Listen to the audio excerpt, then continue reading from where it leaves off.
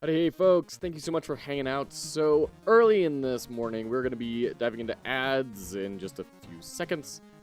And then we'll get started with some Captain Coder game jamming. We're going to do game dev. We're home.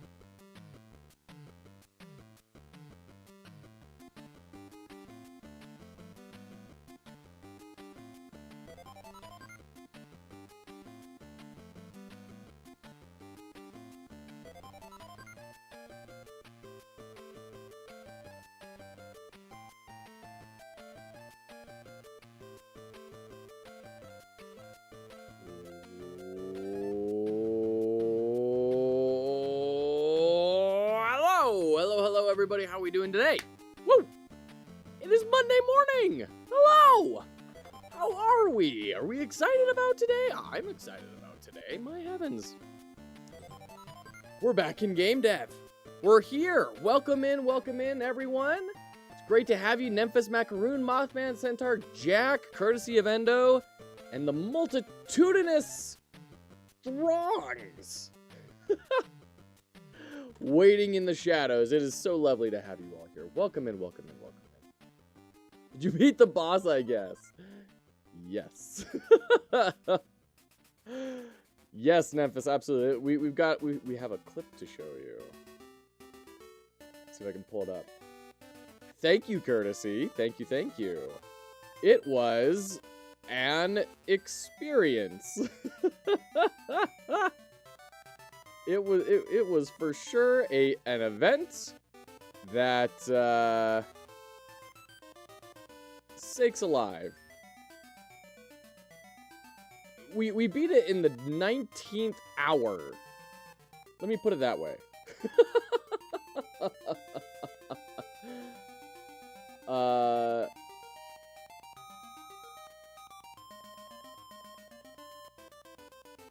Okay. Here it is. Here's the clip. Share. Copy link. There we go. Oh.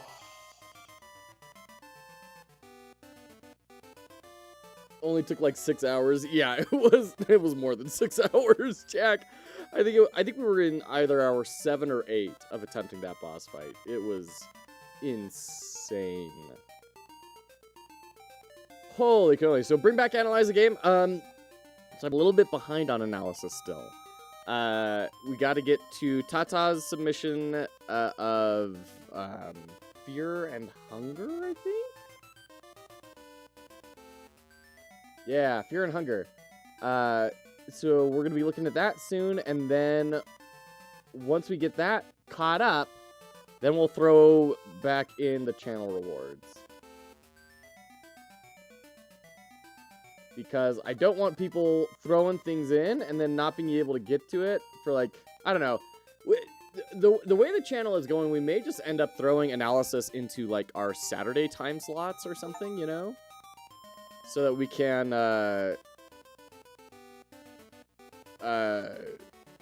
have a dedicated day for them and crank through them.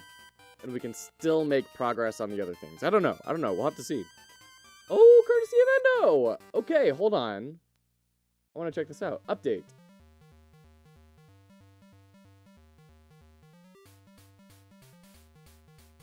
Saturday analysis sounds good. Yeah, I feel bad, like, if people submit something and then we don't get to it until Saturday, and it's like, oh, well, I can't watch on Saturdays. I don't know. I still gotta figure this out. Maybe there is no good option. I don't know. Hold on.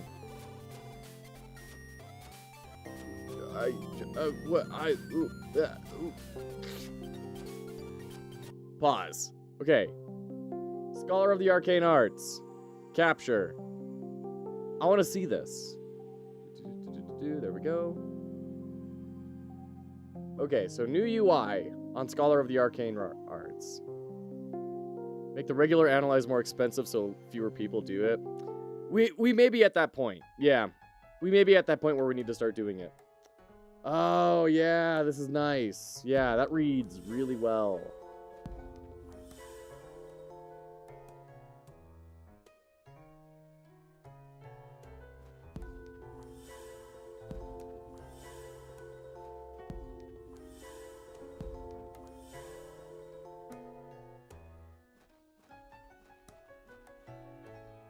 Yeah, those levels are still a little bit rough to read, but overall, this is way cleaner.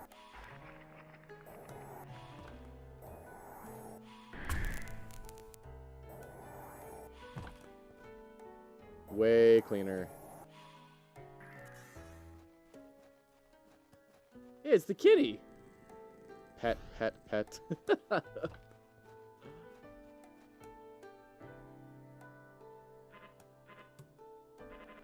Yeah, I wish we couldn't complete the task if we haven't actually completed it. The title screen too? Really? Hold on. Oops. That quit out of the entire game. Not need to do a 100% run? No, yeah. For the analysis, we're not going to be doing the... Oh, yeah, you did darken this and brought it way far into the back. Yeah. No, that looks way better. Much more focused placed on these items, for sure. For sure, Endo. Absolutely.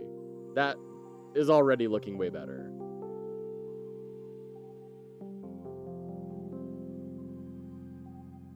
Reduced the words and made the background darker. Yeah, yeah. No, that looks a lot better. Way better.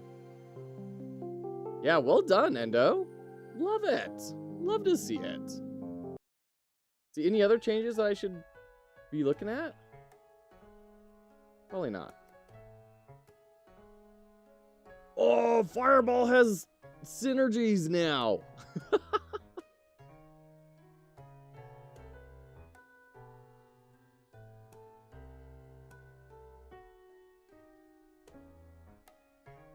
Nice.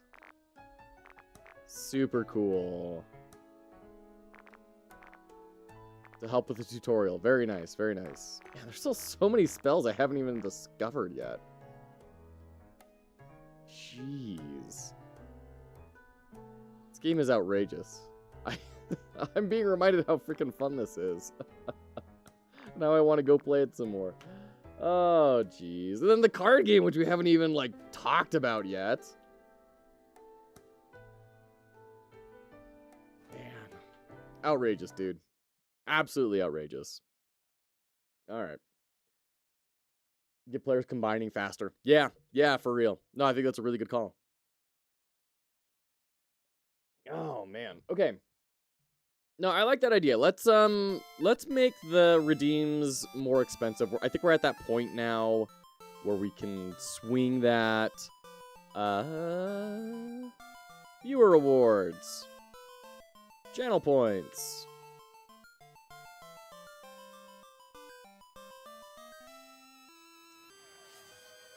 Oh, Memphis added a hat, and then Nerkmind swapped it. Okay. Add a hat. Nerkmind, welcome in. Oh, thank you for the swap hats. Great to see ya. I saw the battle raging before the stream started of hats versus clearing hats. So I just lost track. Welcome in, welcome in. Okay. So we're going to turn on our analysis redeems, but we're going to change the points up. Going to change it to be... let's see. You know, let's do 5K.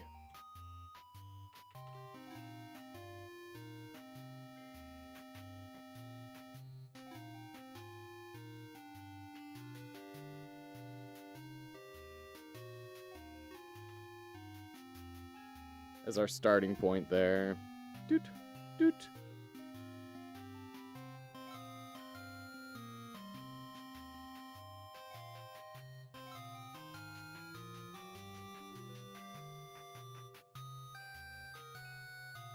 And then we're gonna change this to be, oh no, we already have the cooldown on. Okay, cool. There we go.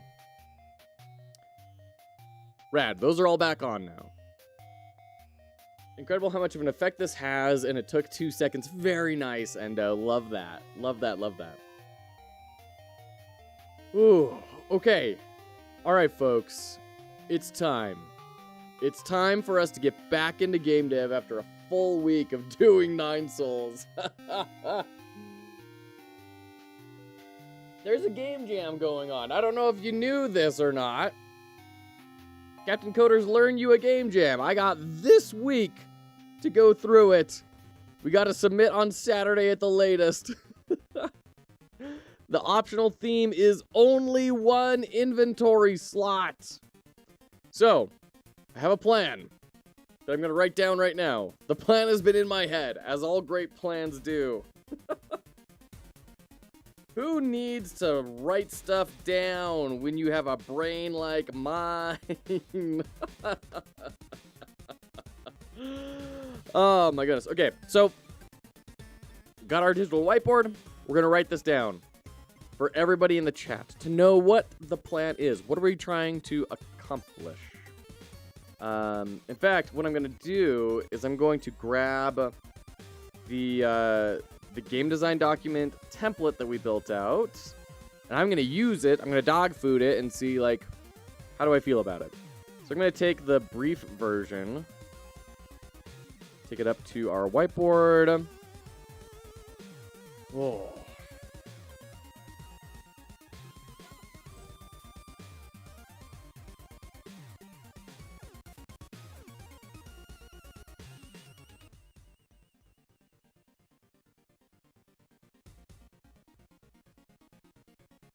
Okay. Learn you a game jam. All right. We're going to paste this in. Come on, Figma.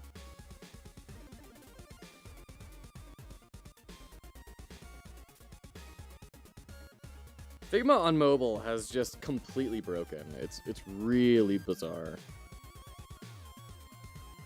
They pushed out some update, and it is not my favorite. I won't lie. Okay, so description. The plan here is Autobattler, where you hot swap out items your character uses. Character can only use one item at a time.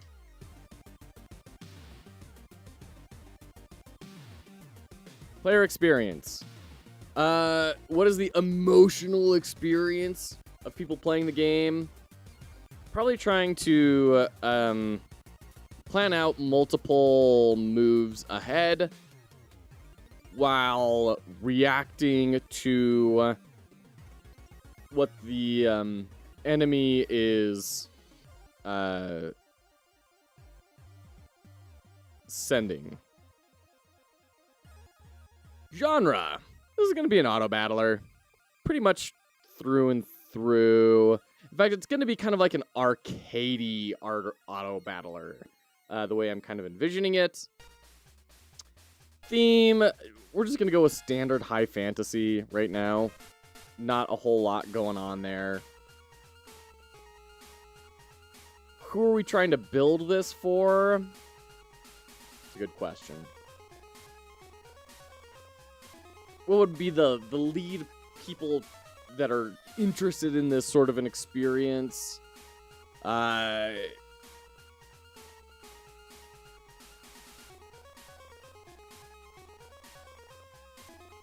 What could it be?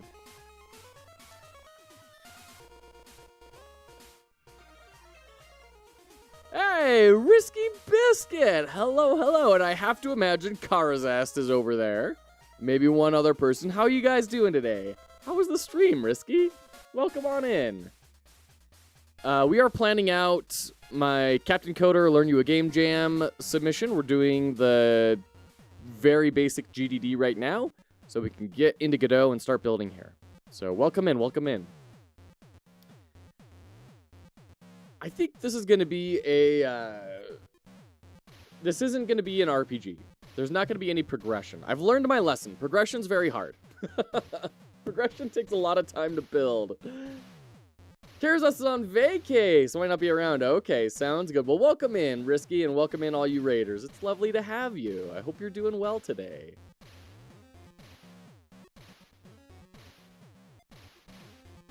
Game Jam progression is a bit of a scope. I've done it, yeah, a couple of times. It is for sure a scope. Literally a scope. So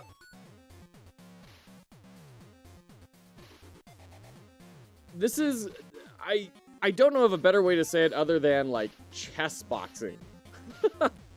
You know, people who want an intellectual puzzle, but puzzle keeps getting interrupted by needing to respond to enemies. So you have your plan, but then the enemy is going to take actions, and it's all happening in real time, so that your plan gets disrupted, and you have to kind of reroute that plan. Rerouting the plan. So who would enjoy that? I mean, we can also put that inside of our emotional player experience.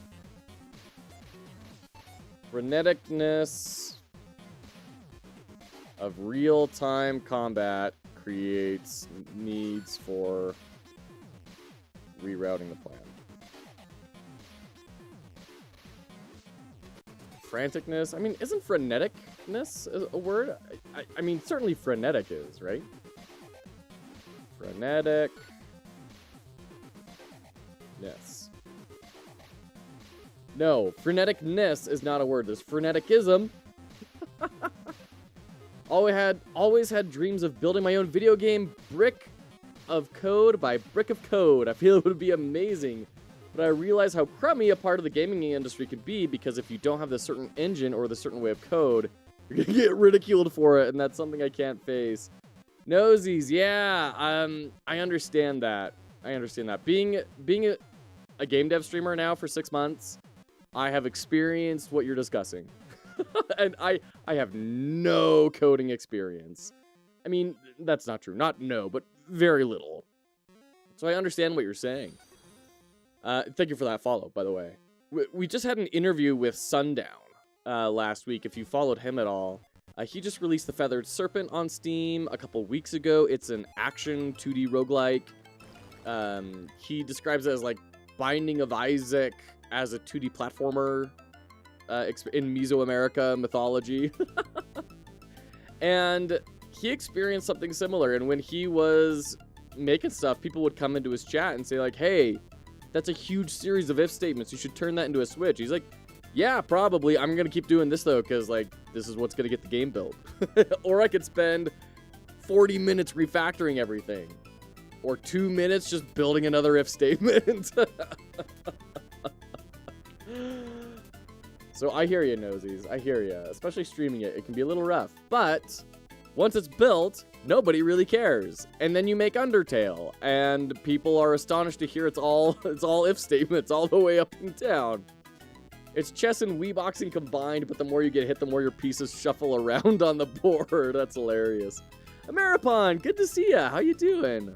100% the way to do it. If it works, it works. Yeah. Depends how far along you are in development and your knowledge of coding and your timeline. Risky. I would add up that all on. If you are pretty good at programming and you feel comfortable at being able to refactor pretty quickly, sure.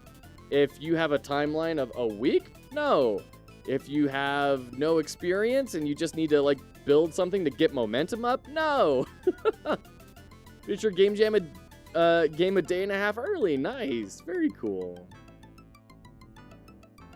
Welcome in, Cubus. Good to see ya. Managed to put frozen and muddy floor in my game, where frozen push you another tile and the muddy floor ignores the next move. Nice, Nemphis. Very cool. This is the your what's the actual name? Is it Orders of O?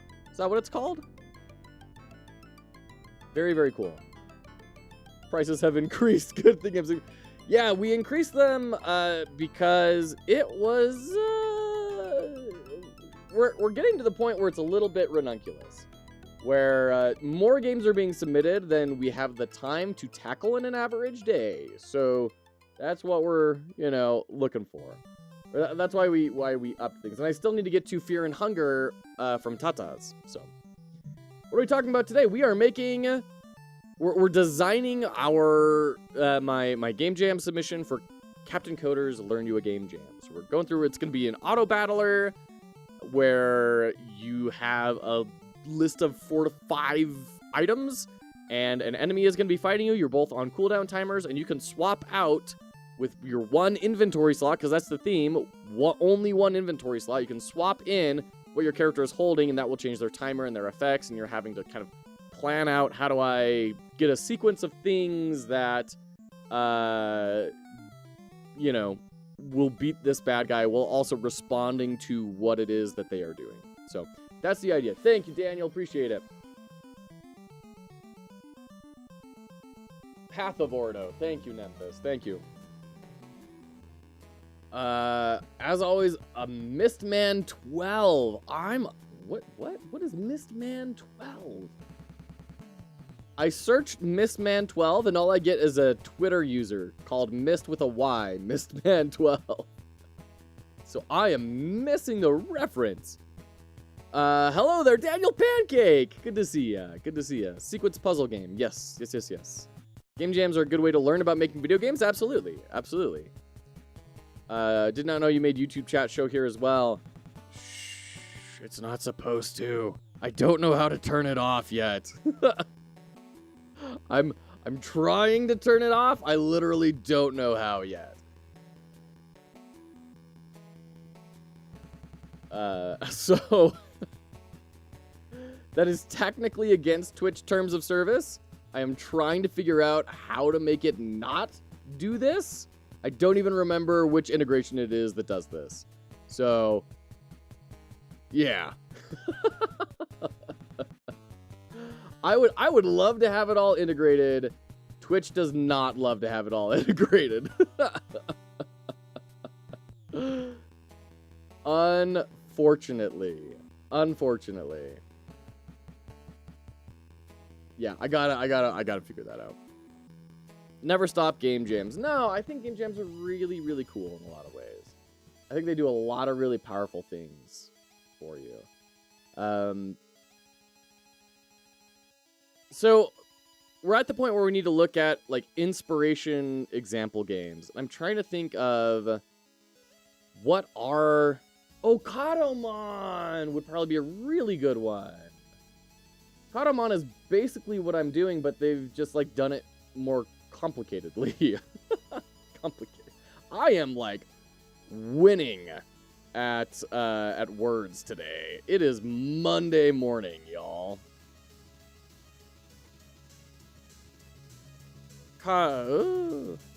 Kadomon. Key takeaway. Active timer-based play. Each character holds one item. And really, we're just making a simpler Kadomon in that regard.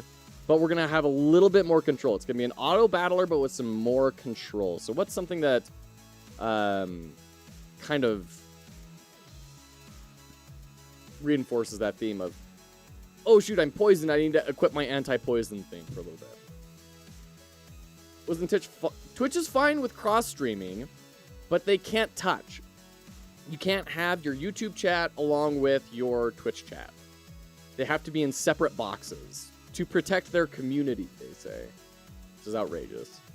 But, yeah, that's the idea. Is you can have them all there, but it has to be separated. Yeah. He was the creator of Baldi's Basics. He learned how to make a video game in less than a week, which is something that I admire because I can pick up stuff like editing and web design, but I will never figure out how to make a video game if it's not in Scratch or something. Okay, thank you, Nosies. So, I mean, I guess my question is, like, what's the problem with making a video game in Scratch?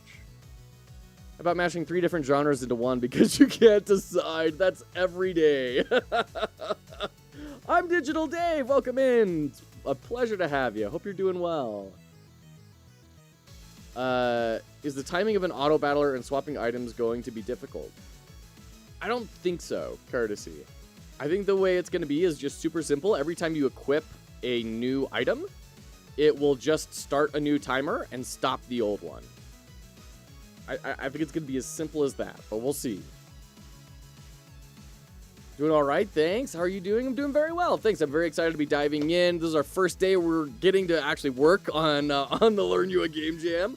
We were playing all the way through 9 Souls last week and analyzing it about how did everything work together and what were things we could pick out and take and apply in our own games. And oh my gosh, there was so much good stuff.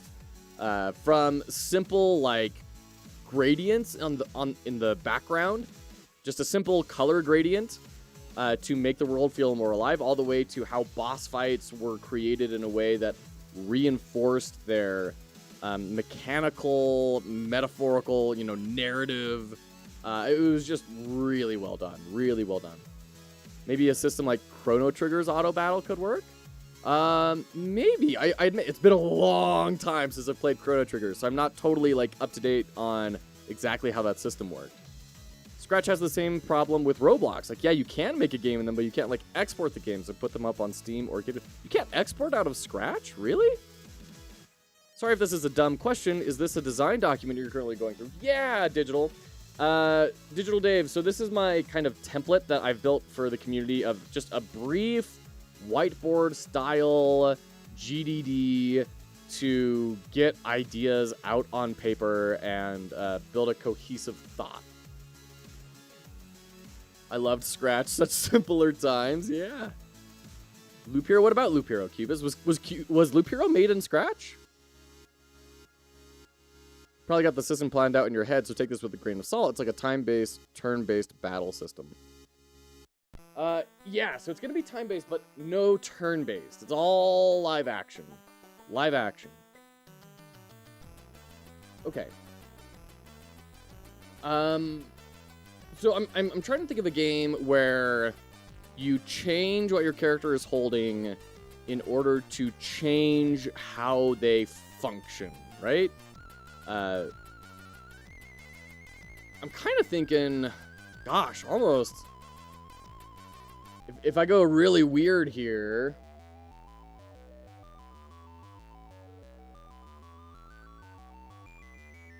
we could do something even like A Boy and His Blob. Because the whole idea of A Boy and His Blob is you feed your blob different jelly beans, and those jelly beans change, like, what your blob does.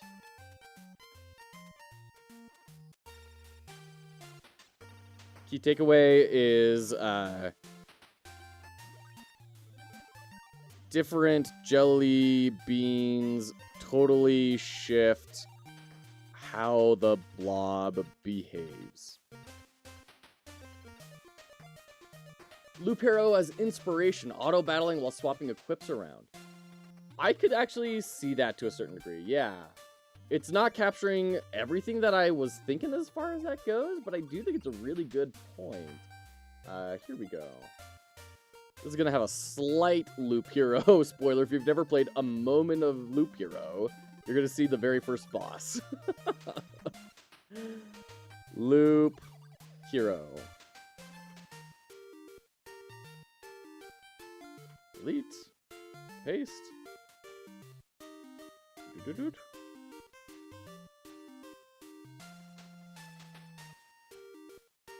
Hot swapping items mid-combat. Yeah, I like that a lot. Good call, Cubus. Thank you. That does mostly happen after battle since that's when you get the drops. It's true. It's true. But you still can. You can swap things around in the middle of a fight. So I like that idea. For a moment I was confused by the title cave story. Yeah, we're just going through and modifying the template. Mechabellum. Ooh, that's a name I have heard every time. I've heard a few times, but I always go back to Machinarium instead of what it is. Has active items each round. Interesting. I think I saw a short where Thor played this for a little bit. Is it an auto battler robot army game? Is that the idea?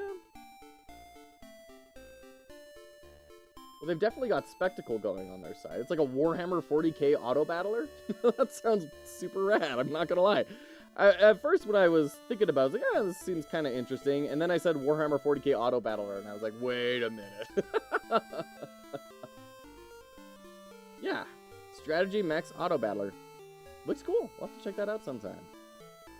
Very cool. Is this a Mira board? This is Fig Jam, Daniel. It's round-based, though. There you go. All right, take care, Risky Biscuit. Have a good time with the kids. Okay. Platform, yeah, I mean, we'll just do web build. I think I'm going to not bother with PC build.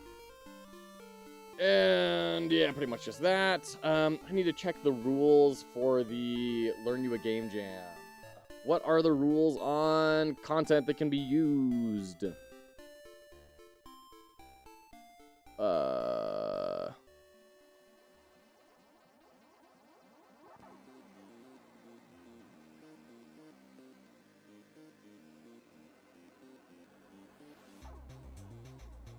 Aha. Use any game engine you want. You must have the rights to all assets you use in your game. Highly encouraged you make all of the assets for your submission. Okay, fair enough. Let's go with the highly encouraged thing. Okay. In that case, yeah, we're going to be doing Godot and A-Sprite.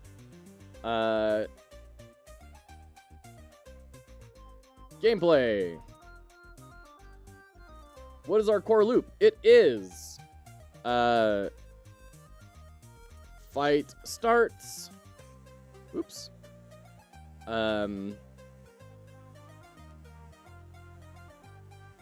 Timers, tick. Player swaps out items as desired.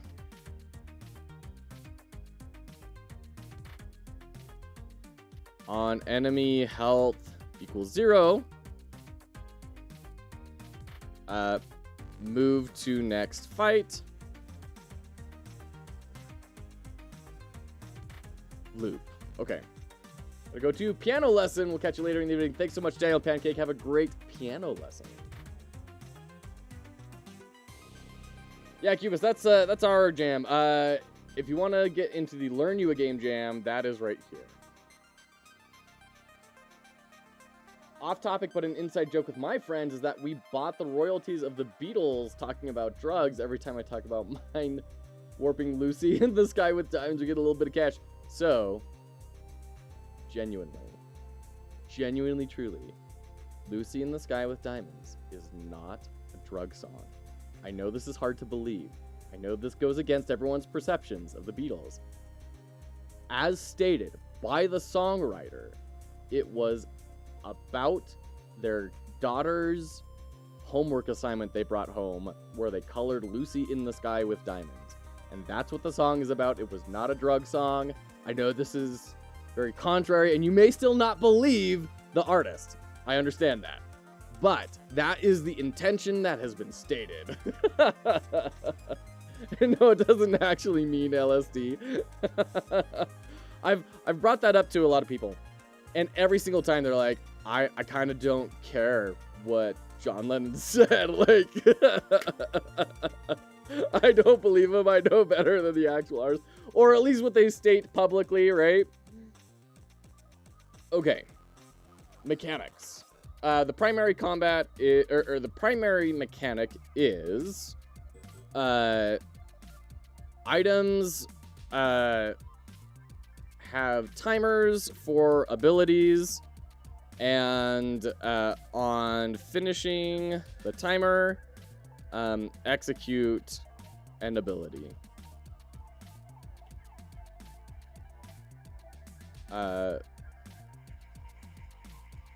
Real time. Ooh, hotkeys would be nice.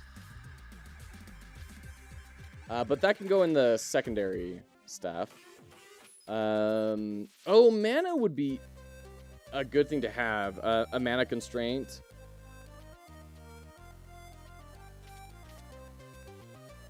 And, yeah, okay. Secondary. Swapping items. So we can have hotkeys for that. As a stretch goal.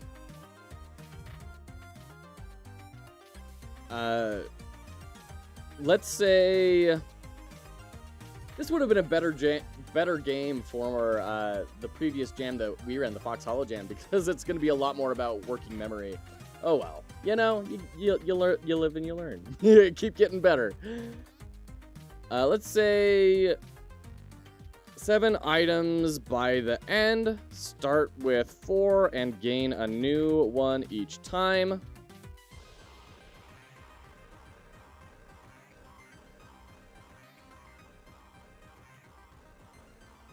Oops.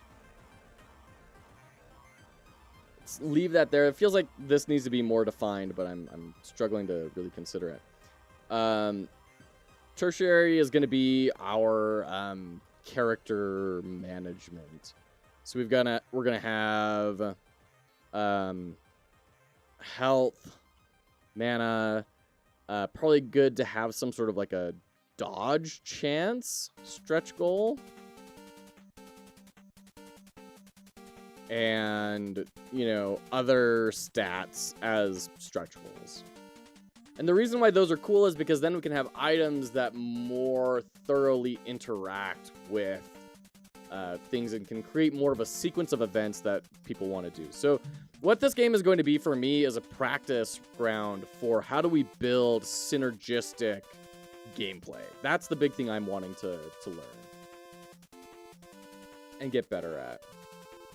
Special callouts. Item synergies.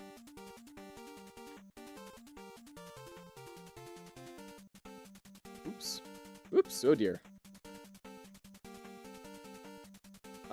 My desired learning point is creating emergent systems, which is going to be hard with only like 7 items in the game, right? But I really, the victory condition for me would be if multiple people beat the game in using different item orders. If people are doing that with like different options, then that to me is yes, I did in fact execute on what I was hoping to learn. That will be a big W for me. Okay. Systems. We're gonna have the enemies have their own timers and ability and corresponding abilities.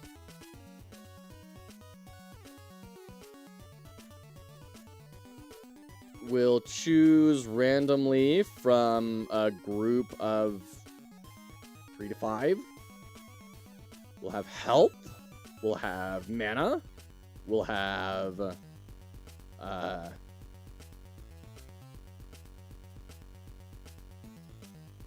anything else? And we could keep it just that simple. And we won't even have meta progression other than gaining new items. And we can't even make it so that the player doesn't even choose which item they do. It's like, hey, you killed the rat. Good job. Now you're going to the snake. Now you get this item that can cure poison. Go. Okay. Snoop that. And grab this. We can actually delete all of that. Drag this up. So, fight starts.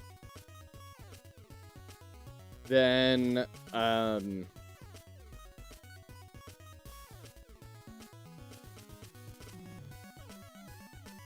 fight.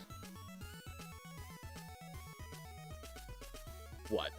Endures, remains, goes, happens. On player win,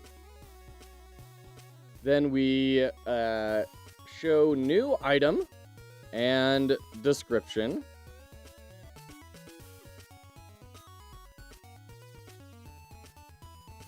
Which then loops back to here. And it's going to do that 3 times. So we're going to have 4 items, 5 items, 6 items. Maybe 5, 6, 7. Start with 5.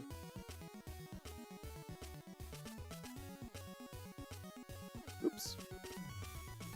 Just want white. Blah, Figma, come on.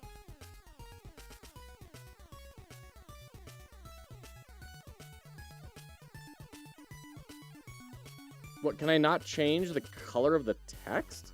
What?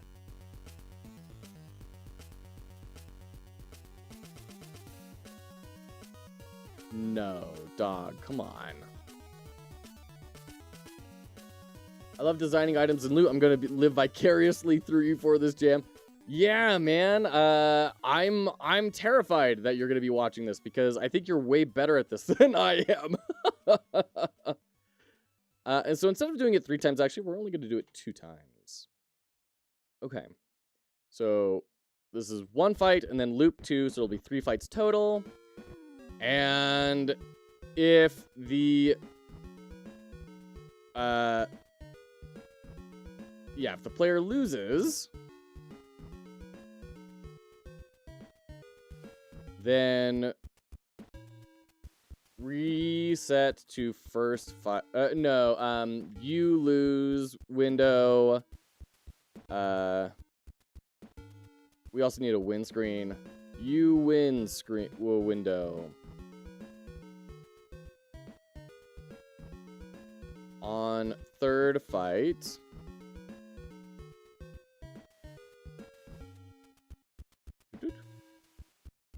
You win window. In fact, actually, this needs to go over here.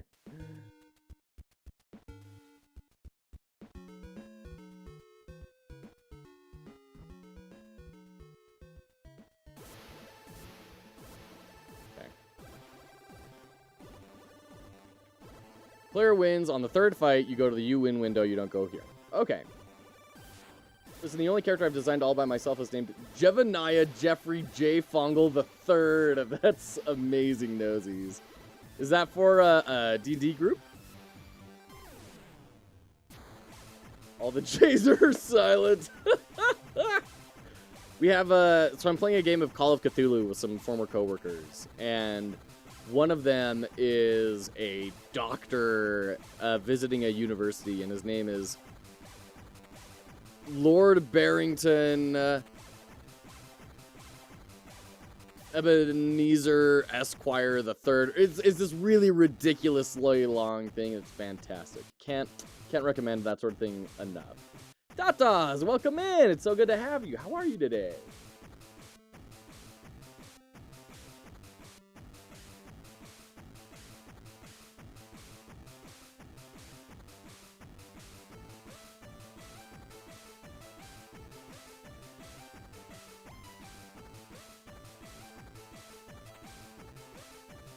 Okay. So that's kind of our flow here. And then we should also have a menu.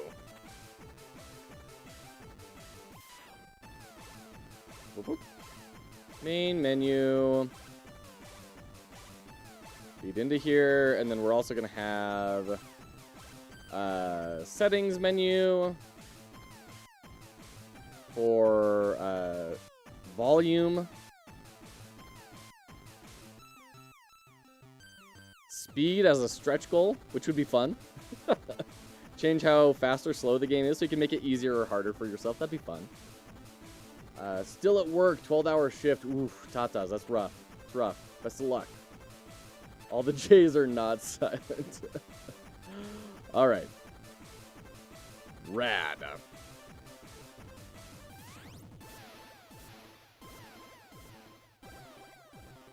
Man, my Chrome has been very heavily borked since installing that one dark extension. It like inverted all the colors, but then like left that in the style sheet defaults.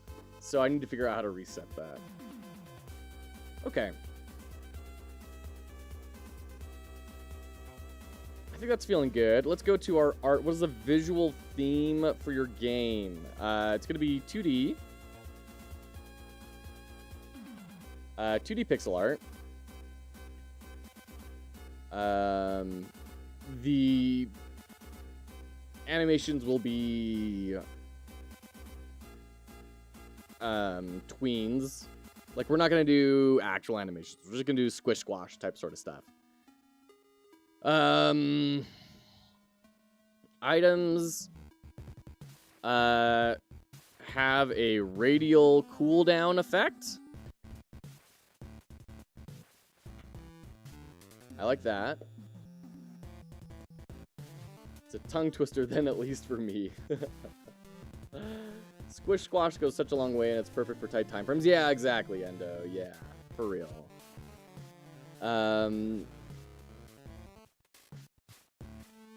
Visual effects. We'll probably want some sort of physical attack. Why is this all italicized? Physical attack.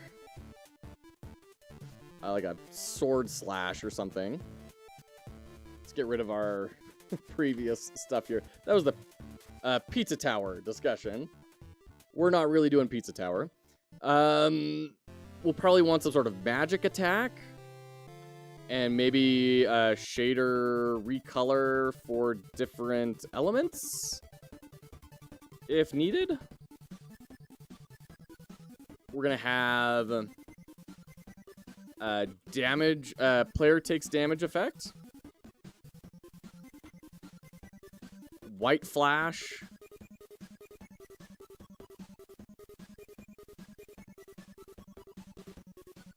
And then we'll want to copy this for the enemy too.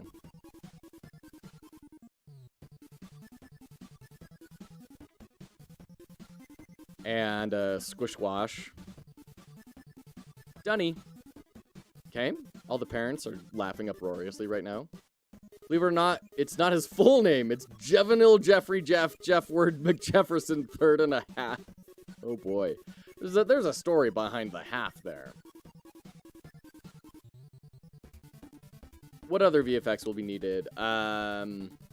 Maybe like confetti on win. That'd be kind of fun. We'll probably need poison effects.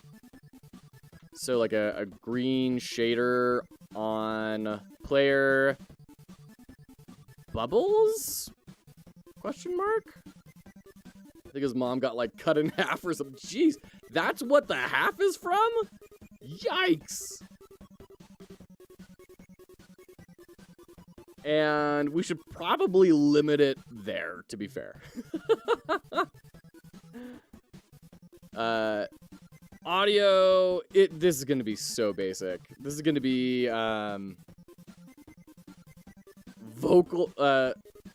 recorded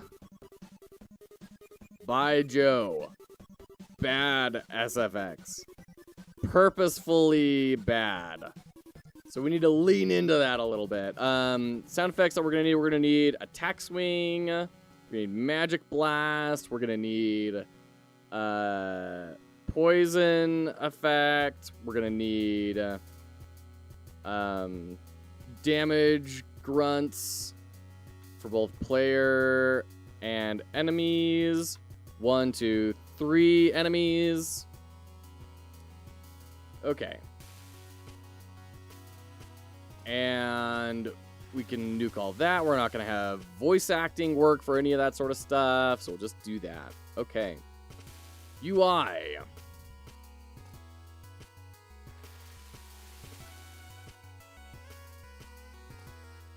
Do we want a diegetic UI? Probably not. That's probably going to be a lot more work. She just got stuck in the guillotine one day. Oh, gosh.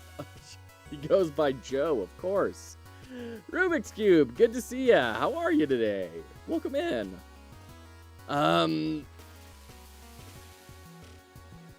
Visual style,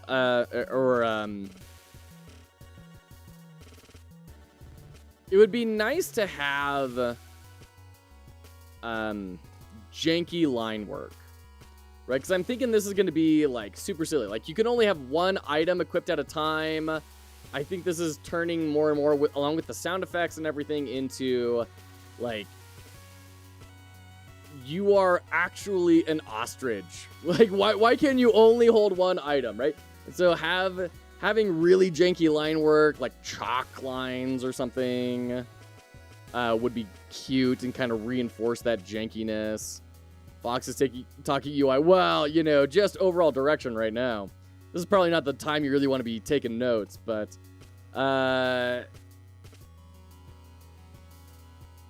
it needs to be very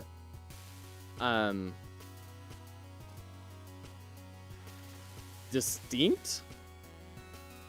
Each section needs to be distinct. So we could do like your character stats, health and mana, and then your item toolbar, and then enemy health and active ability items for both player and enemy. We'll also need progressive disclosure for each item. So whether that's like a hover over or something to be able to see, yes, this is what this item does. You've seen my UI, I need all the ideas. Some interesting information about Joe is that he fell down the stairs 3 times in one sitting. He was also caught singing an ice cube in high school, so he was called the Cold Feet Man. Aw, poor Joe.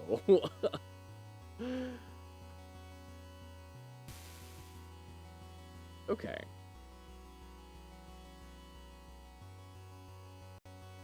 What else do we need? I mean, we're going to need the main menu. We're going to need the settings menu.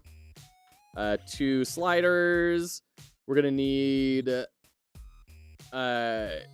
new item screen, and we need you win and you lose. Okay. Oh, and we're also going to need a primary button style. Okay. Let's Leave this for a second. I want to finish out the roadmap here, and then we'll dive in. So, let's say today is Monday. What do we want to get done? I want to get the GDD done and timer-based fighting mechanics done. Tuesday will be our item building day. Wednesday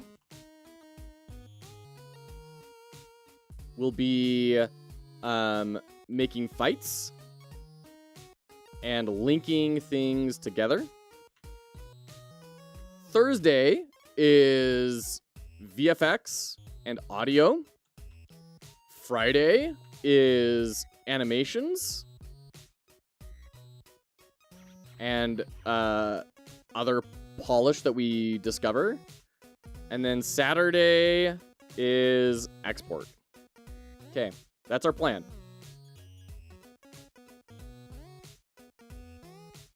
We need to have UI in here somewhere. Let's add in UI for tomorrow. Fight UI here, and then linking things together could be the UI we tackle on Wednesday. Okay. All right. GDD and UI design done. Okay. Joe has that incredible dad lord. Character is wearing those women's jeans that have no pockets. Since one inventory slot. It's amazing. Oh, incredible dad lore. Okay, got it. It's a busy week. It is a busy week. It is definitely a busy week. We're gonna be throwing a lot of hours at it, but yeah, we'll see what we can make happen here. I think finally allowing myself to build something that has no progression is going to be really good. No RPG mechanics, no progression, just straight up puzzle. Which is rough for me because that's one of my favorite things in games is build making. Even though I'm usually pretty terrible at it.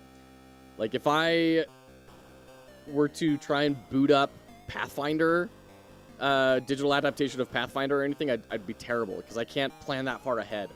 But when it comes to like adapting each individual decision over time, I really enjoy that type of progression.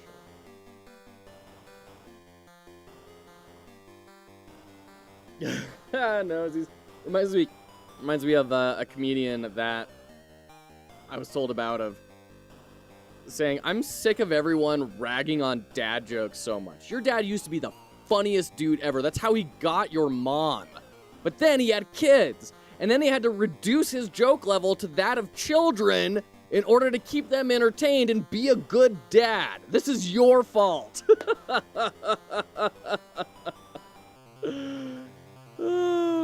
Okay. I'm feeling kind of confident here. We don't have things that we're missing here.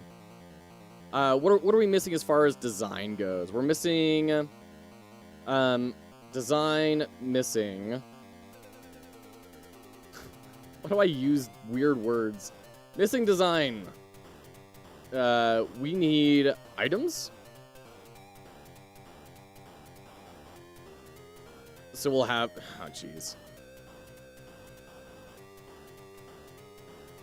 We'll have like a sword, a wand, a shield, and antidote. We'll have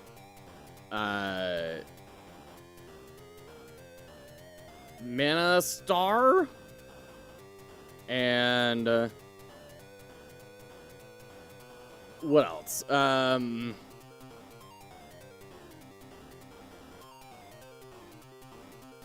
Weights that will like give strength at the cost of mana, possibly. And then we could do nerd glasses. give magic strength at the cost of health? Question mark? I don't know. I'm just throwing out ideas right now. Take everything from George Carlin. What's the push to swap items? Is it reactionary on the enemy's attacks or to make your build more efficient? It needs to be, the answer needs to be yes, courtesy of Endo. And so that's why these are things that I'm not super happy with.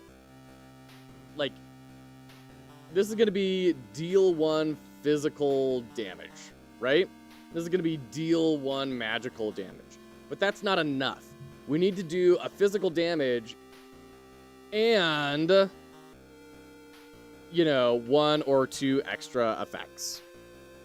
And then those effects need to overlap into these other areas. So I'm kind of just getting out a rough idea of a bunch of bad ideas, thumbnail style, right? So that we can then take that and figure out what is going to allow us to layer things better. Oh, geez. Tatas, I'm very sorry, by the way, about that overzealous auto mod. My apologies. I just barely noticed it. Oh, boy. Okay. Lovely jubbly. We are in ads. We'll be right back.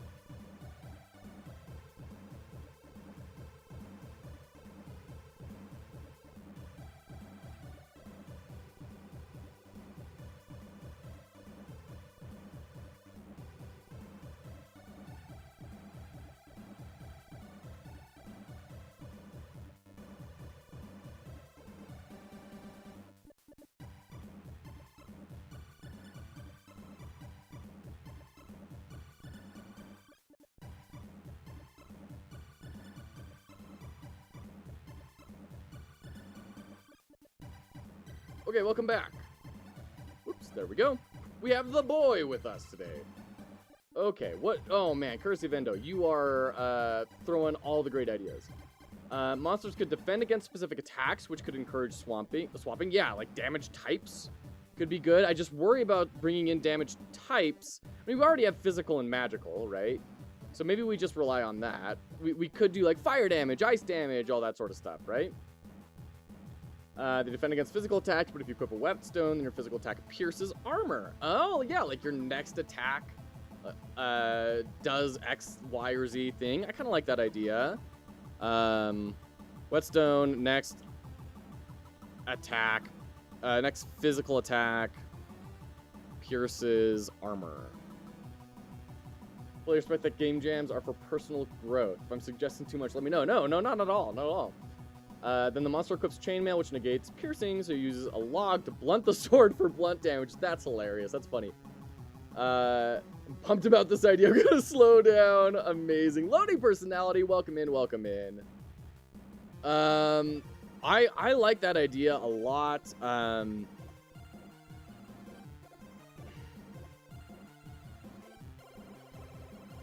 So maybe we can have. I mean, maybe we can even take inspiration from Ikaruga, like. Fizz immunity on one attack. So this is the effect, essentially, of the shield, right? Oops. No, not the whole thing. Excuse you. And then Mana Star regens, mana, cures poison. And then we have a, I don't know, Aether Shield, whatever. Just generic magic immunity on one attack. Ikaruga is an incredible game. I have never actually played it, but I have seen people talk about it a lot. So, oh, hey, guy, are you looking for a pet? Look at that, dragging my thumb into his mouth like he owns the dang thing.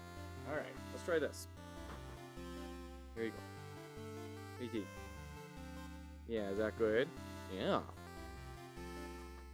But that's sort of a light and dark immunity, right? And taking extra damage from. So maybe that could be an interesting thing. It gives you physical immunity on an attack, but then take extra damage from magic for until effect ends, right? So you want to like really respond reactionarily to this. So if you just say, oh, I need to charge up my shield, I'm going to throw the shield up, and then they don't use a physical attack for another 5 attacks, like you're taking a ton of extra damage. So you don't want to do it in prep, you want to do it in reaction to, right? It's a cool timing system. Yeah, okay, cool. I'm kind of cooling on Antidote, to be honest. I kind of like this idea of playing off physical and magical and using that as our constraint, that you only have 2 damage types, essentially. What do we do with only 2 damage types? How do we make 2 damage types more interesting?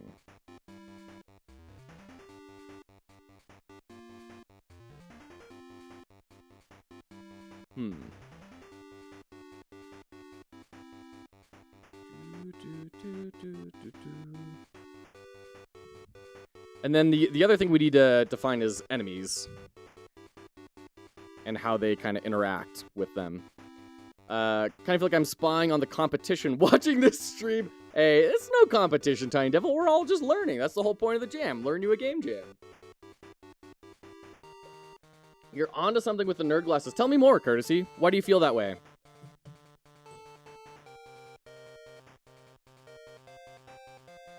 We could have like a health potion to heal health at the cost of mana. We could also do, what was the other idea that I had as I was typing that, and I have since forgotten it, but I really liked the idea. Oh yeah, like a hammer to stun the enemy for X seconds. Because if you can time the swap, you can do extra damage. then swap to a defensive item before the enemy attacks, which rewards timing. Sure. Yeah, okay, I can see that. I can see that.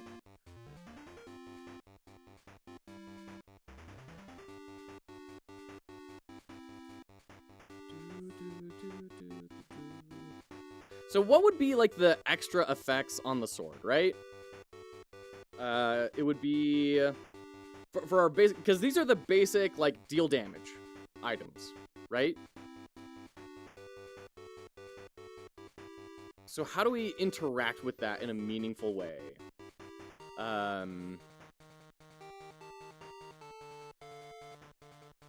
Because the easy option, which is like copying Diablo, right? Where your basic attack generates mana, and that would eliminate the mana star potentially.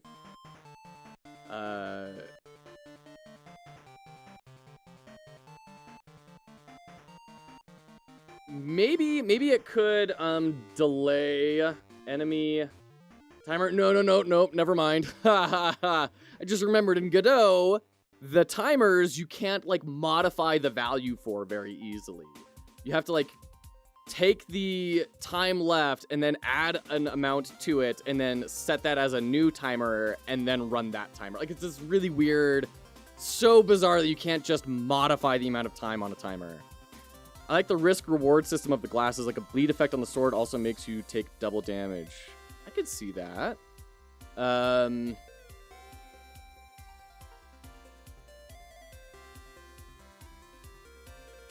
Yeah.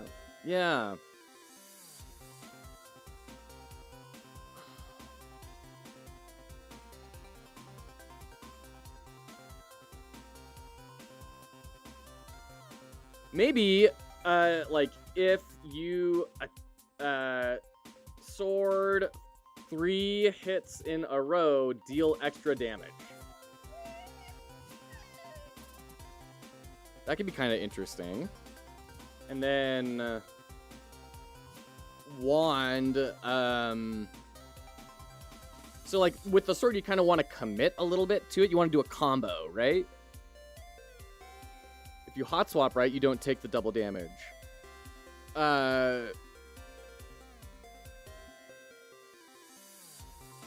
What double damage?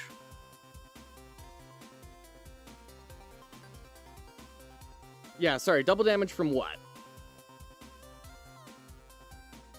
Hey, my boy. Are you sleepy? Oh, are you just wanting to be held? You're just wanting some cuddles, huh? Okay. All right.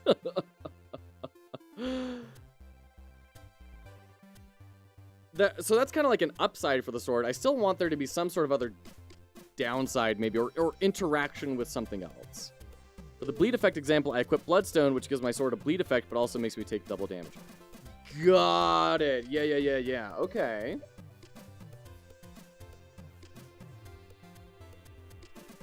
Hey, guy. Oh, you're so tired. I know, you woke up so early today. Maybe we wrap you in a blanket. You try a blanket. I see those eyes closing. Yeah. There we go. This may be taking the game a different route, though. I min-max it. No, I think that's interesting. If I put the Bloodstone on when my character attacks, then switch to a shield right before the enemy attacks. I like that. My only worry is, like, state management for the game jam and scope.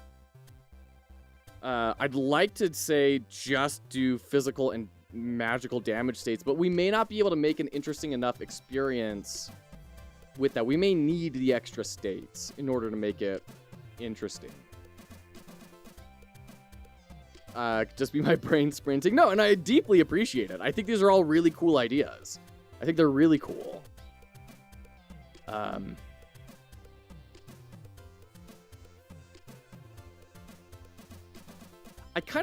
You know, the more I'm thinking about this, if sword hits 3 times in a row, deal extra damage, I kind of like that idea, because even if, I mean, what if it's even extra magic damage? So you can kind of time it so that that third hit lands on sometime when they are physically immune or something. You still get that extra magic damage hit. I think that could be an interesting choice someone has to make and learn in the middle of the fight, right?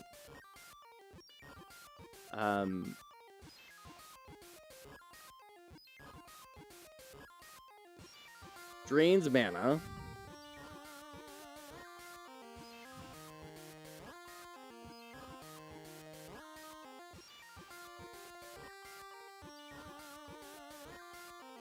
And maybe the wand interrupts enemy timer, right? So it's kind of like that idea of you're at range, you are safer. So while you're using the wand, you're kind of blasting the guy back a little bit, and you get a little bit of extra time to go use your wand. But then the sword, you don't get any timer interruption you have to run in, but you get kind of this risk-reward type sort of idea. I think that's kind of interesting. It's really cool you could have a Slay the Spire UI that tells the player in 3 moves the monster will be immune to physical. It could be, yeah. Like maybe we don't display just their current timer, but also like what they're going to do next. That could be interesting.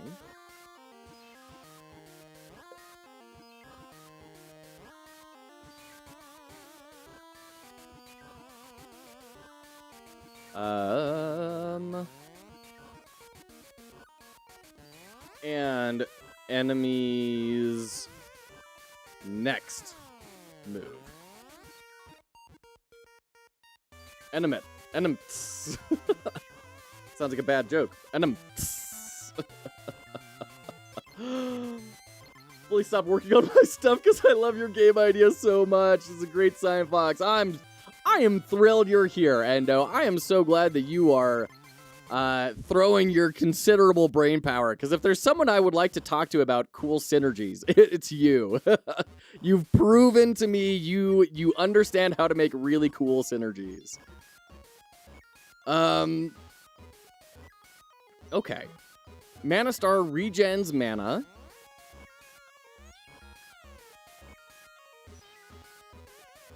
What else can that tie into? How else do we tie that into the rest of the fight?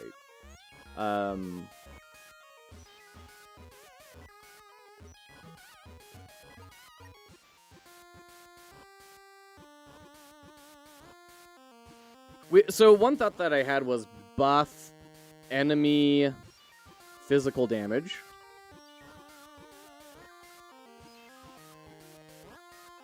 But I don't want just negative. I also want positives, right? Because that's when you're going to say, like, oh, I can connect these things in interesting ways, right? And that's a big part of the puzzle that we want.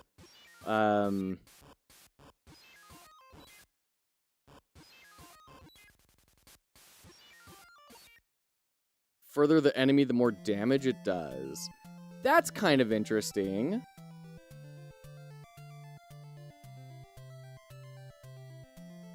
Maybe this can also interrupt enemy timer, kind of symbolizing that pushing them away. And then the wand does 1 magical damage plus extra based on percent enemy item completed. So if they are at 1% done on their timer, you're going to do a bunch of extra damage with the wand. That's kind of interesting. So then you want to try and, like, you could do the hammer, stun the enemy when they're right at the start of their timer, and then hot swap over to your wand to try and bless them. Okay, I kind of like that idea. And then we could also do a speed up, boots. We'll just call them for now. Speed up next item.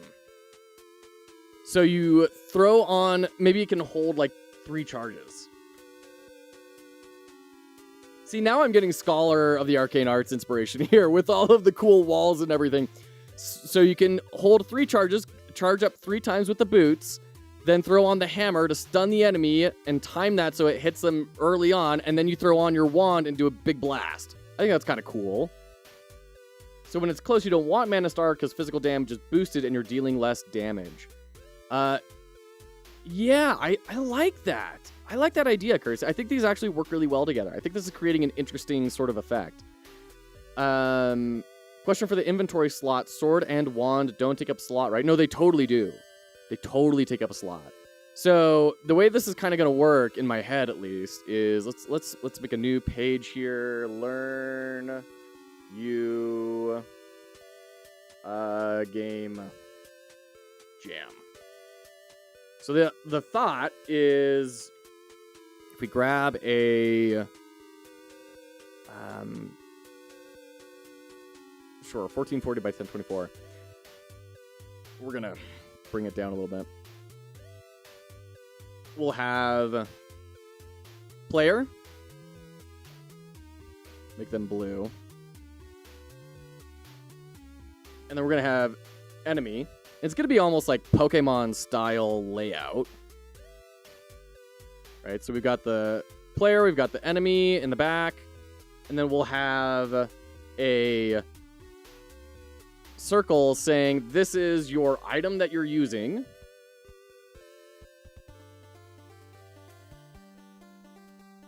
Like sword.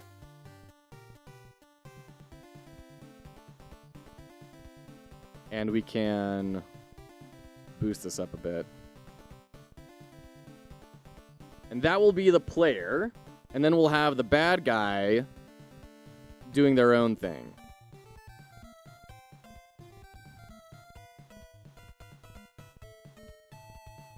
Then we're going to have our item boxes down here. Sorry, this is all going a little bit slower one-handed.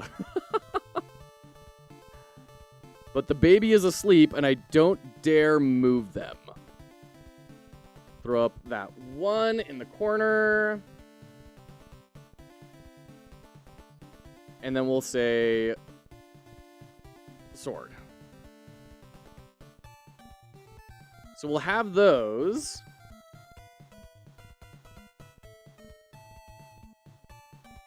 All along here, right? Oops. Don't group them inside of each other, please.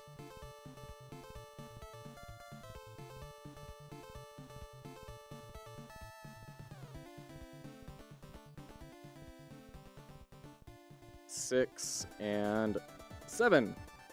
So then we grab all these, tidy up, oops, mid, and then distribute horizontal. There we go. Space them out a little bit more. So that's like what we're swapping between. And then we'll have our health.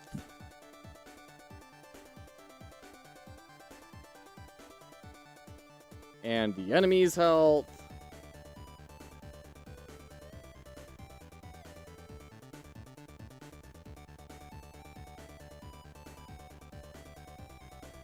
And any conditions maybe over here? Sorry, I'm going a little bit hog wild on this because it's just, you know, we're here. We might as well start doing some of that UI design, right? Kind of throw ideas out. Was imagining that you have a primary weapon, your inventory slot is buffing that weapon. Yeah, so it's like, I'm going to swap to the sword. Done. And then I can swap to the wand. Right?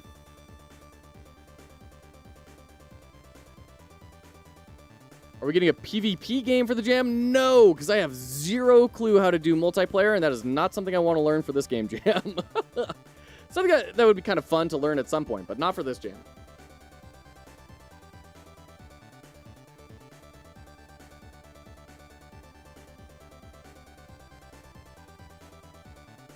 So that's kind of the thought.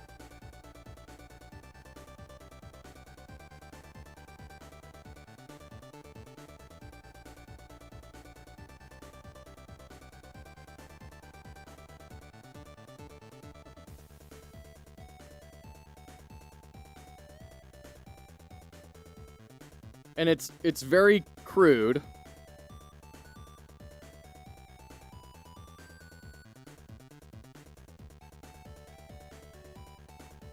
But that's kind of what I have in my head. So this is what? 1, 2, 3, 4, 5, 6, 7, 8, 9, 10, 11 items. Do we want 11 items? Or do we pare down? I think we need to pare down.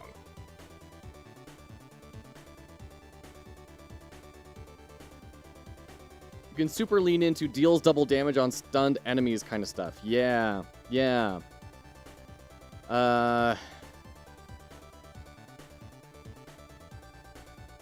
maybe, stunned enemies take extra damage from magic, but, I mean, that's kind of built into the system, right? If magic damage does extra damage based on how far along their cooldown is, then that's baked into the stun, essentially, right?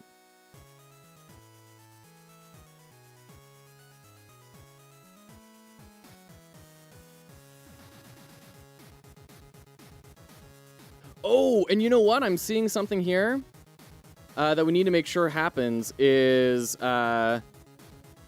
items retain cooldown or retain charge time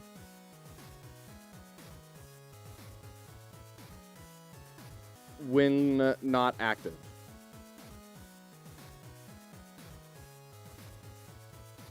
Or maybe it has a slow decay. That feels better. So you can charge up like the hammer and then swap it back in right after they use an attack and then stun them. But then I like that slow decay thing, so it's not quite so simple to just throw it back in, right?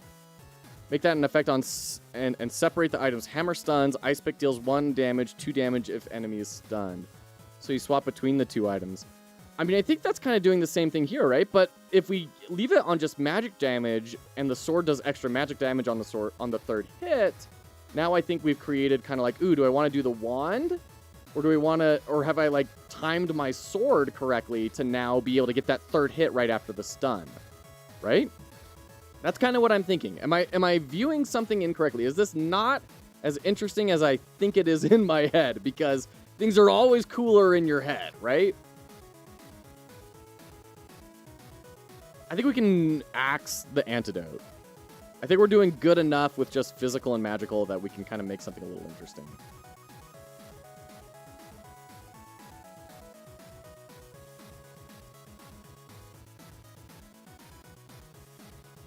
I think we can get rid of the health potion.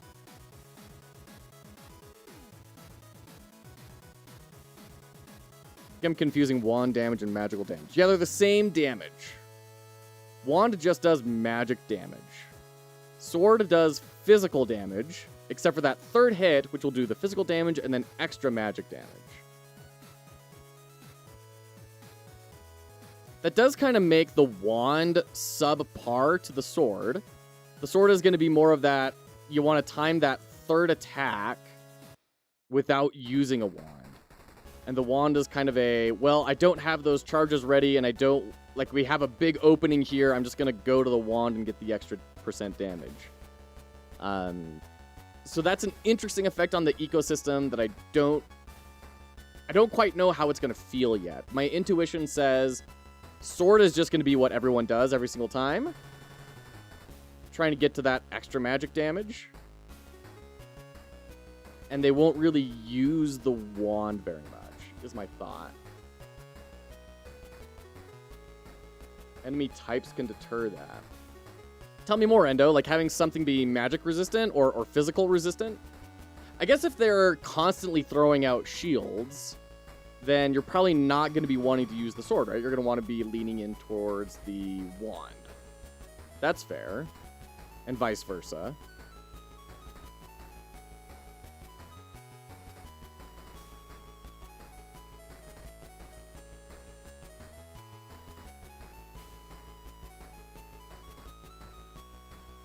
I feel like we have some interesting things going back into magic damage with magic damage inherently does extra damage based on the percentage of the enemy's timer. But we don't exactly cool. Yeah, okay. Great call out. Thank you for that, Endo. What we're not getting is something feeding back into the physical side, which I think is really important. How do we incentivize and make things better for the physical side of things?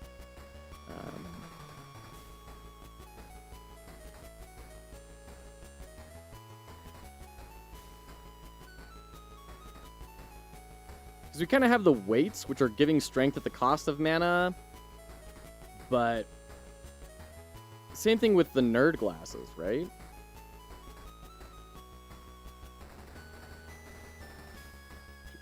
Give magic strength, but take double damage while charging. I think that's more interesting. That's going to incentivize that timing more, right?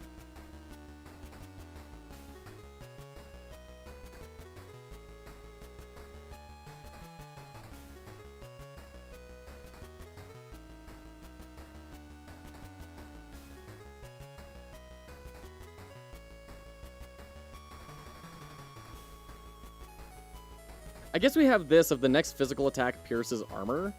That'll let people kind of circumnavigate things if they want to. You could have enemies have invulnerability timing, so it makes sense to charge up stuff.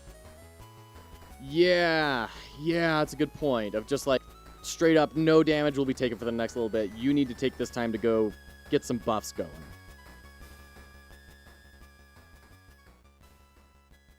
Okay. Why don't we go with this, for instance? 1, 2, 3, 4, 5, 6, 7, 8, 9, 10 items. It's a lot of items. I kind of really like all of them.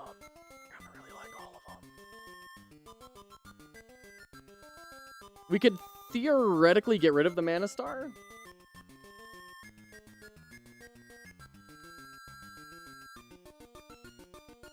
If we moved mana regen into something else, like the sword or the, shield.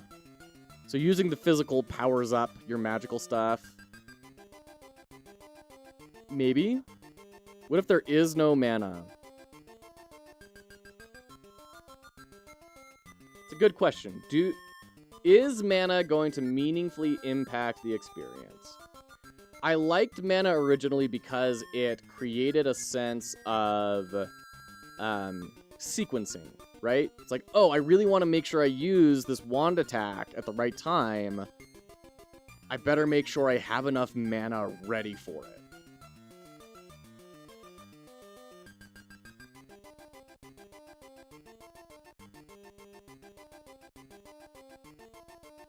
Is that worth it, though? Do we have enough of that already? What if we axe it? What would that make the ecosystem look like? Draining mana wouldn't exist either? What would that ecosystem look like?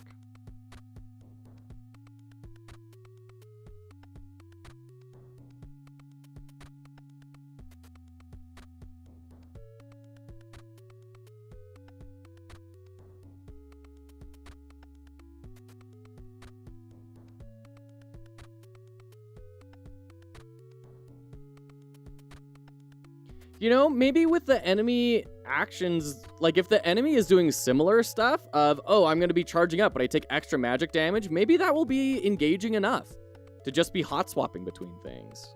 Maybe that'll be good enough.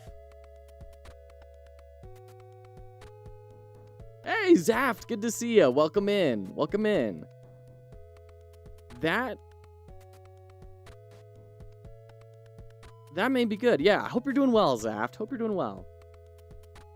That might be good enough. I'd be down for trying that because it would lower scope dramatically, right? Now we don't have to worry about mana. We don't have to worry about building mana. We don't have to worry about, it's another item taken off the scope, and I like that.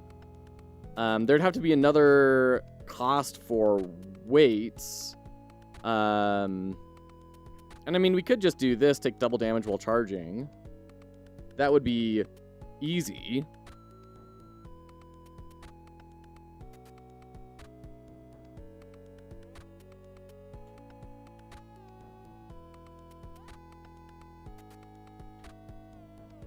Ikaruga system you were talking about too. There's a lot of stuff there. Yeah,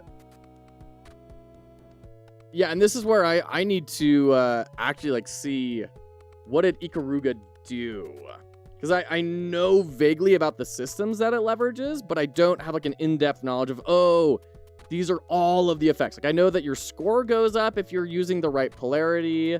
I know that you are damage immune in the right polarity, and they're damage immune in the right polarity. I don't quite remember anything else about it though. I know there's this whole big scoring system thing about it. Essentially, physical shield or magic shield on enemies. Right. Okay.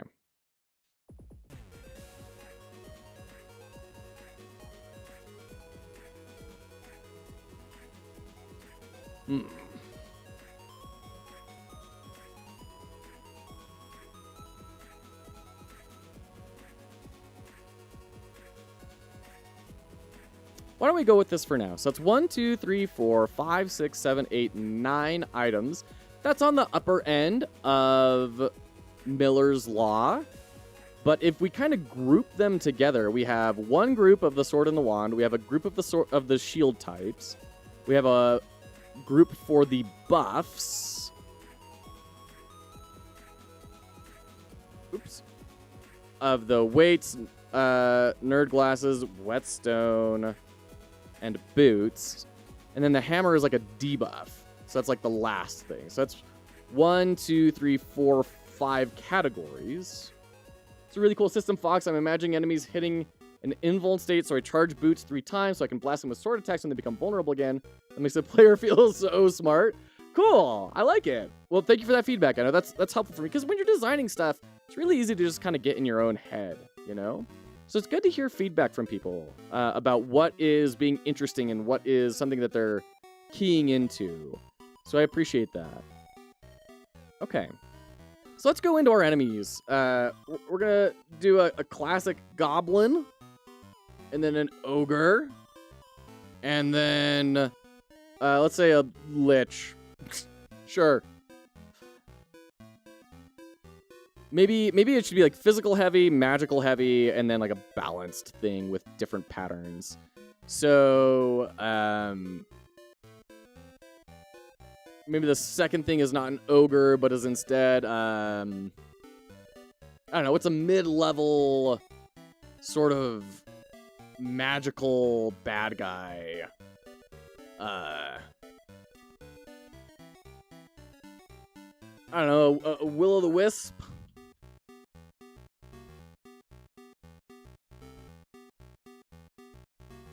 Terribly sorry to ask that. Feel free to ignore. Can you give a 10-second explanation of what the game will be? Absolutely, Zaft. Absolutely. So, a hobgoblin. Ooh, interesting, Snowies. So the idea here, Zaft, and for everyone who's hanging out here, by the way, good to see you, Snowies, is it's going to be, first off, it's for the Learn You a Game Jam by Captain Coder. We're participating here. We have until Saturday to get this submitted. This is going to be an Autobattler. The theme is only one inventory slot, okay? That is the theme.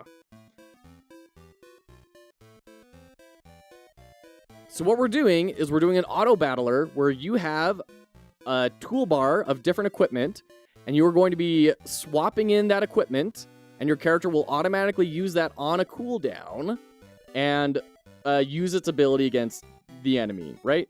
So, the enemy will also be on their own cooldowns. It's going to be all real time, and you have to hot swap out the different items in order to win the fight. So we have, like, the sword will deal 1 physical damage, and if your sword hits 3 times in a row without being interrupted by any other offensive ability, then you'll deal extra magic damage.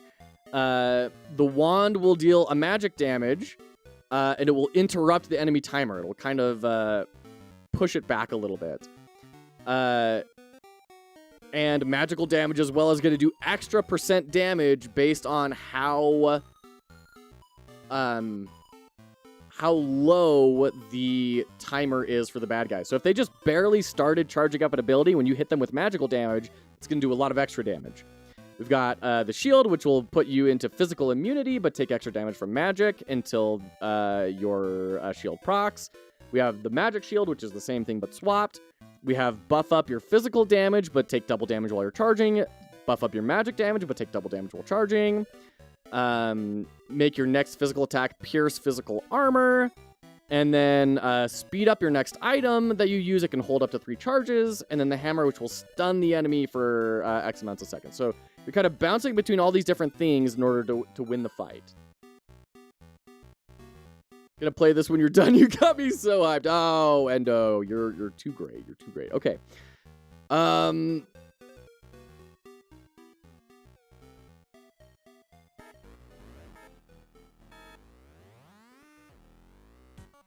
Okay. So for the goblin, right? They're gonna have like stick, which is 1 fizz damage. They can have a shield, which blocks 1 fizz. They can have a Fool Box with the raid. Hello, welcome in, Fool Box. How are you today? Welcome in, all of you raiders. It's lovely to see you. Oh, Figma's just reloading. Great. Too much tomato. Hello, hello, hello. Show us the gamejam. You got it. Gamejam? We're going to show you the gamejam. By the way, Fool Box, feel free to raid and run, but if you have a moment, we'd love to hear how your stream is. In any case, welcome in. It's so great to have you here. I haven't been able to check out your stream recently because I've just been doing all these insane hours, but desperately want to catch up. Show us the game. Show is the jam game. Made cool new stuff for the overlay. I did see that in your status update. I can't wait to experiment with that. You make me jealous every single time that I see your stream of like, man, I gotta go make an overlay. I gotta go do something cool. So the gamejam that we're doing here, the Jiminy Gaminy, is Captain Coder's game jam. So only 1 inventory slot is the theme. So what we're doing here is an Autobattler where your character is fighting against some bad guy and they have 1 active inventory slot. And you swap out which equipment the character is using. So you can charge up your sword. Once it fills up its timer, it does a damage to the enemy. You can swap out the wand, which will do a magical damage to the enemy. You can also, this is what we're talking about right now, is, oops, what are our items? We kind of settled on a tentative plan for them. You're going to have your damage dealing, your shields, which will kind of Ikaruga style, right? Protect yourself from physical damage for 1 attack at the cost of taking extra magical damage until that physical shield triggers. And then vice versa for magic and physical. Buff up your physical or magical damage, but during the time that you're charging it, you take double damage. Make your next physical attack pierce armor. Speed up your next item that you use. Reduce its timer amount up to 3 times. And then stun the enemy for X amount of seconds. And then I think the thing that is really tying this together is magic damage does extra damage based on how finished the enemy is. So if they are just barely charging up their ability and you do some magic damage, it's going to do a big amount of extra damage. So you kind of want to time in your magic damage for when they're low and set things up for big hits there. Okay. What's the new thing that you plan on learning? The thing that I plan on learning is how do we make a synergistic system of gameplay? So how do we the win statement that I wrote down somewhere over the rainbow.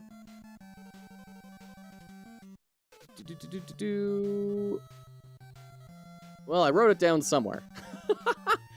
The win statement that I have for this is will people beat this using items in different orders? Will each person kind of create their own system for how they overcome the challenges in the game? And if we see that when people are playing and we observe they are taking different routes to win, then that is, yay, I have learned what I wanted to learn. You're cooking with this, Doc. Thanks, Zap. I think you almost always learn something in a jam, even if you try to stay in your wheelhouse. That's the nature of creative projects, isn't it?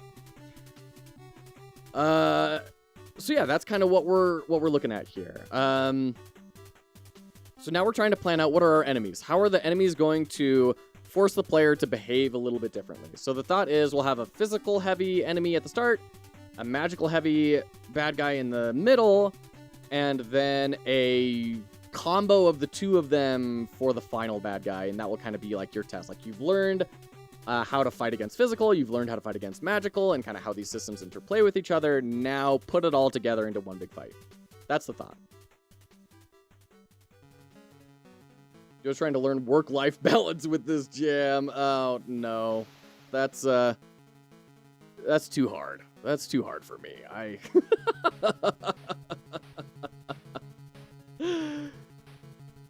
So, we're planning out what are the bad guys' moves right now. We've got the Goblin, where he'll like attack for a damage, where he'll block one physical attack. He should probably also have some sort of a magical event, just to introduce the player to that. Well, maybe not actually. So you start off with just your sword, your shield, your weights, and the whetstone. And then the next fight, you get added in your magical stuff, which is your wand, your aether shield, your nerd glasses. And then for the final fight, we add in the boots and the hammer. I think that's a pretty good progression amount. So let's actually change the color of these to indicate phases.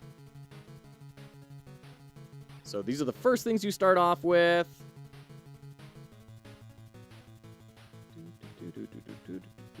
And then the second things you start off with are blue, because magic is always blue. It's blue or purple. There are no other colors for magic. And then boots and the hammer will be the yellow. You're about to go into the end fight type sort of situation. Okay. He's opening a restaurant. Oh man, yeah, just like when we beat Yigong and 9 Souls the other day. Oh man, that was a moment. Okay, so the Goblin is gonna use the stick. It's gonna use the shield. Let's use like a battle roar, battle, or whatever. We'll just go simple. Battle cry, and next cooldown is faster and deals more damage. So that's your sign of like, okay, go throw your shield on. When he throws up the battle cry, you get your shield up. Here's some of the new stuff in the overlay. Ooh.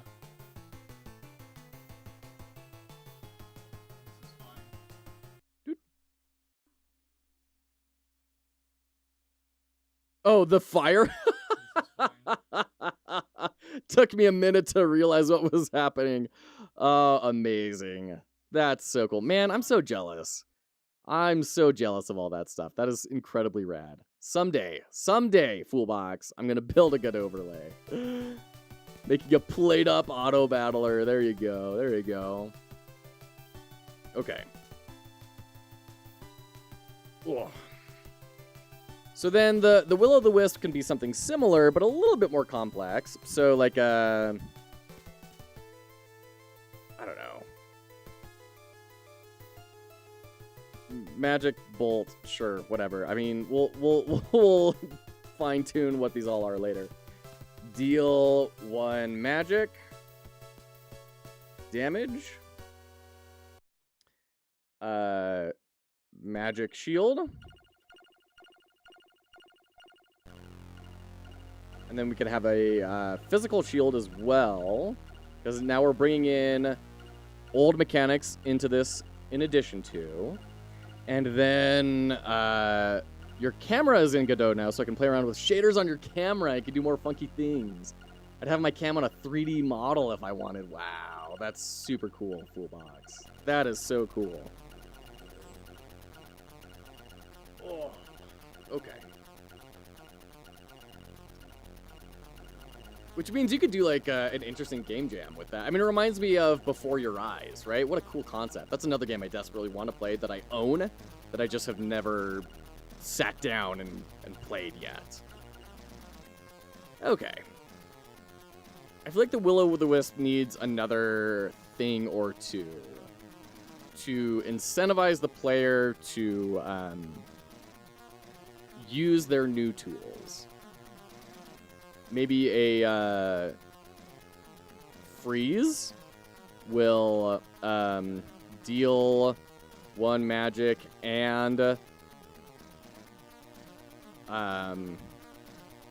prevent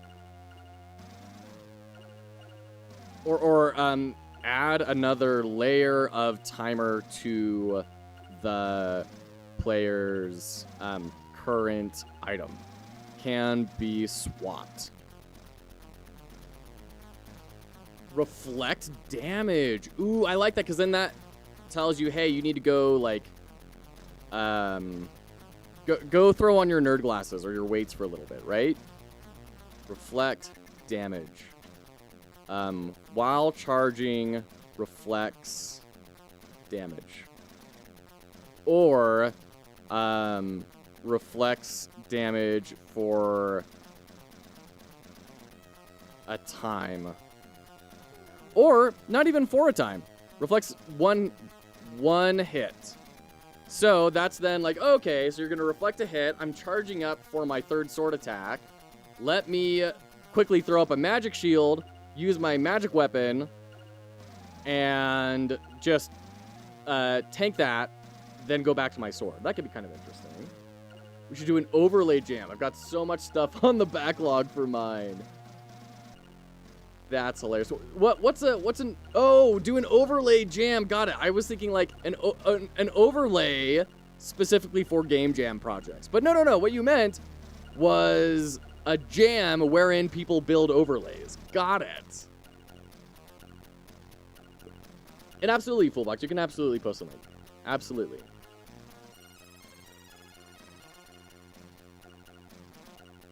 Yeah, Fullbox, you or Connie, one or the other.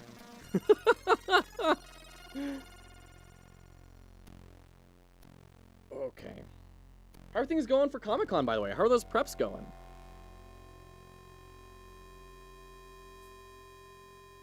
Okay. So now we have our big baddie, our final boss, right? We've gone through the Goblin, we've gone through the more complicated Will-O-the-Wisp. Now we have our big bad. It's going. All right. You getting excited? Getting pumped? You got the booth all planned out?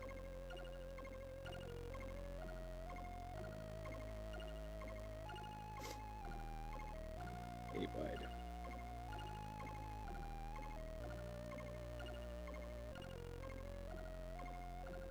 Pretty much done with all the material stuff. Now it's to not get overwhelmed by all the stuff I want to add to the game before then. Nice. Let's go dragon. Sure. That's something that does physical and magical. So we got like claws. I can actually nuke all the rest of this. Which will like deal 2 fizz.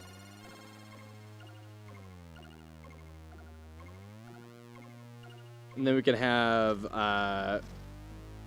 breath attack, which is deal 2 Mage. And then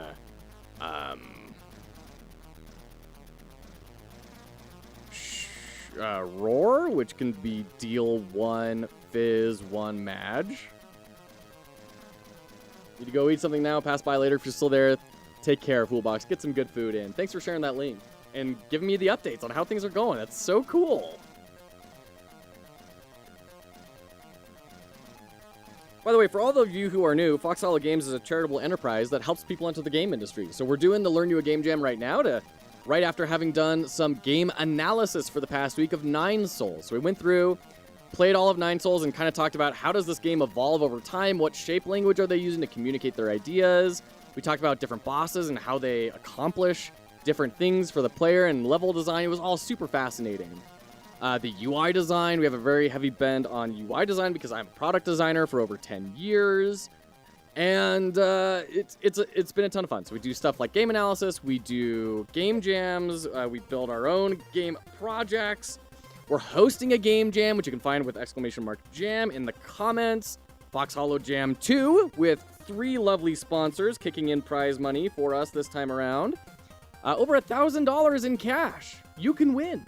So thank you to Sundown, Alistios, Riverwolf Games. We have 2 different tracks of a casual and a gauntlet, a bunch of different categories to win within each of those.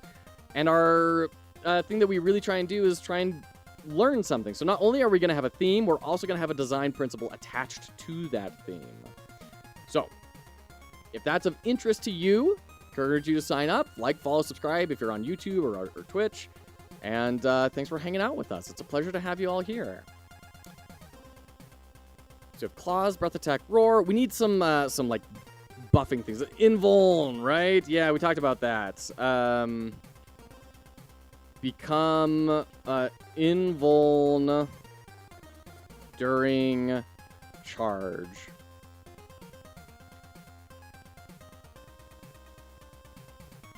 I've been practicing streaming this morning. Ready for the gauntlet. Nice, Tiny Devil. Have you really been practicing streaming? That is so exciting. That is so exciting. Hold on. I need to triple check and make sure that I've followed you. Yes, you are followed. Good. Good. Good. Lovely. What else? We can do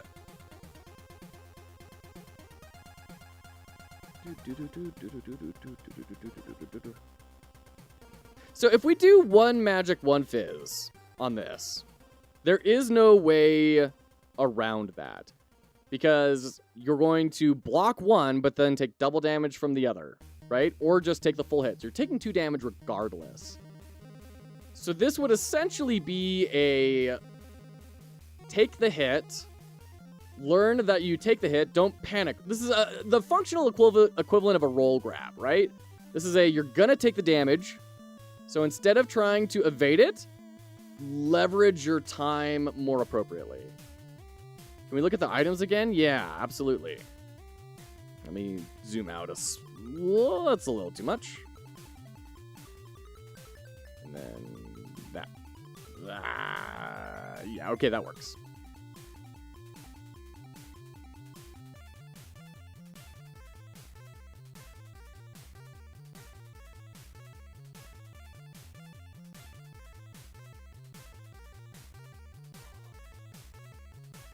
Maybe we could do a,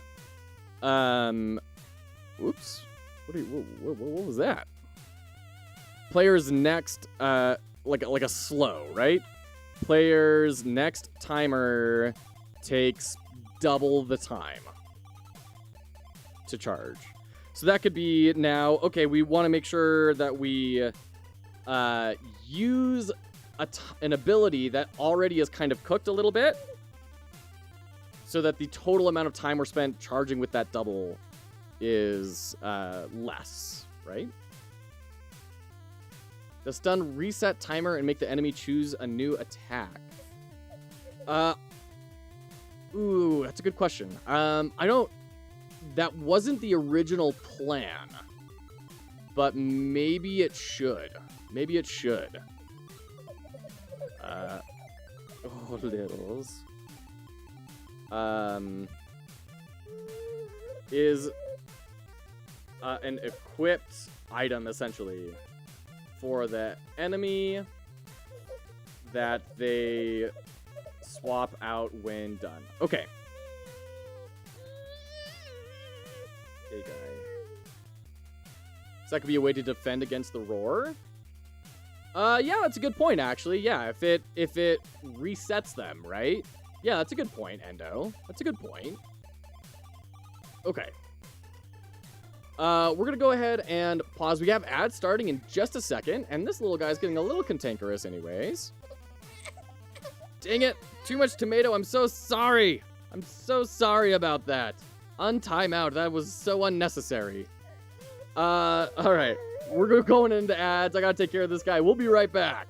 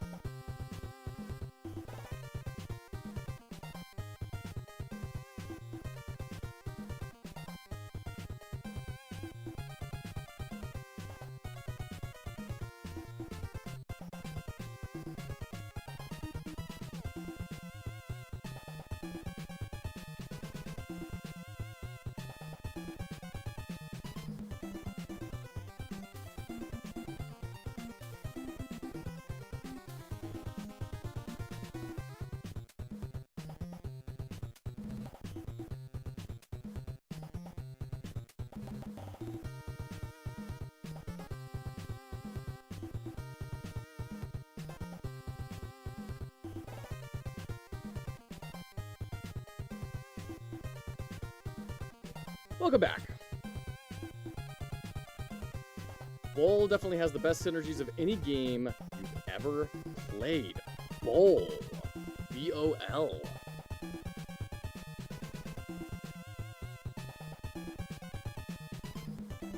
Oh, Binding of Isaac. Ha! Ha ha ha. Got it.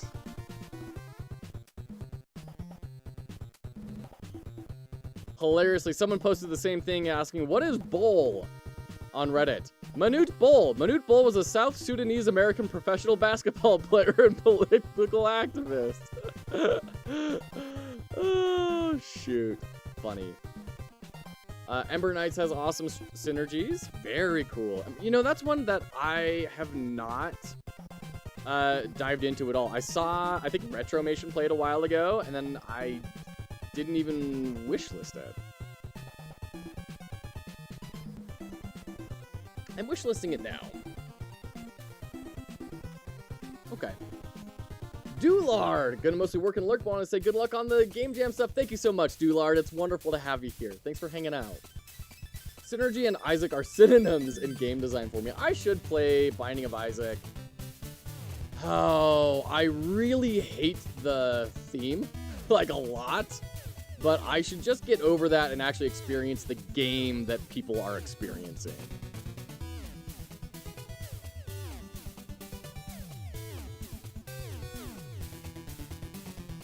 I'm excited for the jam. I'd love to do Gauntlet, but the make your own assets requirement is kind of scaring me into thinking I'll probably just settle for casual. I understand that, Snowies. I understand that.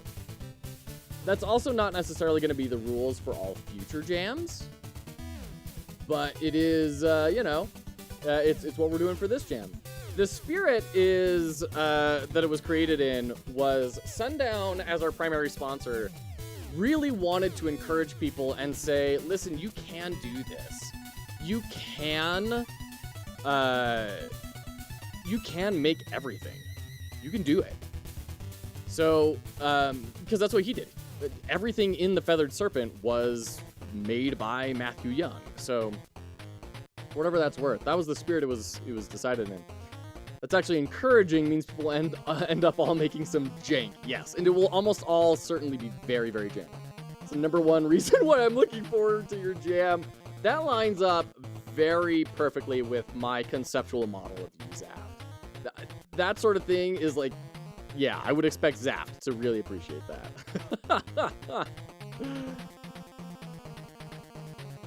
Okay. What else?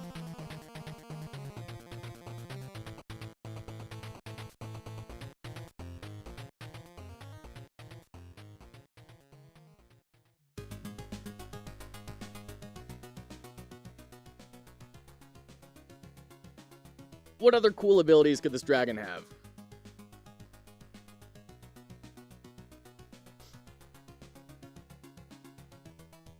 That will interact with that physical magic stuff. We don't have any shielding. Yeah, Endo. Yeah, exactly.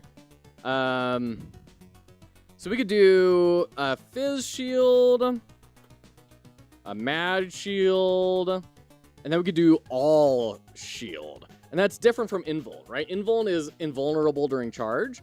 All Shield is now I have this omnipresent shield that blocks everything, right? Dragon can have the ability to give me money to do my game. Scratch that. Dragon should have the art skills. My game is lacking. Make art for Tom. 99999999999999999 cooldown. Requires $50,000.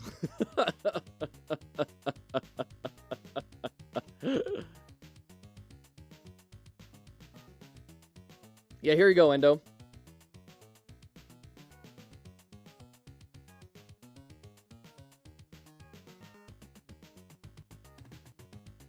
Let me think through this here for a sec.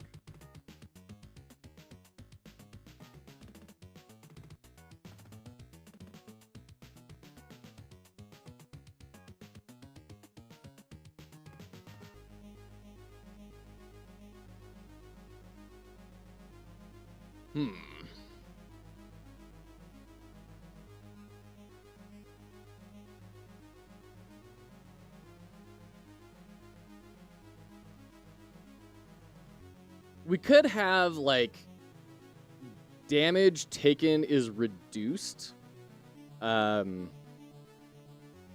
by 1, right? So you have to throw on some sort of buff at some point. Endo already has a 20 by 20 matrix of synergies in mind, for real.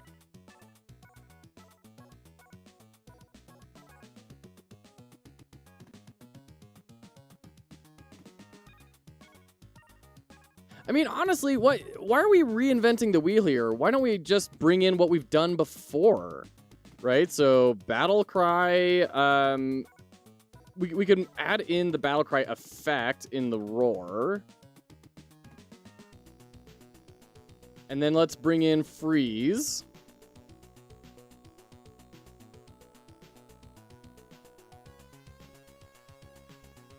Like, what?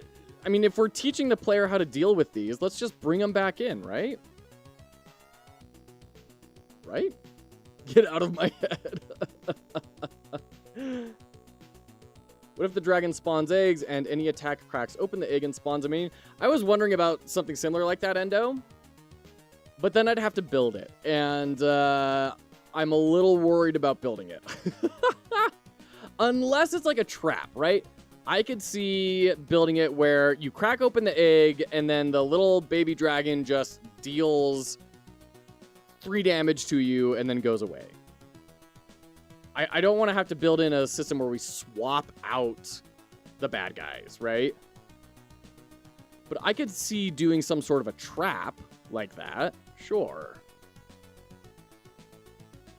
And each egg could have a different mode, as in they would have the power / AI of a previous enemy.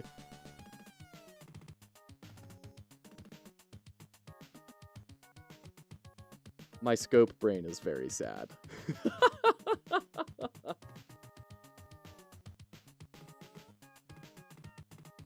So while the egg is up, you defend and buff. Yeah, yeah. But I mean, we kind of have that with Invuln, right? And Reflect, frankly. Reflect, I mean, Invuln is just a worse Reflect, right?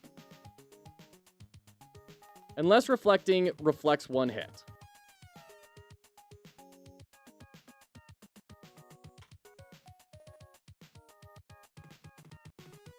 After charge. Just make the egg explode and do damage. Yeah, that's the more reasonable thing to be. It's a trap, right? It is a be aware that this is happening. You need to defend and use your buffs appropriately until that thing is over, or tank the hit somehow, right?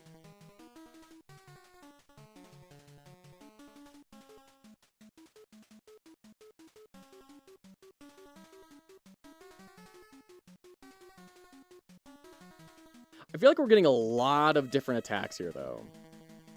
We're getting a lot of different stuff for this boss to do. We have 1, 2, 3, 4, 5, 6, 7, 8, 9, 10, 11 different things they can do. Since you're coding it for the enemy, can the player get a reflect?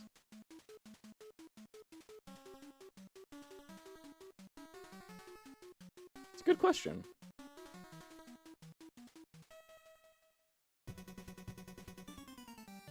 Maybe we can have a secret where it's a synergy, right? So if shield and Aether shield active at same time, transform into a reflect.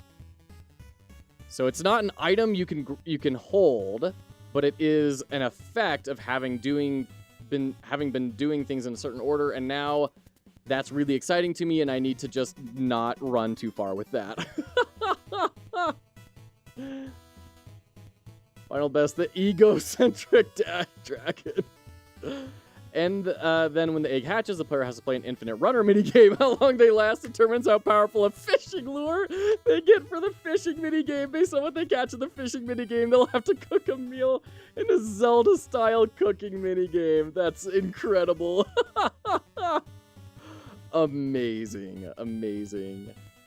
Encourages a playstyle. Combination stuff is really cool. I was thinking of you, Zaft, when thinking, oh, that might be kind of fun. With the, you know, hidden mechanics sort of stuff. Synergies could be kind of fun. That definitely feels like a stretch goal, though. The cool thing is, for this dragon, I don't think they're going to have to do... Like, we're not going to have to code a whole lot of new stuff, right? Except for this. That's the only new thing we'll have to code for the dragon. The rest is just kind of going to be copying and pasting and changing the names of things. So that synergy reflects the entire damage. So you prep, reflect, then purposefully trigger the trap. Yeah, could be. Let's throw in the trap as a stretch goal here. Trap, stretch goal.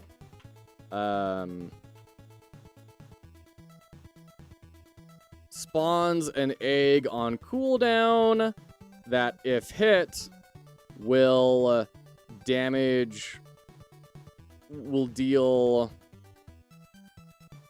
3+ damage.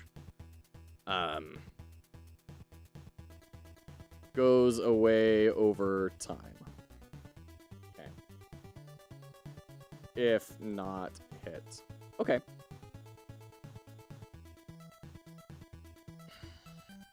Just eating them and blitzing the monster. Wait, hold on. This promotes different playstyles, which is a goal. Are you stunning the big attacks? Or are you reflecting the big attacks? Are you just eating them or blitzing the monster? Yeah, that's fair. That's very fair, Endo. And it'd be cool to keep on building these out more and more if we have enough time. So what are all the things that we need to build for today? What was our goal for today? It was the timer-based fighting mechanics done. So we need to create kind of the data structure that we need here. What is our data structure? Let's kind of plan out our resources here. So we're going to have sword.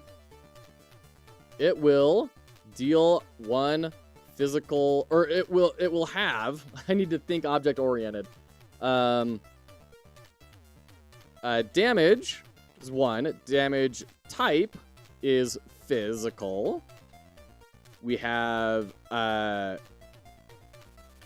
charge time of 2 seconds. Sure, why not? And then we will also have a counter of how many times have you done this. 0 to 3. Well, 0 to 2, I guess. Because then on the second one, if your count is 2 and you do it again, then that's the third thing. Now you deal extra magical damage. So then we have extra damage of 1, extra damage type magical. Okay?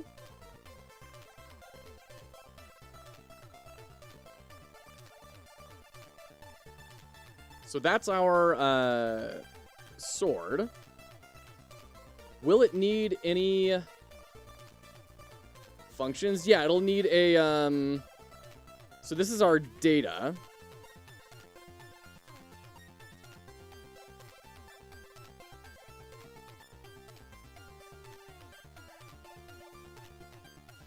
Oh, you know what? We don't need timers for each of these. We just need a timer. We just need the charge timer value. And then we can pass that in as a new value for the player timer. And hit play. No, they're going to need to be their own timers because we're going to retain that value if you swap out. So it will need to have its own timer. Bummer. And we can't reference the nodes in a resource. So maybe we don't make these resources.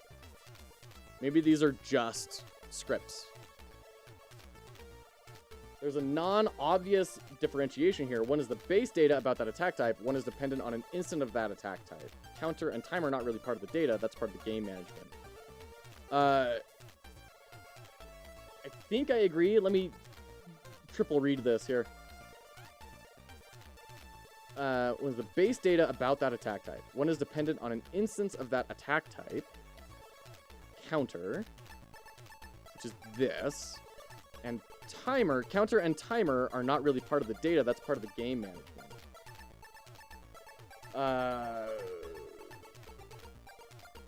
This is the part where I stop talking and just learn.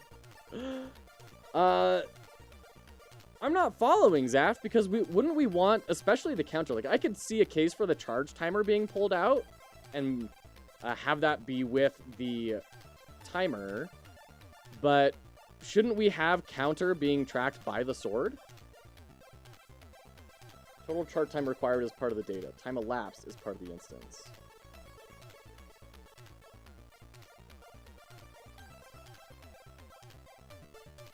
Yeah. No, I agree. I agree. So maybe we're confused on what counter is. Counter is not how much time has passed. This is tracking the have you done, how many sword hits have happened in a row? Or how many sword hits have happened before this, right? And every third attack deal extra damage. That's what the counter is about. Are we on the same page on that? Because I could see that kind of going either way. Combo counter. Yeah. Combo counter. That's more clear. Especially when it's right next to charge timer. Like, of course, someone would assume counter, when placed right next to charge timer, is going to have some sort of chronological, importance. Which is an ephemeral number. My thought would be sword has a combo counter required 3, and the game counts 0, 1, 3. Why would the game count it and not the sword?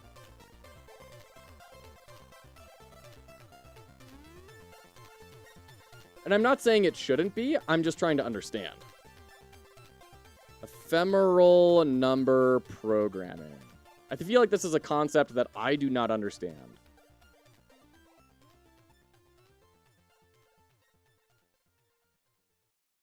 Okay, I'm getting a lot of ports and networking when I bring this up. I don't think that's what you're meaning. An ephemeral data structure is one for which only one version is available at a time. After an update operation, the structure as it existed before the update is lost. A persistent structure is one where multiple versions are simultaneously accessible. After an update, both old and new versions can be used. Okay, I can understand what you're saying now then. Okay. You start to get into cases where you and the enemy have a sword. I mean, we wouldn't, but I can see how that would be a better structure. So, combo...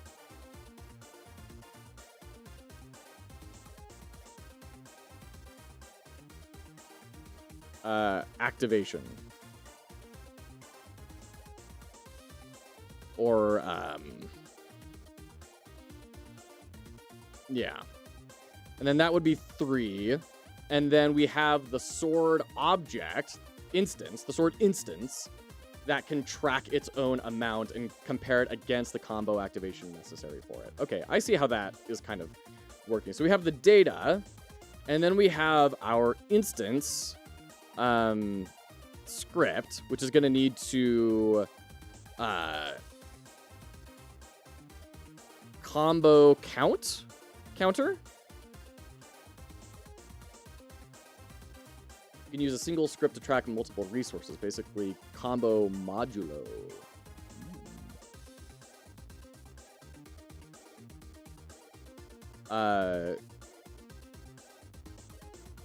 We need a start timer and a pause timer functions.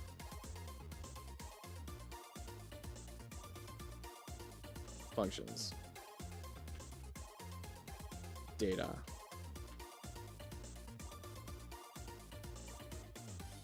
And then we need to have on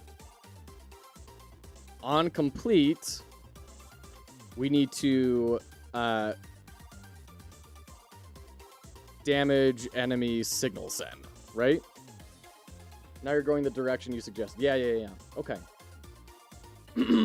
Cool. Right on.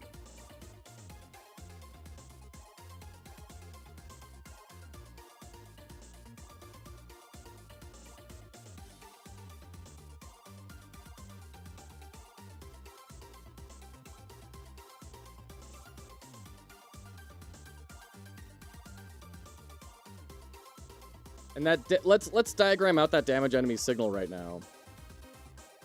Signals. Medium. This is damage enemy. I guess it's just it could just be damage, right? And then the arguments will be which instance is receiving damage. Number fizz. Number darn it, Madge.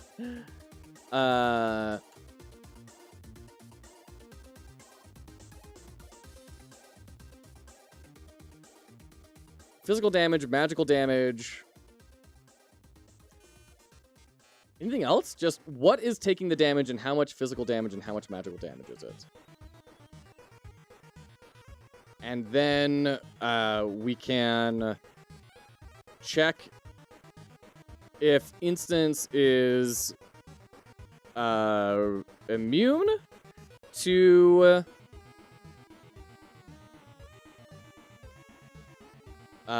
each damage type. If type damage is greater than 0 and character has shield, set damage to 0 and remove that shield type.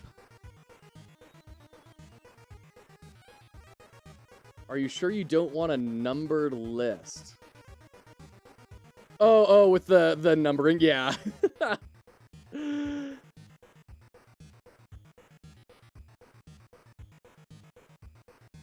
Else, take all damage. But then we need to pass through magic damage. If mag damage, then I think it'll be easier if we do breakpoints instead of like doing a percentage multiplier. So if instances active cooldown is less than 25%,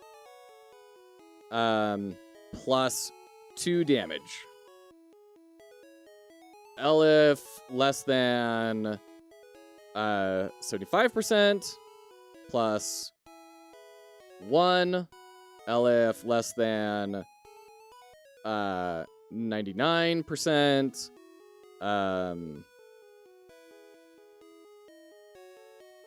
Plus 1. So we gotta increment these. Plus 3. 3, 2, 1. Okay. The Pokemon music. Okay.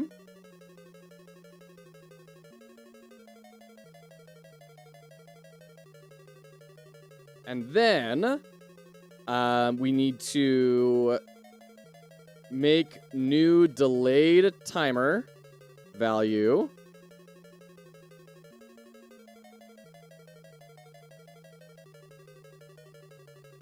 And start new timer. So here's my problem I think I'm going to run into. How do we display that as a percent of the original cooldown? Because if we are at 1 out of 2 seconds, right, we're halfway done, and then we delay their timer by half a second, now it should be like this, right? Out of a radial cooldown. Godot can't do that. Godot can't modify the length of a timer. So we have to set a new timer value, which would start it back up at 0%. So we have to take that and then store the old value, the old max, the old timer, and then display the cooldown as a percentage of that amount of time, which is super freaking annoying. It still blows my mind that you can't just modify a timer in Godot. That is such a weird hole. Must retain prior total countdown number. Okay.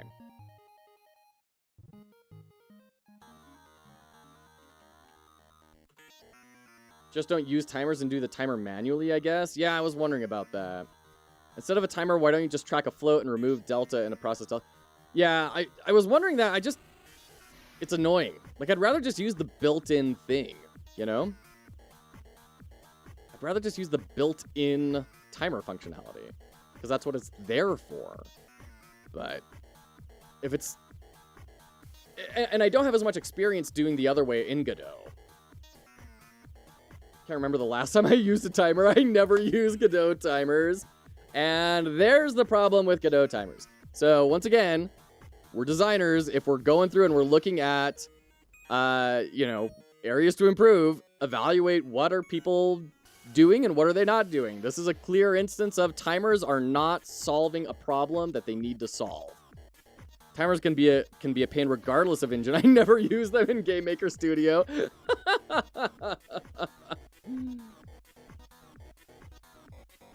So, I'd be curious about all the reasons why people don't use those timers. For me, it's in Godot, it's a matter of, well, I can't edit them, which is bizarre. Why? This is another one of those things that's like, it seems like everybody is building their own version of this. This is clearly an opportunity to standardize on. Unless there are some really weird constraints that I'm unaware of, that I would become more aware of as, like, if I sat down and did an interview with Zap, with Snowies, with Tiny Devil, like, where are timers falling short for you? Show me the last time that you wanted to use a timer but ended up building your own instead, and diving deep into that. I think that's universally true. I cannot think of a counter example. Okay. So we have our damage signal. We're also going to need a stun signal.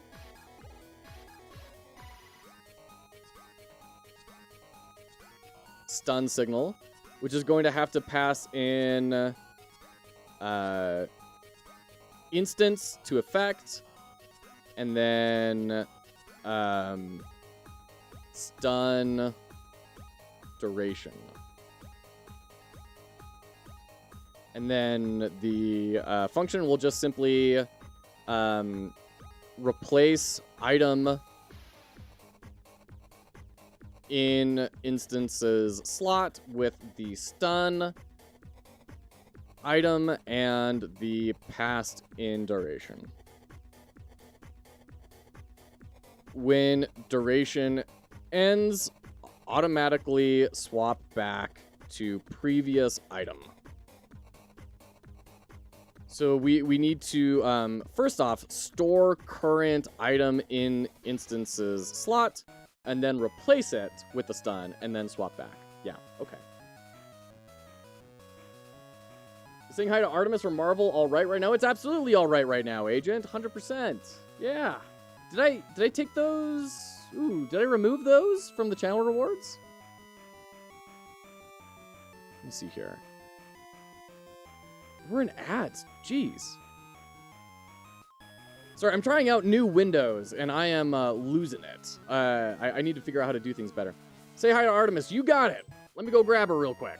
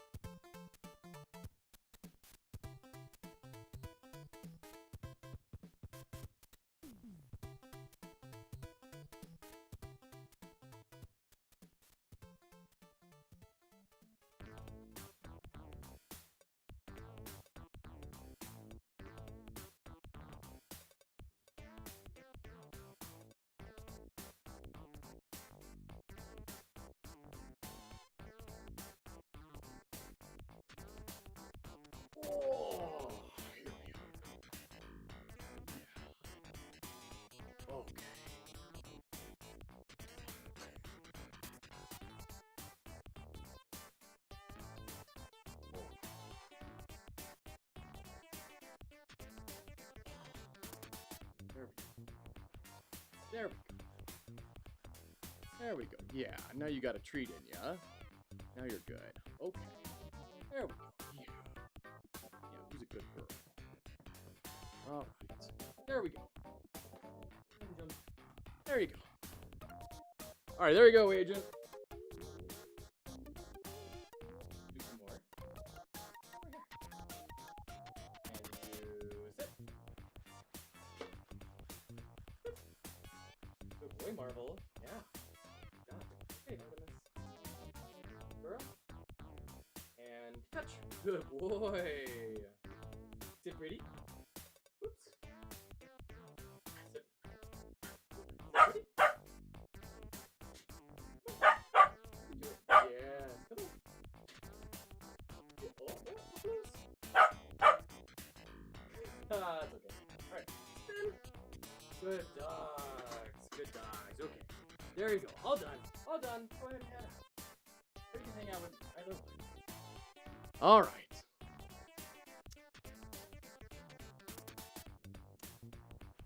I think the vast majority of cases where a timer would be required already involves some process logic anyways.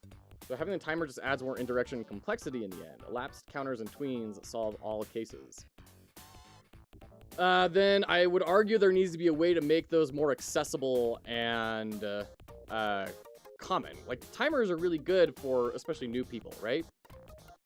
So I think there needs to be a way to make those other tools more accessible. If those are the tools that need to be used and that abstraction layer of a timer doesn't work, then those tools need to become more performant. Not even performant, but more accessible. Also lost with signals since I joined in late. We'll do a quick review real quick. Giant Coyote, it is a game design document. Yeah, absolutely. Who let the dogs out? It was me. You answered before Zeph. Hold on, let me go back up. For me, I'm nervous about the efficiencies of the underlying code and the ability to tell when to update the timer. Process versus process physics. Way more straightforward. Set timer to duration, countdown to 0, can modify while running, easy to pause. You can even do cool things like double half the speed of the timer. But why can't you do that in an automatic way? Why can't just that implementation get put in a wrapper? You know? I feel like we're going in the same direction as, oh, well, you don't want a pre-built controller because you're always going to want to make your own controller. Like, no, come on. You absolutely want a pre-built controller so you can get to prototyping, building things quickly. In my opinion. Okay. Wrappers cost a lot for something that literally is a single float value counting up or down.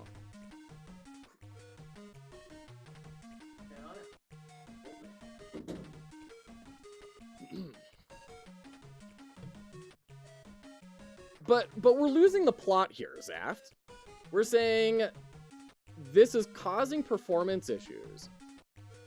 But the people that are going to be using that wrapper aren't probably going to be caring about performance issues. I would much rather have something with poorer performance, but that solves the problem that people are looking to solve, instead of something that doesn't solve the problem and also has the performance problems, right? Like, why not make something that actually works for people and then go from there? And also, where does that line of logic stop? Like, if all wrappers are just bad, like, I understand it's a opportunity costing, right? You're just making a single float value counting up or down, right? I understand that. But if you're going to have timers at all, why not make them actually do the job they need to do? And if not, then get rid of them because they're costing time and opportunity to maintain, and it's costing people opportunity time learning those timers and then learning, oh shoot, we shouldn't be doing it that way. Like, it just seems like a bad solution, right? I'm with you there. Okay. I don't know. Ugh. I'm getting off the soapbox now. So, for the people that are hanging out, the idea here for the Learn You a Game Jam we're doing here today is we're going to be doing an Autobattler where you have only one inventory slot, right? You can hot swap out each different item in your toolbar and they will have a cooldown. And when that cooldown reaches 0, it will automatically attack and deal the damage. Or whatever effect it has, right? We'll have a series of 3 different fights, progressively giving you more and more items available to you. And we have kind of diagrammed out what these items are. They're everything from damage dealers to shielding to having hidden synergy things, buffs, modifying how the enemy is going, like stunning the enemy or speeding up your next timers, having your next attack pierce armor, all that sort of stuff. We've diagrammed out our different enemies and all of their moves they're going to have. So now we're going through and kind of diagramming out what is our data structure going to look like for each of these. How are these going to actually get built? Instead of just running it in cowboy coding, I'm going to try and plan this out beforehand so I know what it is that we're going to code. You can say the same thing about player controllers, except the amount of time that the player controller saves far outweighs needing to code it every single time.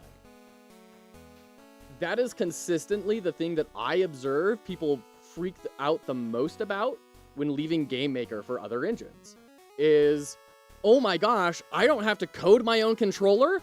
I don't have to code my own physics. I don't have to code collisions. This is incredible. And so, yeah, like if you're doing something really intense or you're getting something really specific, you have some big team that you're making a really big project on, all of those things maybe matter less, and doing that custom work is more acceptable. But for the space that most of us inhabit, of hobbyists or people that are looking to just build their own smaller projects and release them commercially, I find it doesn't tend to matter as much. Now, granted, that's with a very limited amount of experience, right? And your mileage may vary. You may have had a totally different experience. That's valid. It's a function of how much mental space it saves you versus how much performance it costs. Yeah, absolutely. So, you know, in terms of getting a controller and physics up and running within 10 minutes, I spent months on that in GameMaker.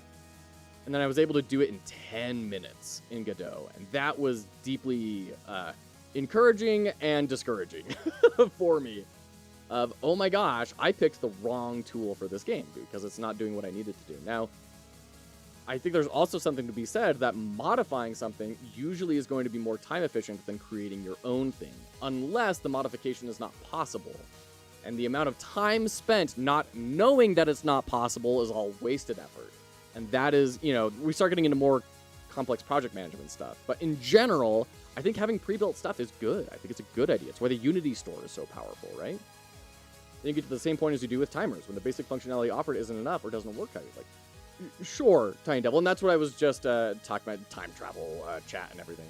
But how quickly can you determine this is or is not going to do what we need it to do? I think in a lot of instances, that default controller is probably going to handle what people need it to do, for the most part. At the very least, it's going to dramatically speed up prototyping time. I think that's really good. My experience has been, please God, make the modules for me, Mr. Game Engine. Oh, Tatas, have a good ride home. Goodness gracious. I'm not making an MMO. I don't need everything to be optimized. Yeah, if you're just making a 2D game that isn't, you know, having thousands of entities on the screen, performance is not usually going to be all that big of a struggle depending on what specs you're trying to hit, right? Sounds like we would pair well, Endo. Oh, amazing. Okay, so we've got that. We have this freeze effect, right? Deals 1 damage and add another layer of timer to the player's turn. I mean, I think that's... Oh, but it can be swapped. So this is different. So we do need a freeze signal. So this is going to be the instance and the freeze duration. And it's going to store the current item. And it will store current items, store current items, current timer, state, and max timer. And then it will replace both with the frozen duration.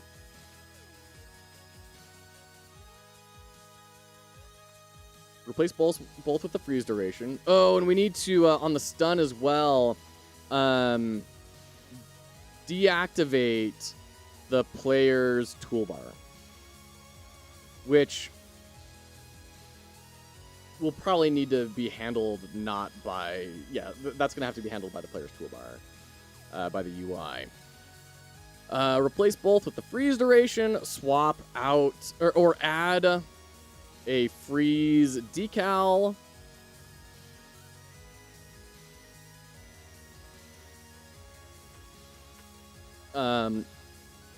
Toolbar remains active.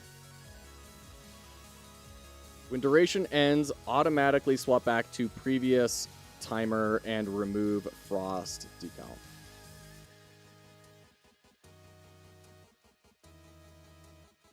That's a lot of detail for not having made it yet. Well, Jack, that's the idea, is I want to know what it is that I'm building before I start building it, so I don't paint myself into a corner with the architecture.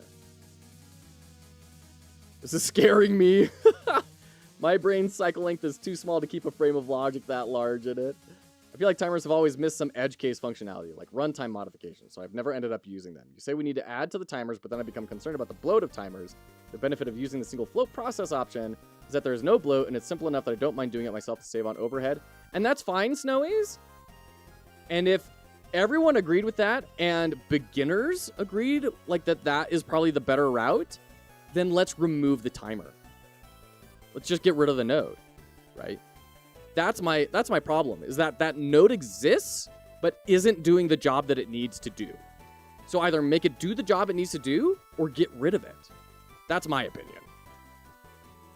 It's getting thrown out the window in like the second script? Maybe, but then we'll also be able to have a greater idea of how does any change we make impact the system. I don't think this is wasted effort. I think this is a really good thing. Welcome in, Prosto. Good to see ya. Especially for me at my current level of programming, like, I'm not good enough to just go in and automatically know how should all of this be structured. I need to parse it through. Okay, anything else? We need to have the shields and everything written out on the instances. We need to have the speed up buff that exists for the GUI node-based editor user. Sure, but it's not doing the job that it needs to do, Snowies. That's my whole argument. It's like, yeah, it exists for a certain type of user, but it's not doing what that user needs it to do. Skydriver 2K4, hello, hello, welcome in. It's so great to have you. Great to see ya. Thanks for jumping in. Okay.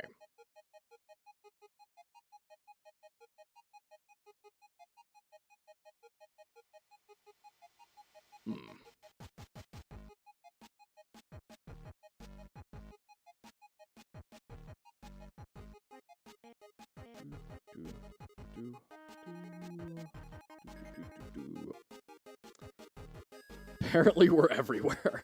I'm trying to think, what is the next thing we should diagram? Are there any other signals that are going to need to happen? Slowing. Yeah, we need the slow signal. Because that's going to come from something, and it's going to need to cross over. So we need to hit the instance, and then we need to have the slow amount. That is going to half charge speed until an ability triggers. Once an ability triggers, clear slow. What's the single float process option? Is that just whacking a variable in script to track time? Because I usually do that. Yeah, pretty much. That's my understanding, Jack. So far, 100% of people that gave an opinion prefer that. And once again, that's fine. Like, if that's the way we decide we want to do timers, and that's just the fastest, easiest way to do it, then let's just do it that way, right? Thank you, Mothman. Ooh, I'm out. Let me go grab some more.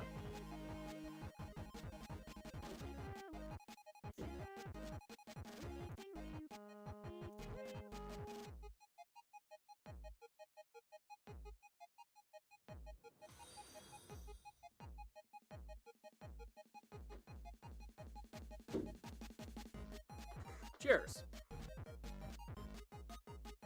Giant Coyote, thank you so much for the follow. My problem is that we set up this mental model for new people, like myself, when we say, here's this timer node. And then as soon as you want to like do really anything with it, it becomes very clear that that is not going to work. And so now they have spent this time learning the timer node, and it's wasted time other than just understanding that timers are something that can exist in a game, which I think everyone who makes a game kind of inherently knows. And then you have to go back and you have to go relearn some other way to do it. And that's super frustrating, in my opinion. I think that's a bad experience.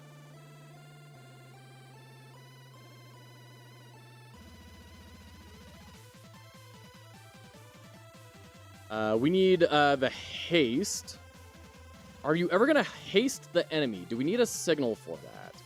I don't think you do. I think all hastes happen within your own character.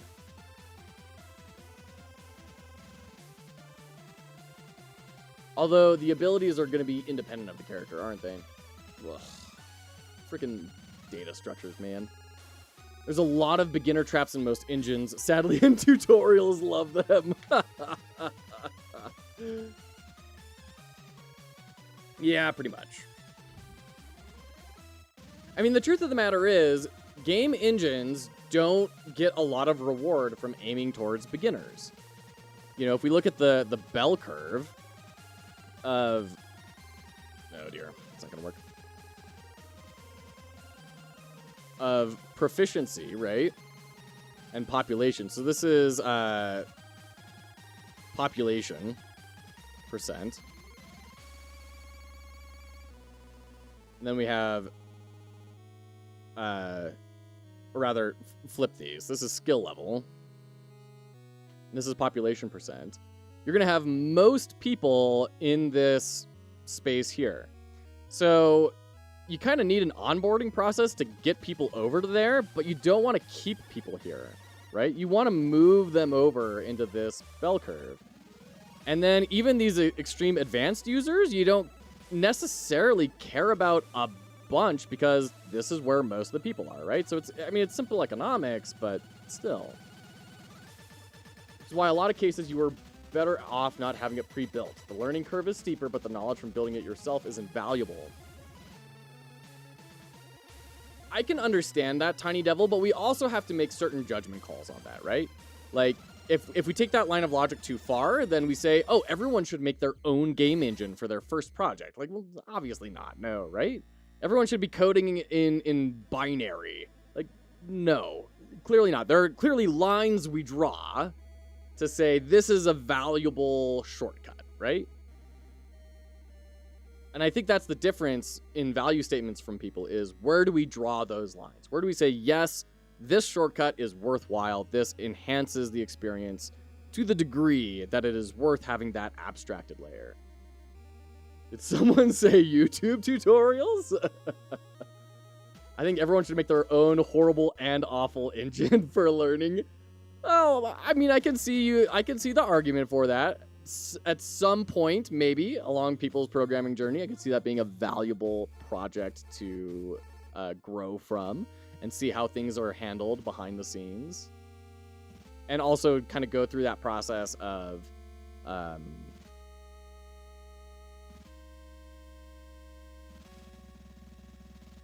trying to make your own judgment calls for what is good and what is bad, so that then when you encounter things in the future, you can have a little bit more empathy towards people making calls that they make.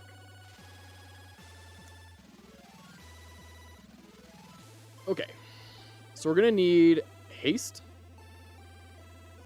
which is also gonna be instance and haste duration, which will double charge speed. Until an ability triggers. Once an ability triggers, clear haste. Ooh. That's an exploit.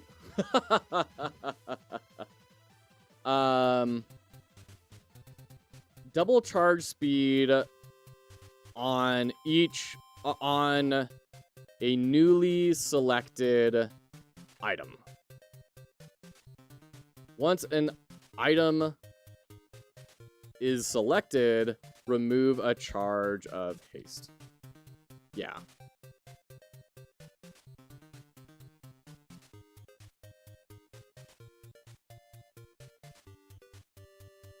Because if it's based on until an ability triggers, then you could just haste up your entire toolbar up to the very last little bit, and then hot swap out to the next one. You have haste on everything, and then you just blast through them all, right?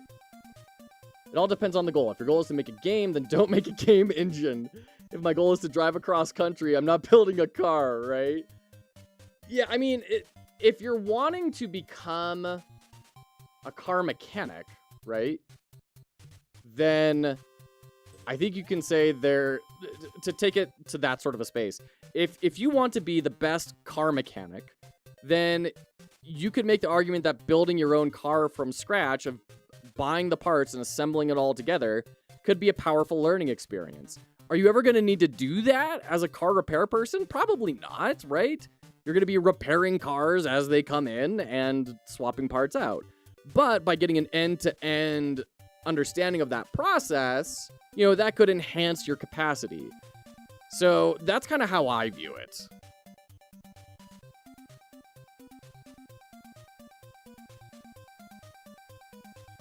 It's not something that you're going to need to do, but the endeavor of performing it is going to enhance your in-depth understanding of the job. And to your point, Endo, if you want to make a game by yourself, then, you know, I could see that maybe being, depending on the person, less useful of an endeavor. If you are becoming the head programmer of a studio, then I think it's a lot more useful, because you're going to need really in-depth knowledge about technical decisions. But if you're just building a game for yourself, you're going to be way more likely to be like, we'll find a hack, we'll find a workaround, or you know what? We're just going to change this feature because it's not going to work. I'm not going to spend the time to figure out how to build it at a base level, right? So I think I agree with you, Endo, that it depends on the goal of the individual and what they're trying to accomplish. Okay.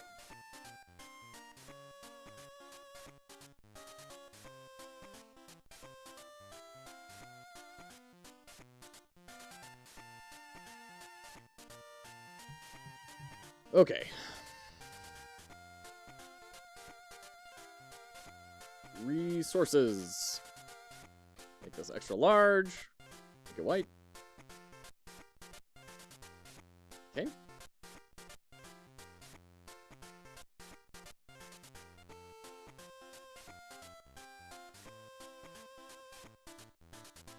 So we're going to need sword. We're going to need wand. Magical. Not going to have a combo activation. Or the extra damage or extra damage type.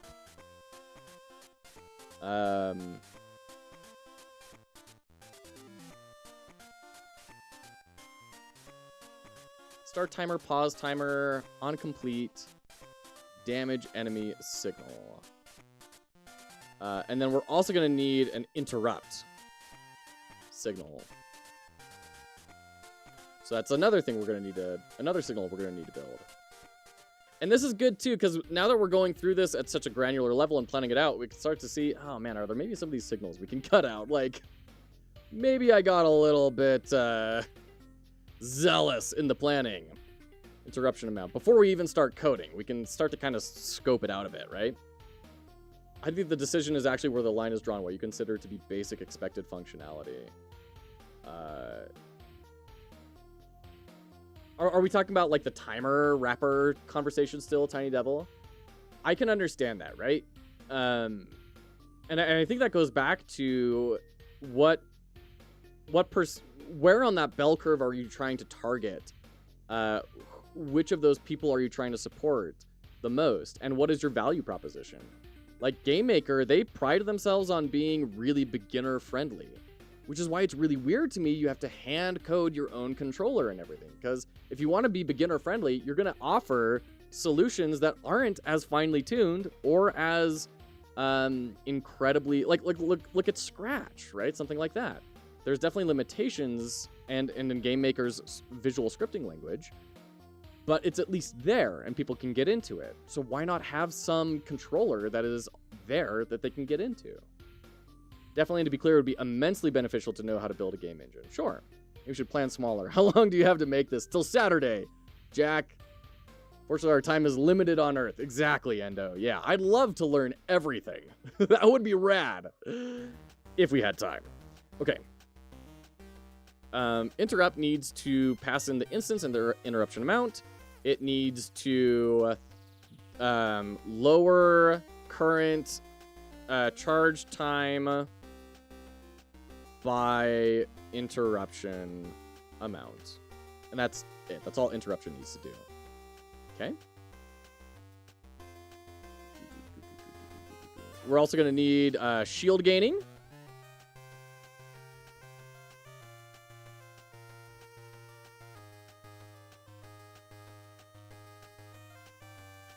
So we're going to need the instance and then shield type. And then we need to set shield type to true. And if both shield types are true,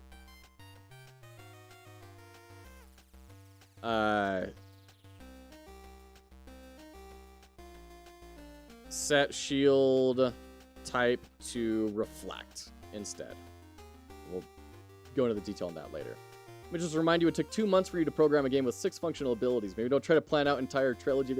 Jack, it did not take 2 months to program a game with 6 functional abilities. Give me a break. That took 1 week. The 2 months was the refactoring. And this is hardly a trilogy of games. Come on, Jack. Give me a break. Give me a break. Sharky, hello. Good to see ya. No, I appreciate the concern, though. I appreciate the concern. I truly do. Truly do. And that's the other advantage of this is we're going to, with the roadmap, we're just going to do one fight. And then we're going to build items. And then on Wednesday, we'll have a better idea of where we're at with scope. And we can decide, are we going to do all 3 of these fights or are we only going to do 1? Right? So we're going to do this on a phased approach here. Congrats on beating 9 souls. Thank you. Yeah, that was a ride. Took 1 week for some of them to work. Some of the time it took 2 months for all of them to work all the time. No, it took 2 months to refactor everything to be a better architecture. It had nothing to do with getting them to work in time for the game jam. This is a double-edged sword. You're flexing the skills you have for structured thinking, but I think your error margin on the estimation for code is enormous. It's incredibly true, Zap. It's true. But, like, how am I going to get better at that? The only way I think I'm going to get better at it is by trying stuff like this and observing what goes wrong, right?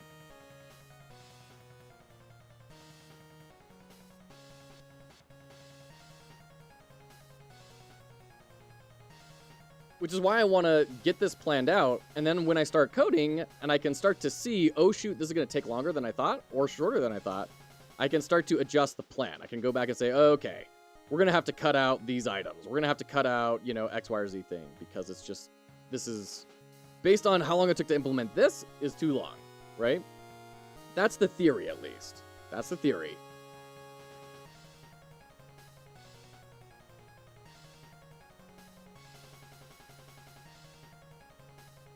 Okay. We need invulnerability flag. And that will be in the damage. So,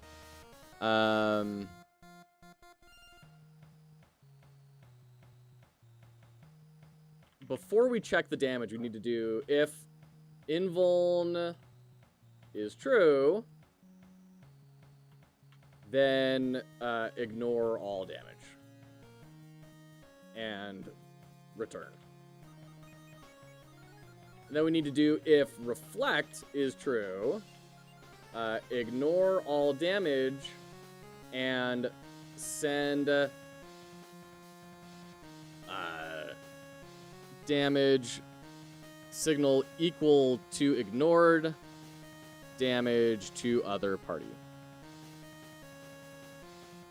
I think you should limit the scope a little. Also, each enemy should drop a card for an optional card battle assist.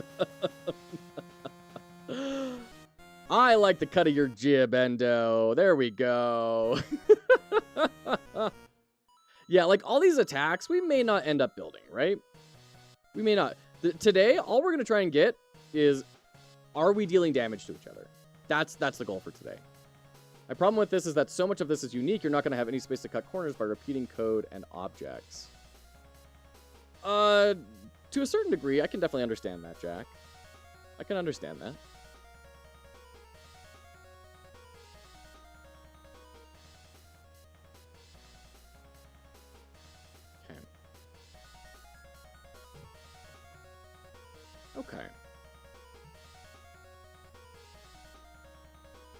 Anything else? Let's map out like the character resources, right? Player. What's your data? You need health? Well, I don't know, 10? You're gonna need active items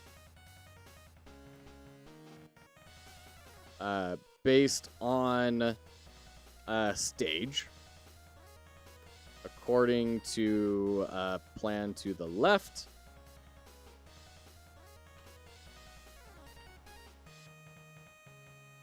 Active item is an instance script.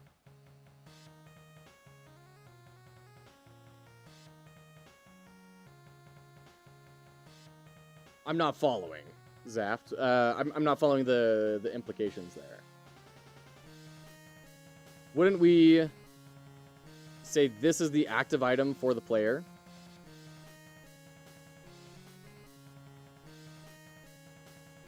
Oh, well, that too. Yeah, the list of possible active items is here, right? Which, I mean, I guess we could set that on the UI. Freaking object-oriented programming, man. I guess we could, and honestly, my original thought for that was have different scenes.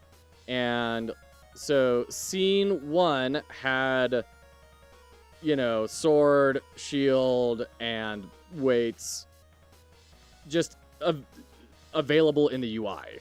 And then scene 2, we would just manually build out sword, shield, weights, and then you know, wand, you know, et cetera, right?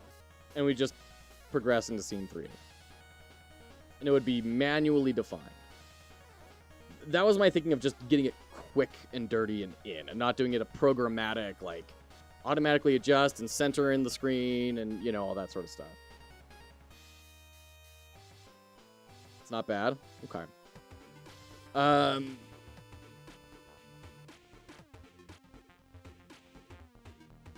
We also need an is active, right?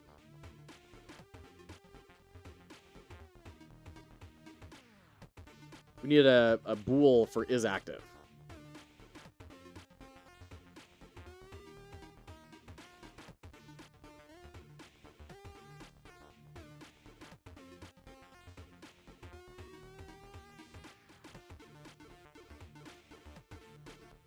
Just worried about overthinking.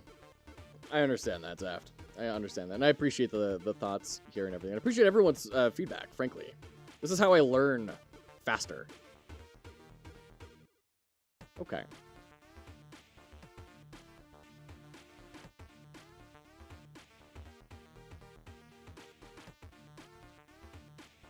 Honestly, we may not even need a start timer function. If we just do a while is active in the process, we could just, you know, have that happen. Okay.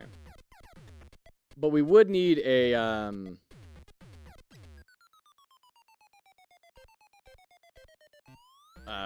somewhere we need a, clear active items and set active item function. We need those at some point, right? Zap gets super engaged during coding. I get super engaged during building systems and combos. You're getting bombarded. Okay.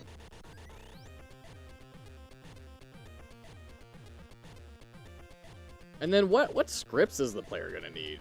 Probably none, right? It's just gonna be like a health counter.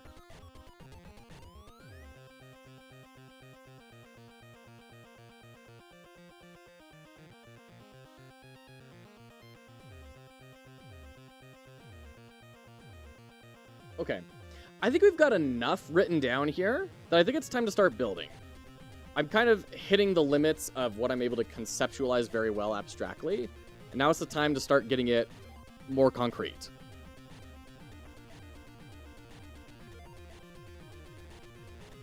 So let's head over to Godot.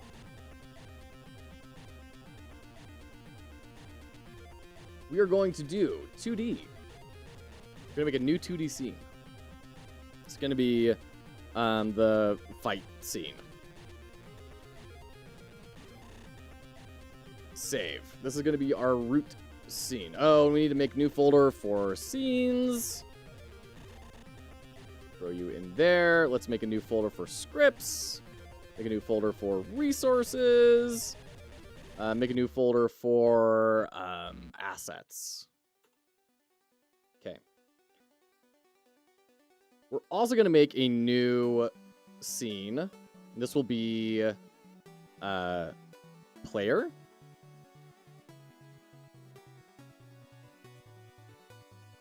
We're going to make a new scene for enemy. We'll just do the goblin to start off with. Okay. For the player, we're going to have a sprite 2D. And this sprite 2D is going to be a canvas texture. Not a canvas texture. Excuse me. I know there's a way to just make a plain square over here, but I always forget which one it is. It's pronounced goodoot. I actually pronounce it goodly doodly, usually. Yeah. Sorry, it's pronounced, obviously.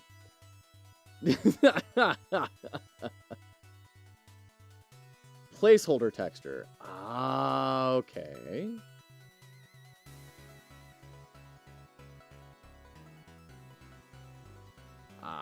Okay. All right, yeah, sure. We'll do that. Okay. And then we're going to need,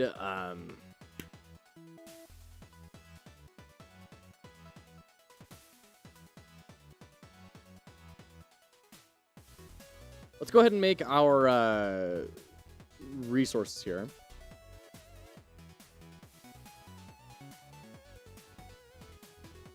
Create new resource. Oh, wait, no. That's right. It's a script, right? You start off with a script, and then you make a resource based off of the script. We're going to make a new script. We're going to call this sword. Just use the Godot icon that comes with every project as a placeholder texture. There you go. Is this going to be your default stream scene from now on? It depends, Jack. When we're doing game dev, I think so. Although it looks like the Godot editor needs to be made a bit bigger and moved up a little bit. There we go. It's not going to be for when we do gameplay. And I may need to fiddle around with stuff because we're getting stuff chopped off over here. That's probably going to be frustrating to people. So, still tooling around with things. Gradient texture lets you make cheapo circles, since apparently Godot engineers haven't discovered that technology yet. Interesting. Make a polygon thing instead. Oh my goodness. Okay. So. We've got our sword resource. We need to make at export var damage equals 1. Export var damage type equals physical. No. Physical.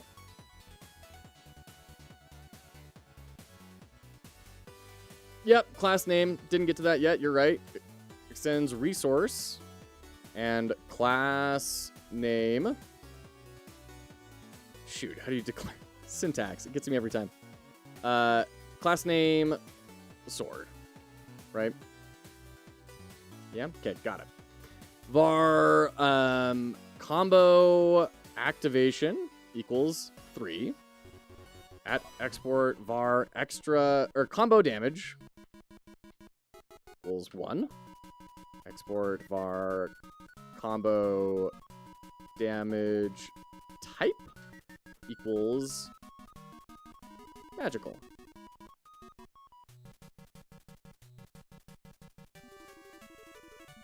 export var is active. I don't think we need to do that as an export, but whatever. Okay. Don't forget to extend resource. Yeah. There we go. Okay.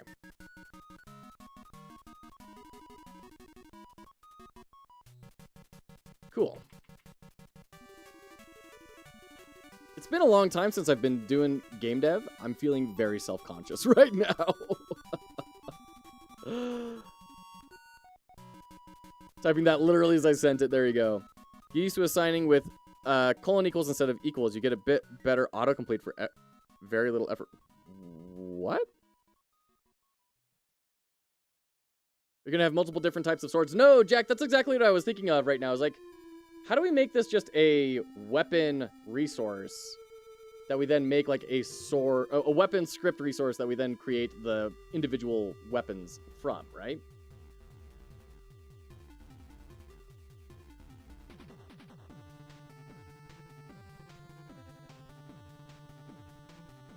Colon equal does implicit strict typing. Okay.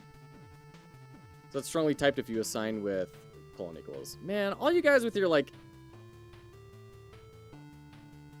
You guys. All your strict typing. So here's the thing, right? Why did loose type languages come into existence? Because I was trained on C++, right? You explicitly type your variables there. And you explicitly type your variables in most other things. So why did loosely typed languages come into existence? What happens there?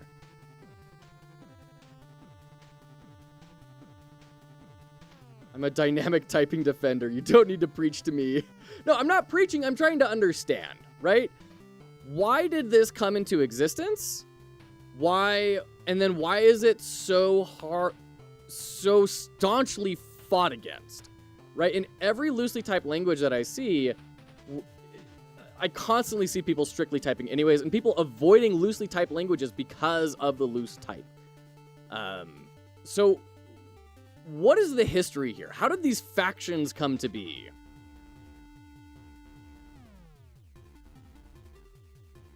Because JavaScript, yeah, but why? Why? There's a paradox in building stuff. Early on, it's much faster to go loose. It's the payoff between speed, effort, and rigidity in code. So loosely typed languages were created to allow people to go faster and code faster. But then most programmers that I have encountered don't like to do that anyway. So if you have a loosely typed language, you start off loose. And then over time, as you have more of a product, you go back and refactor everything to be strictly typed. Is that the idea? Implicit conversions will F you over eventually. So the implicit understanding in these languages then is you start off loosely typed when you're prototyping. And then when you're ready to build the dang thing, you move to strict typing. Is that the idea? So much faster to code when you don't have to define anything because it can be anything. But if you want strict rules like cut down on memory use and speed, then strict language is needed. No and no. So then, what you just described matches my personal inclination. Okay. Depends on the type of application you're creating. It's more of an approachability thing. Because the project manager demands it. I mean, let's avoid reality and let's talk conceptually. What was the goal when these things were created? Why did they come into existence in the first place? That's what I'm curious about. Is it a beginner versus expert thing? Is it a stage of the product thing? Spherical cow in a vacuum. Because common usage is not the concern right now. My concern is, why did these things get created, and why is there a big rift? And why are these different camps still existing? Conceptually, strict typing tries to prevent errors. Sure. I mean, that makes sense. But then, if that's the idea, then why did we make loosely typed languages if it is such a big deal for so many developers that they refuse to use loosely typed languages because of it? Dynamic typing helps if you don't really know the shape of the thing you're building. You're constantly adding and removing fields, etc. You code Python because it's fast, loose, and quite easy to understand. You code Rust because it's memory secure and strict. So there's little confusion, and you code in assembly if you're Alright. Oh, goodness. Alright. Let's, axe these, because I want to try and make this into a more generic, like, weapon, right? Because I think that will line up. I don't think we have anything that, is primarily a buff, but that also does damage, right? I think they're all just weapons. Yeah. Okay. Cool. Just a clarification, there's a difference between statically and dynamically typed languages and strictly and weakly typed languages.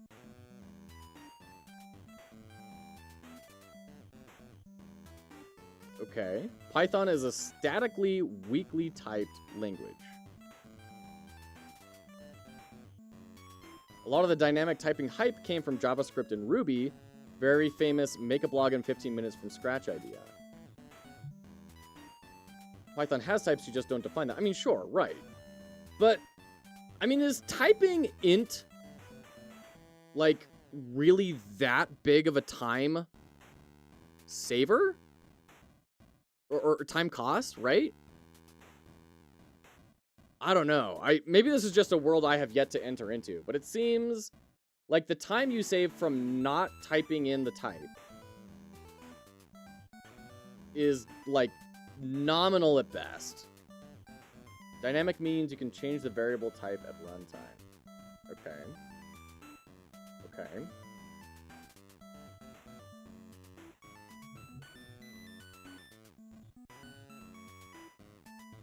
Okay.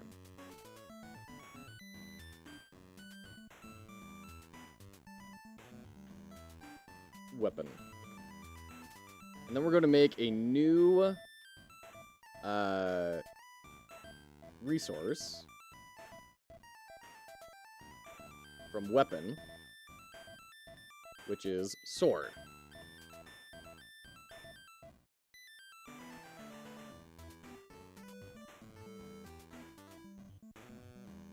Most of the why questions today can probably be simplified to progress over perfection. We can have a month-long discussion about this. Maybe store it for later. I mean, it's deeply frustrating to me. I guess what I'm trying to get at is how much do I need to pay attention to things like this? How much do I need to, when people say, oh, you need to strictly type it, how much do I really need to care about what they're saying? Okay, so we have our sword resource here. It is in existence. Oops.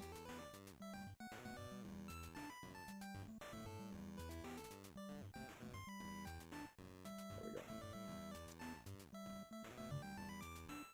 People who needed to create the language in the first place to get what they needed had different preferences. It can make code more concise and dynamic. It can also reduce complexity and difficulty by avoiding more type checking and handling. Whenever someone says you need to do something, they're probably wrong. Oh boy. All right.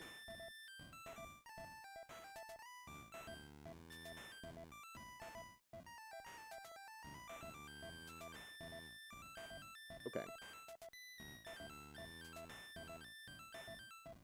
You don't unless you have a specific important goal in mind. Okay. All right. So what I'm hearing is programmers are cantankerous, opinionated little people that... I don't mean that offensively. Cantankerous people who have strong opinions about the way things should be And it's okay to disagree.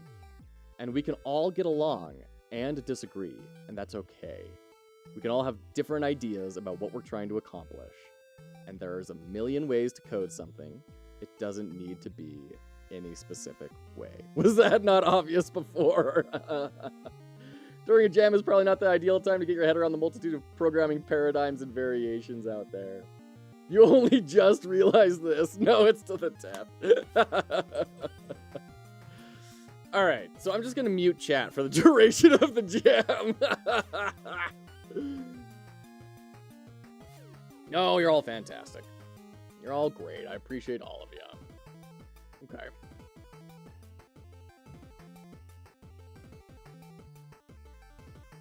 So we have this weapon. We have our sword. We now need to make a node for our item types, right? Or a scene. So this is going to be a 2D scene, and it will be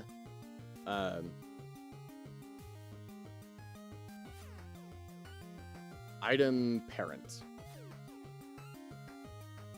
Although I'm questioning the intelligence of using a parent here. Maybe we just go sword. We'll dumb it down. That being said, I have a problem with there's 100 ways to skin a cat, because A, why are you skinning a cat? And B, I feel like there's probably really only one good way to skin any given animal, though I'm certainly no expert.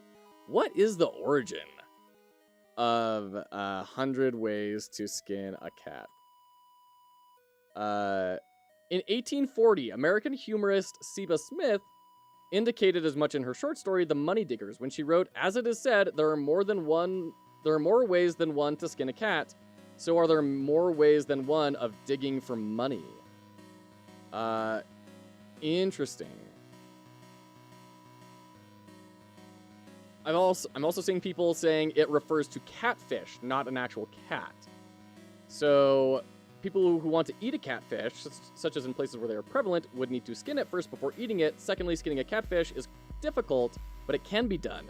Scaling fish is more popular, but catfish do not have scales. They have scutes. Even so, filleting is most often used, yet one can remove the catfish skin after it is finally cooked.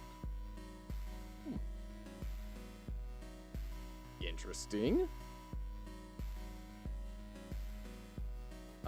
Apparently the debate on cat skinning boiled down to whether or not it was done while the cat was still alive? What? Here's a clip from the disturbing House of Commons minutes of evidence taken before a committee on bill for prevention of cruelty to animals 1832.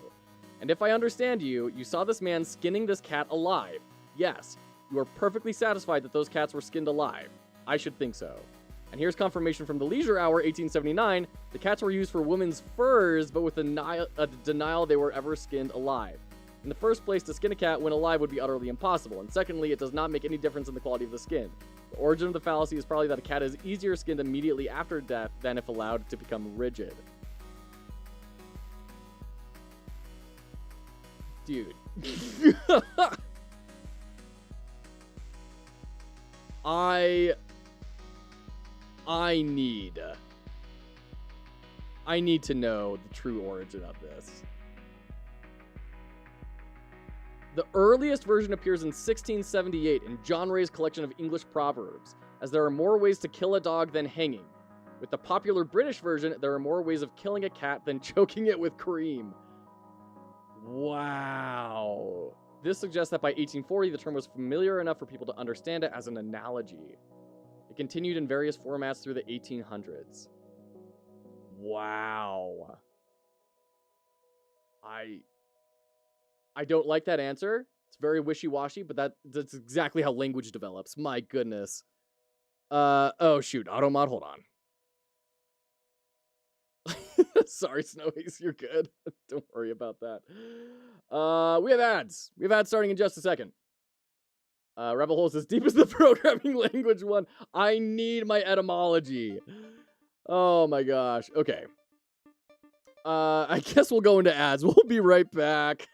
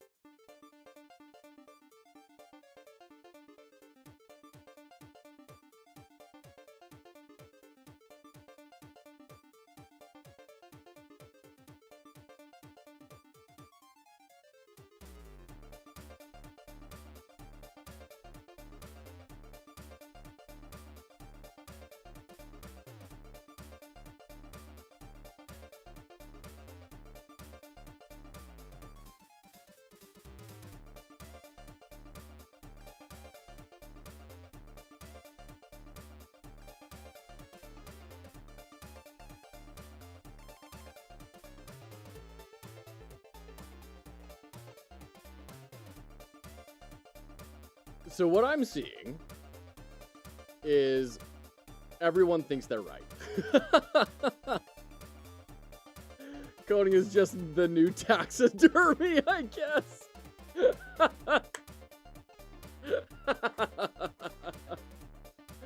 All right, you bunch of goobers. Cool. We're gonna make this sword. We're gonna take it out of the resources. It's gonna be a scene. Yeah, Jack, you may be right. I wanted to try practicing more with resources, but maybe I just don't. I think everyone else is wrong, and so am I. Let's just do it the dumb way. That will get it done. So, we've got those. Export var, and let's just go into here. Grab all these.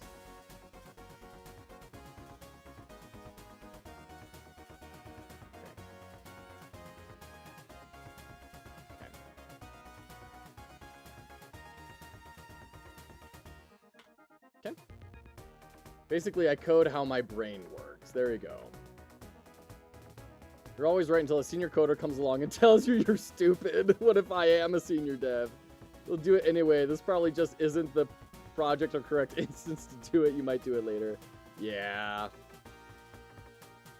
Wait until a senior dev comes along. All right. Yes, Courtesy Vendo. I was meaning to message you and ask if we're still good for that. Yeah, we're still good for that. Very excited. Very, very, very excited.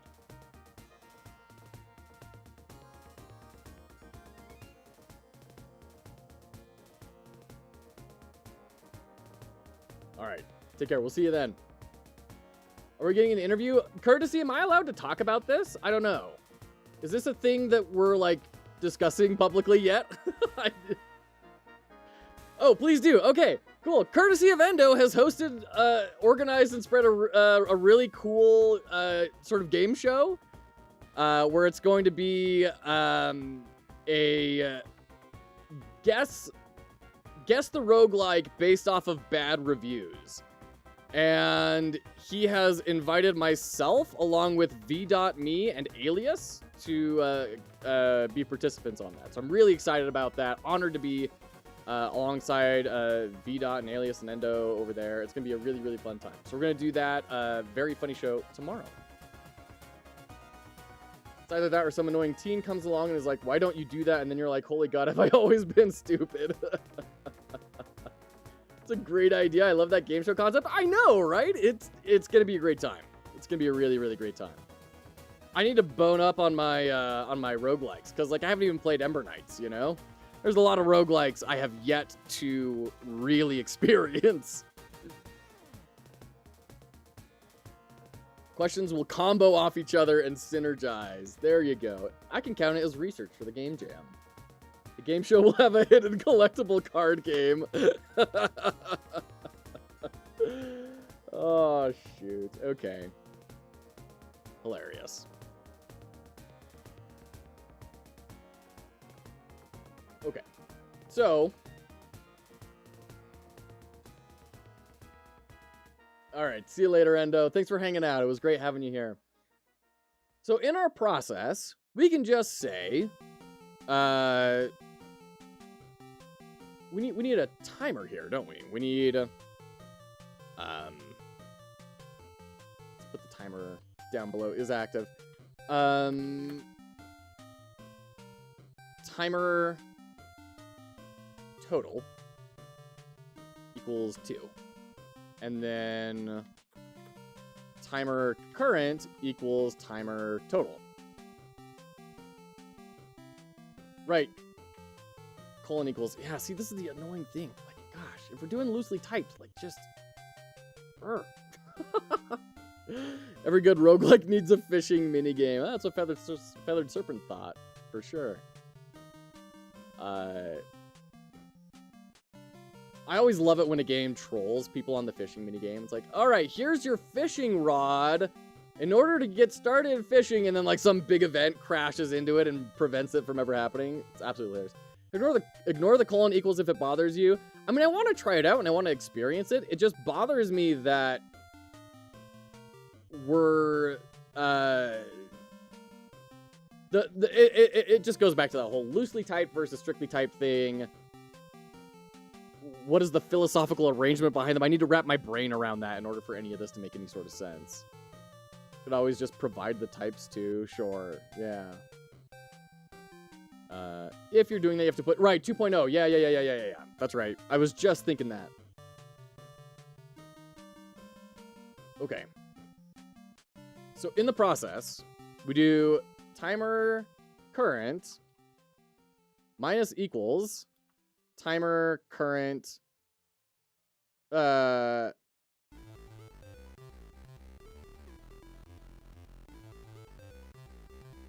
mind. Minus equals delta, right? Can I just do that? That should work, right?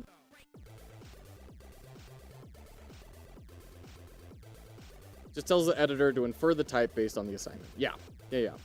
And that makes sense. It's just like this weird extra step to take, and I want to experience it. I do want to experience it. But once again, I'm just trying to... It feels really strange. It's like we have this loosely typed language, but now we're just substituting stuff in all the time to make it strictly typed. And it's like, well, then why did we have loosely typed in the first place? Okay.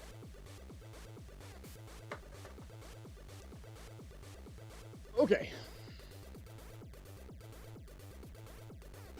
So. TLDR, GDScript's existence is a mistake. Don't at me.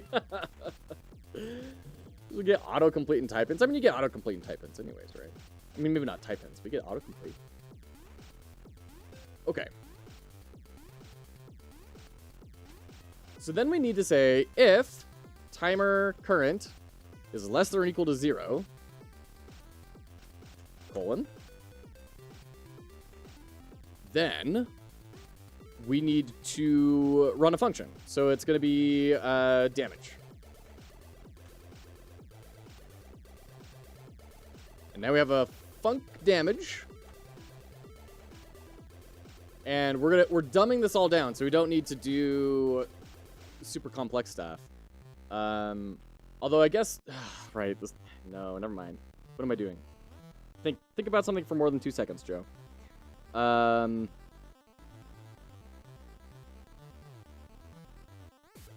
I like GDScript warts and all. There you go.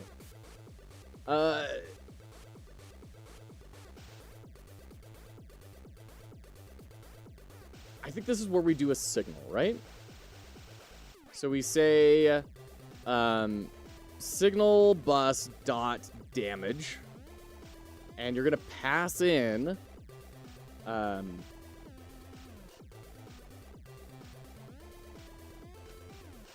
enemy, or just damage enemy. Let's just be simpler about this, Joe. Signal bus dot damage enemy dot emit, and it will be not signal bus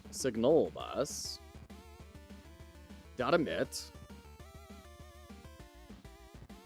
and we're gonna pass in damage and damage type.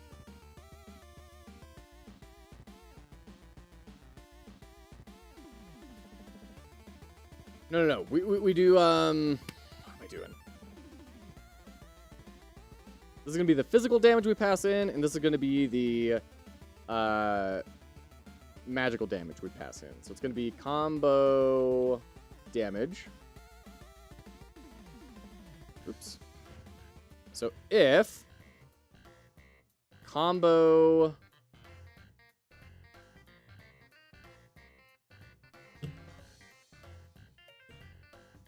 you could always pass self for all of these. You could pass self for all of these? You could just say self for the arguments? I'm not following that. If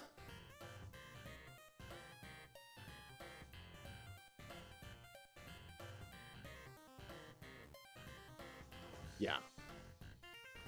Count equals 2.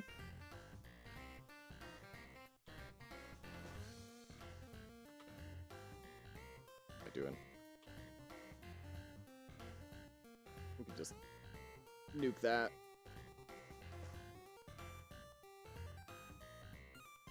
Is greater than or equal to combo activation. Then pass in the combo damage. Else,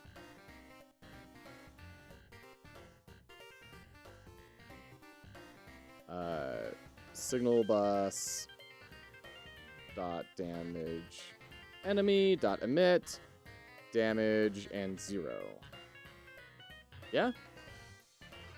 Tablet Pencil, hello, welcome in. Thanks for the raid. How are you doing today? How was your stream?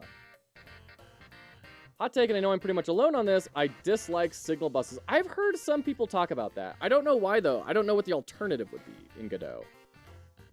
Signal buses are the last option, ideally, so I think we agree.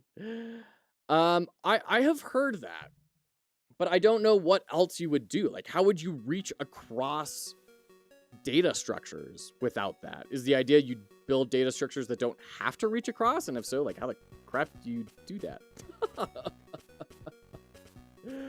Or is it not that signals are bad, it's the signal bus pattern that's bad? Stream was uneventful. Wanted to code the stream, but genuinely had zero idea what to do, so some factorial was... You know, sometimes you gotta give your brain a break. Sometimes you gotta give your brain a break. I have most signals in a main scene. I mean, isn't that essentially just a signal bus, then? Fun fact, resources are static. If you load the resource in multiple places, you're loading the same resource. Yes. Yeah, we ran into that on Overload. Yeah. Steps are generally 1, global references hell, 2, signal bus hell, 3, a happy medium between both groups, and more separation. Okay. I think that's one of those things you'd have to kind of observe the project as it's, as it has been developed. By the way, for the people who are new, if you want to kind of see what we're building, the idea here for the Captain Coder Learn You a Game Jam is we are doing an Autobattler. The theme is only one inventory slot, so you're going to have all these different things in your backpack, and you're going to equip only one of them, and it will count down a timer that will then have an effect, like damaging the enemy or something. You're going to go back and forth until you either win or lose. That's the game. That's what we're building. All right, take care, Tiny Devil. Thanks for hanging out. If you load the resource elsewhere, you can connect to its signals. Sure. Yeah. Sorry, and if you want that's the Fox Hollow Jam, which is going to be starting July 6th. If you want the link to the Learn Your Game Jam, there's a link. Groups are interesting. I started using that to trigger some functions in child scenes. I don't know how performant that is, but so far not an issue for me. And you see, I haven't learned anything about groups yet. I don't know what a group is. Groups in Godot work like tags in other software. You can add a node to as many groups as you want. Then in code, you can use the scene tree to get a list of nodes in a group, call a method on all nodes in a group, send a notification to all nodes in a group. Okay. I can see how that would be helpful. I can definitely see how that would be very helpful. That's the alternative, connecting to the signal directly rather than through a bus. But why does that matter? Why does that make buses bad? Is it a performance thing? Because it seems like collecting all of the signals into a signal bus, like you know exactly where all of the signals are, you know where to reference, you know how to get that reference. Like that sounds helpful. Just replacing a bus with a pipe if you use resources that way. Buses are not bad. It just can get hard to follow. Okay. Okay. So we are saying damage the enemy for this much, and then the enemy will have to connect and say, do this. And in the same sense, we're going to need a setup in here. So we'll do signal setup. And then we will have func signal setup, which is something I like doing, even though it's probably not a good idea. And we will do signal bus dot damage player dot connect to damage player. Okay. And I know none of this exists. You're going to be yelling at me for a while until we actually go build it. I understand. Funk damage player.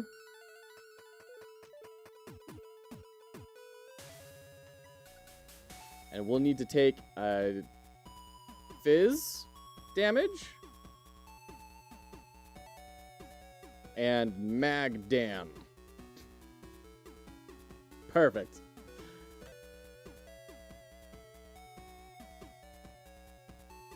Although, what am I doing? This needs to be in the player. There we go. All that needs to be in the player.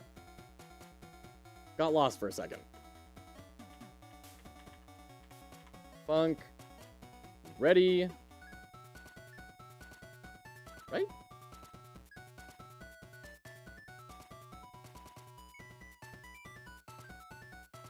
What am I doing? I am in the wrong place. What am I doing? Cut.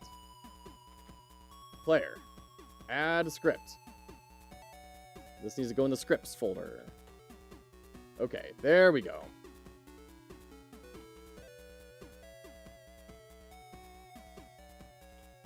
And this is signal setup.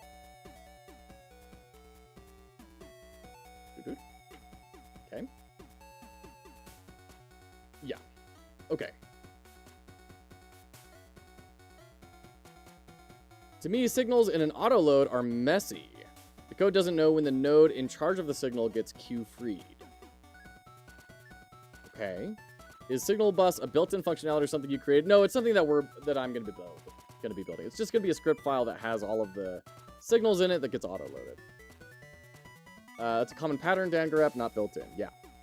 Like a global scope for signals. Yep, exactly. As we usually do with autoload. Exactly. What if you want the same signal to be emitted by different copies of the same type of node? What if you want the same signal to be emitted by different copies of the same type of node? That doesn't... Couldn't that work? You just... Yeah, I guess I'm not following how that wouldn't work. I guess... I mean, I trust you that it probably wouldn't, but I'm not grokking. Just get a script file that contains a bunch of unrelated signals. I don't understand how that's a problem. Okay. All right. Let's go ahead and make this script here. This will be our signal bus. And our signal bus will have a class name of signal bus. And then we're going to have damage player, signal damage player, fizdam and magdam, signal damage enemy, fizdam and magdam. Okay, so it's not liking this. Oh, it is. Okay, all right, great. Oh, Peter, this is what we're making right now. Yeah. You need to make a whole other signal just for a separate instance. Signal bus triggered, folks. Oh, goodness. So that's how you get engagement on a game dev stream, is you purposefully code really bad and in an order that people are not expecting. And then it's like those TikToks, right? Where someone is drawing stuff and then rotating it and then drawing a shape and then rotating it, drawing a shape. So you can't like tell what it's going to make until the very end and they flip it all around. It's like, oh, that's the picture. So you want to watch the whole time and it drives their engagement metrics up. Oh.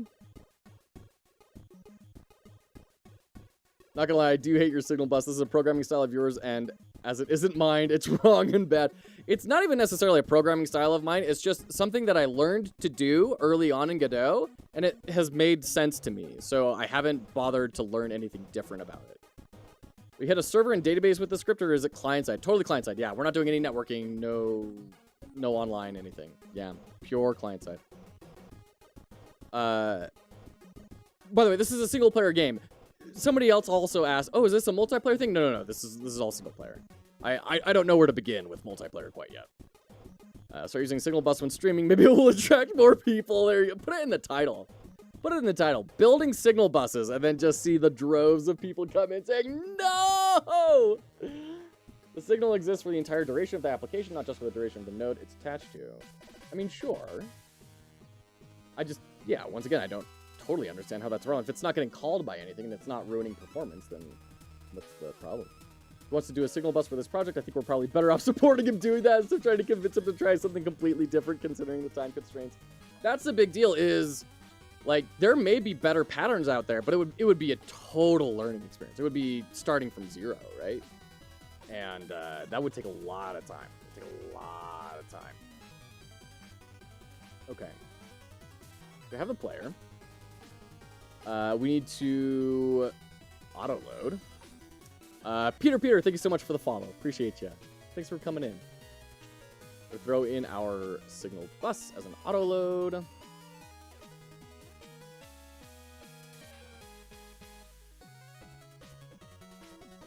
How is that colliding?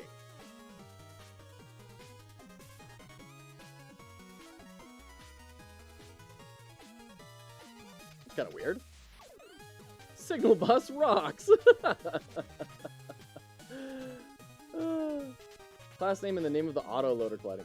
Oh, that's right, because auto-load automatically assigns a... Right, I remember now. Yeah, thank you. Thank you for reminding me of that. I totally spaced it. There we go. Okay. That's another one of those weird little things of... that you just have to know, right? You just have to remember. Oh, right, when you add it as an auto-load, it puts in a class name for you. This is all just a big conversation. There you go. You need to be in here. Okay. Go back to our player. There we go. Okay, that's all working. Great. So damage player is now going to say, how did we write this out earlier? I kind of wrote it down.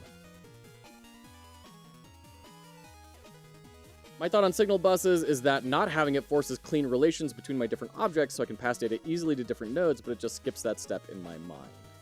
Class name is a horrible GD script thing with the hacky global namespace. Class name just defines a new node type. Oh, yeah, I remember you saying that, Snowies, when you were kind of talking to us about how Godot is structured on the back end. Yeah, that's an interesting one.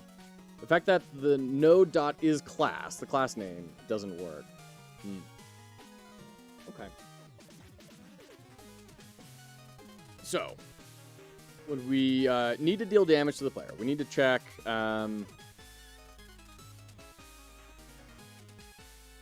is the player ever going to have invulnerability? I don't think so, right? I think they will only ever have shields. So, if Fizz shield equals true. Also, why am I mixing my cases?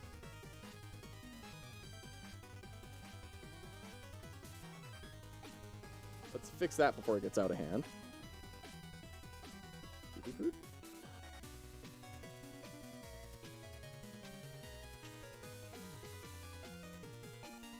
Okay. We're in the clear there. Whoever doesn't use signal buses are noobs. The troll levels are off the charts today. Okay. So if Fizz shield equals true. What am I doing? There we go.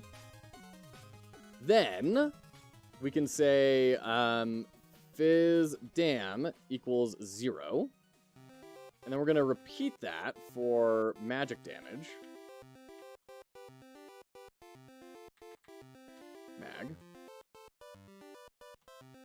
Mag. Okay. And we gotta make these. Export Fizz shield equals false. Export var mag shield equals boy. Fizz shield, mag shield. We're also gonna need reflect equals false.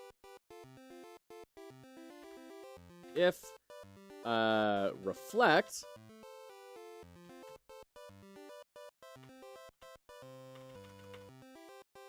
You can tell I haven't coded for a little bit. So basically, Signal Bus is a pattern to do event-driven development with Godot. Pretty much. Yeah. Pretty much. Yeah. The signals are, yeah. Dangrep has it right. The signal is the event-driven development pattern. Signal buses are just a way to kind of gather them all in one spot and have them available without having to worry too much about things. So, if that makes sense. So we're going to do signal bus dot damage enemy dot connect or emit, and you're going to pass in fizz dam and mag dam, and then return. Okay.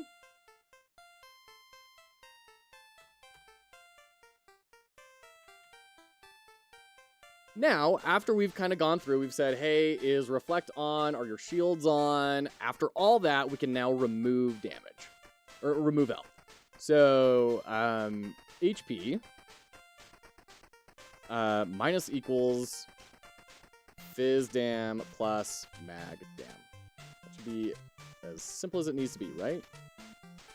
Var HP max equals 10. And var HP equals HP max. We don't even need that as an export. Okay.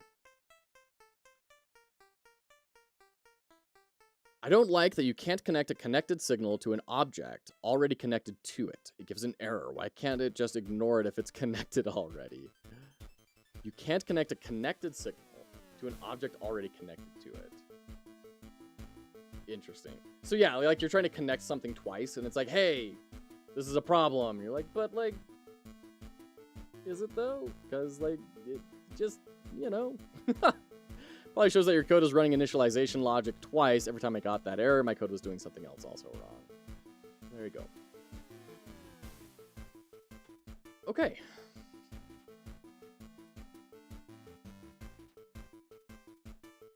Lovely jubbly. I think that's our damage script that we can just kind of bring across.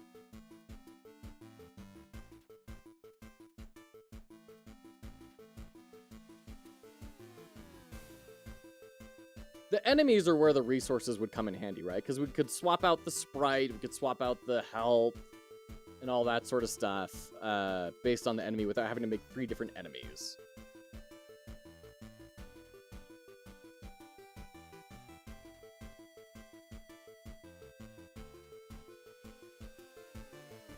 We do have ads starting in just a minute, by the way. Which we're already in. Never mind. Let me go to break. Oh, man.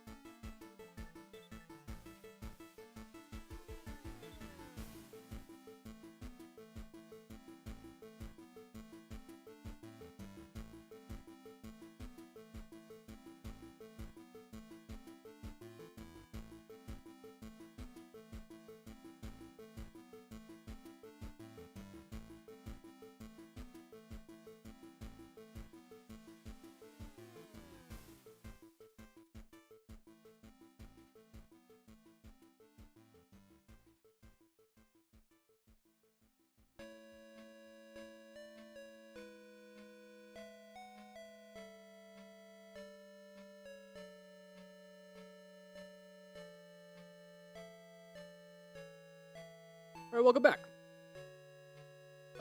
If you create monsters on the run, and when you initiate it, you connect it to different stuff. When it dies, you don't queue free it, you store it in an array instead or something, and when a new monster is needed, you take the old enemy and run the same code, which would try to connect all signals once again. But it's already connected to everything. It gives a crash error, annoying to always check if not connected. Oh, interesting. So like when you're pooling your stuff, it's running into problems. Train signal. I keep telling people to use that instead of the bus.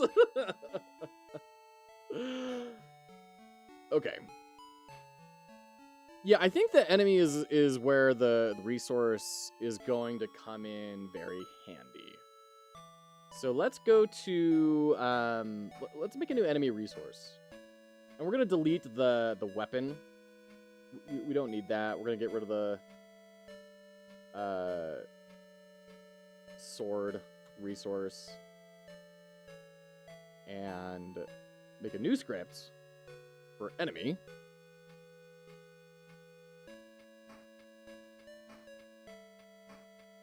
Enemy will have some information in it. And it's basically going to be largely the same as the player. Okay.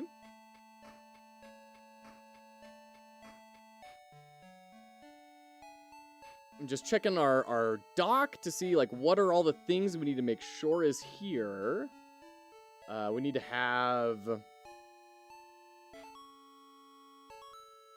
Oh, see, this is another object-oriented thing I'm struggling with. Should we have, like, haste live on the player, and then the ability checks that, or should the haste go to the ability, which is separated from the player because it's its own stupid thing? Ugh.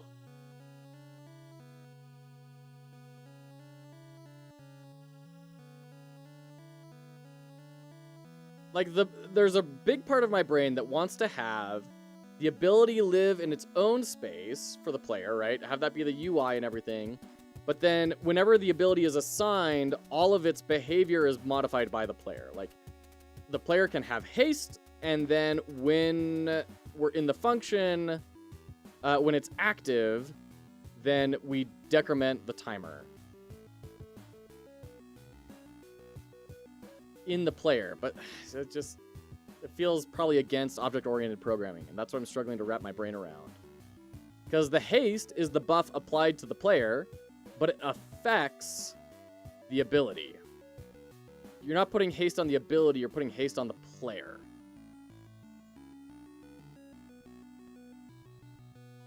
The answer to that is, what makes it easier to implement? Oh dear. Alright. Alright. If that's the approach, then having it on the player makes more sense to my brain. And it feels like it's going to cause less problems. Fewer problems. Feels like it's going to cause fewer problems. So, export haste equals that equals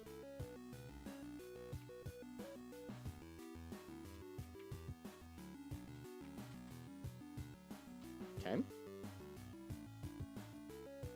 All right, var. Okay. We have our shields stored. We have stun. Freeze is going to probably want to be on the ability.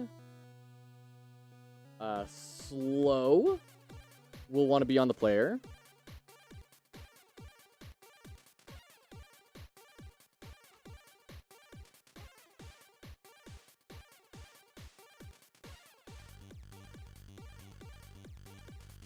We won't need a variable for, like, interruption or anything.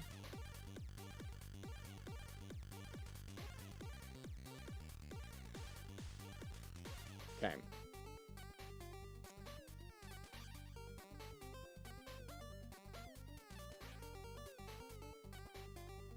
And then we're also going to need, for the bad guys, export var invuln equals false. Okay.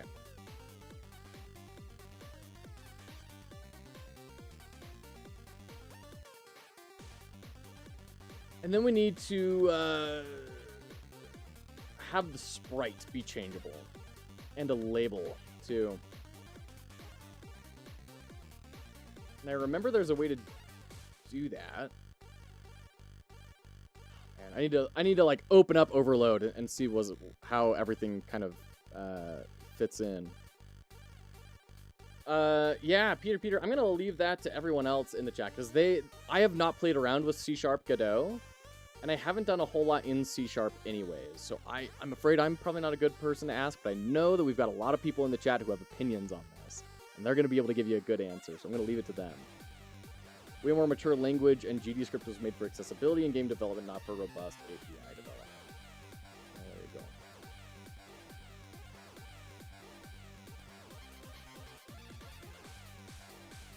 Oh, it needs a resource, doesn't it? Or a class name. Extends resource. Okay.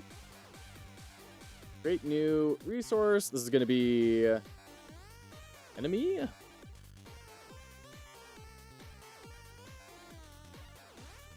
This is going to be our goblin. Okay.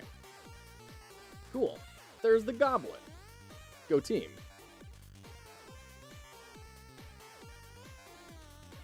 Only not using C# at the moment because of web builds, yeah.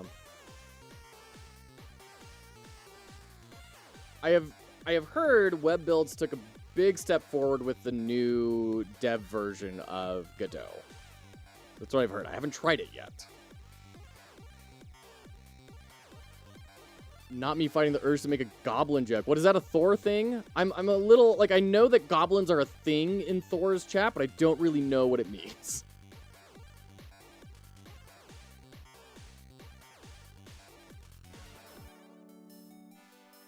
Okay. So we've got our goblin resource.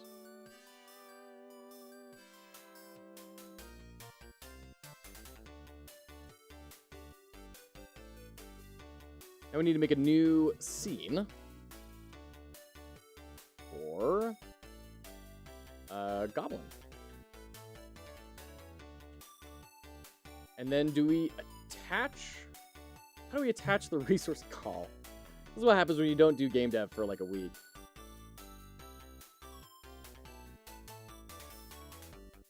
How do we reference that resource? We have to load in the resource, right? So we make a new script for the goblin, and then we bring in this. Yeah. Okay. Talking about a D's nuts joke? With goblin? Man, I was not built for the internet in some ways. Full stack web dev JS plus Node.js. 8 years. Nice. Nice. Did you say that Sundays are testing community games? No, I take Sundays off. Sundays are the day that we spend with family and that we worship. Saturday would probably be community days. Would be one thought of what we're trying to do so that we can actually have a dedicated time to really crush through things one way or another. But I'm still not sure. It may end up being that the last like hour or 2 hours of each stream could be any community submissions for analysis or anything. So I don't know. We'll have to see. There were some huge developments recently to web build, but what we're talking about is how C# currently has a bug in it that makes web builds not work. Right, yeah. No, I'm aware. Mostly a preference choice between C# and GDScript. I know that it's really nice for C# because it lets you use your own code editor, and people in general tend to not love the Godot code editor. It like doesn't have a lot of refactor support and stuff, from what I understand. So, you know, if you have an editor that you really like, then that would probably push C# a little bit more forward. Yeah, there you go, Zeph. Wait, GDScript also lets you use your own editor? Oh, I didn't know that. I've never heard anyone say that before. That's really interesting. I wonder why that's not discussed more. Because that's one of the big things that I hear people talking about is when you use C#, you can use a better, more robust editor. So that's really interesting. Okay, so we're loading in Goblin. So we're getting all of that data from Goblin.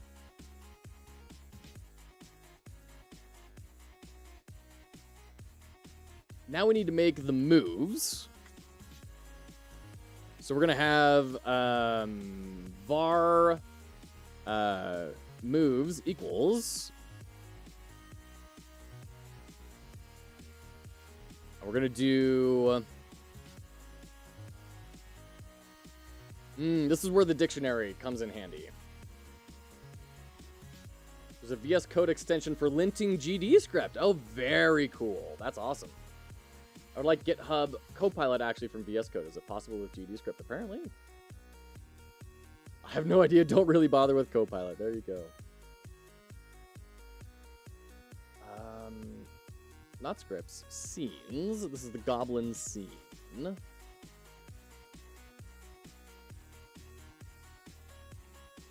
Yeah, I guess we'll just override it.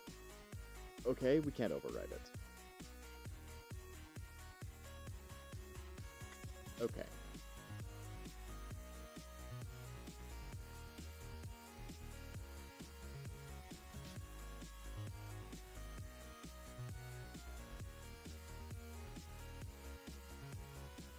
What did I just overwrite?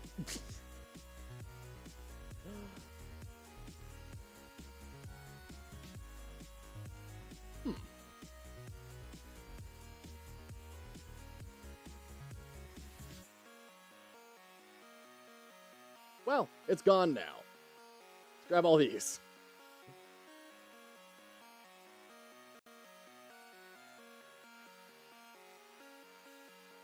But those are all in the resource now,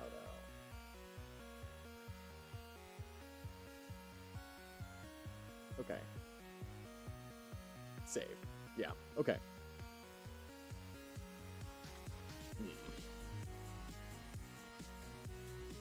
What are the mechanics of the game you're making? Jack, it is an Autobattler. So, you equip an item, and it will go through a cooldown and do some effect. Similarly, the enemy is going to have one move equipped from some array of options they have. And it will cool down, and then they will choose a new option. That's the game. It's a game about refactoring. I was listening but not paying attention. Oh, I deeply wish I was an expert in refactoring. Okay, so the moves for the goblin, we have stick, stones, break your bones. No.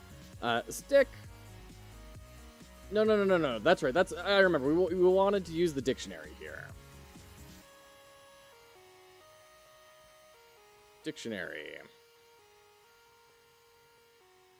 It is right. So instead of the array brackets, we use those, and then we can do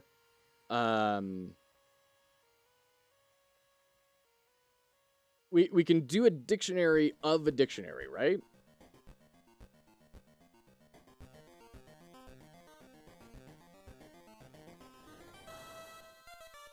That's what I was doing in Overload. Oh boy, what's oh boy, Zaft? What do you mean, oh boy? It's dictionaries all the way down. Okay. So then we can do stick, right? And stick can have damage. You can nest dictionaries. Okay. Why do I feel that was said with a sigh?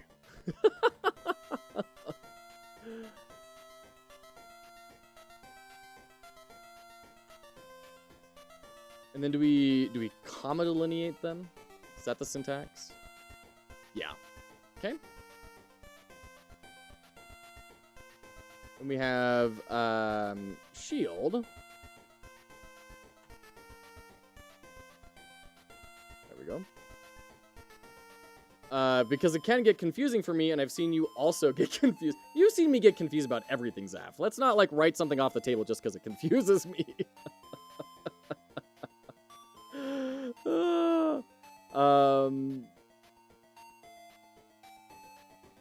Shield.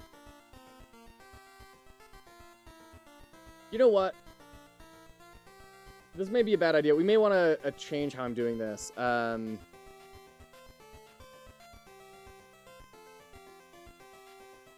If it makes sense, go for it. Dictionaries or JSON? Yeah, pretty much. So...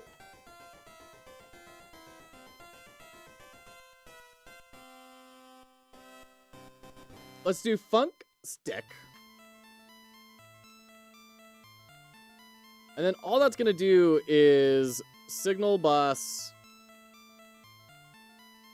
dot player. Is it player damage or damage player? I hate it when the auto complete stops working. Damage player. Damage player dot emit.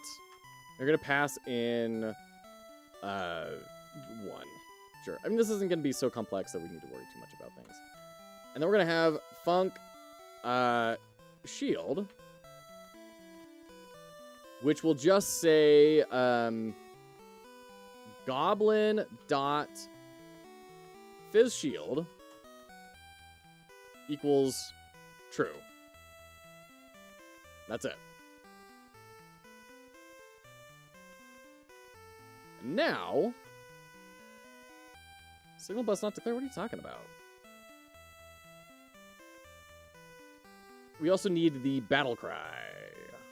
Battle cry. And that is going to set haste to true. Okay.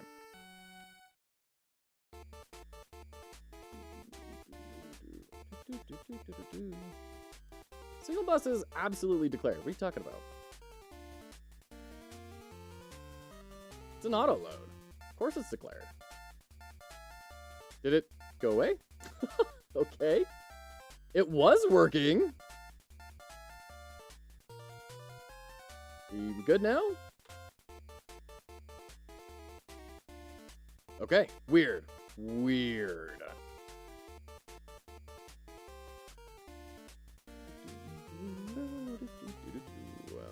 Okay.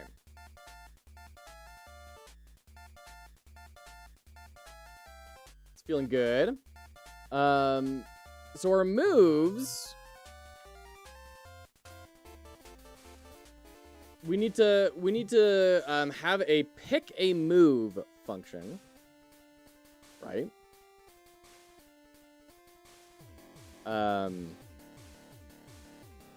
Pick move.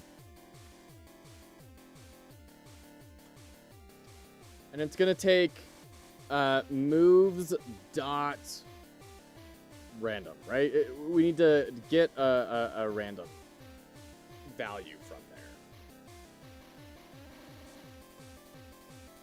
What if you had 100 bullets on screen emitting a hit signal to 100 different weapons? Why would you be emitting those signals to different weapons? I'm not following your example. I feel like that's more of a Discord conversation than a chat conversation. I mean, it's fine. If it's something that I just don't want to engage with, then I'll probably just say, I don't know.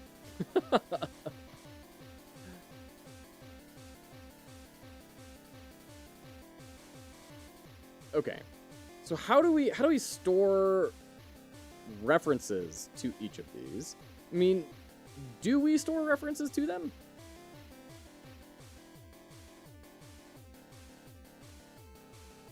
Maybe I'm overthinking this. Maybe instead of like having a direct reference, we just say stick, shield, battle cry. And then we just do moves dot pick random. And store it as current move equals.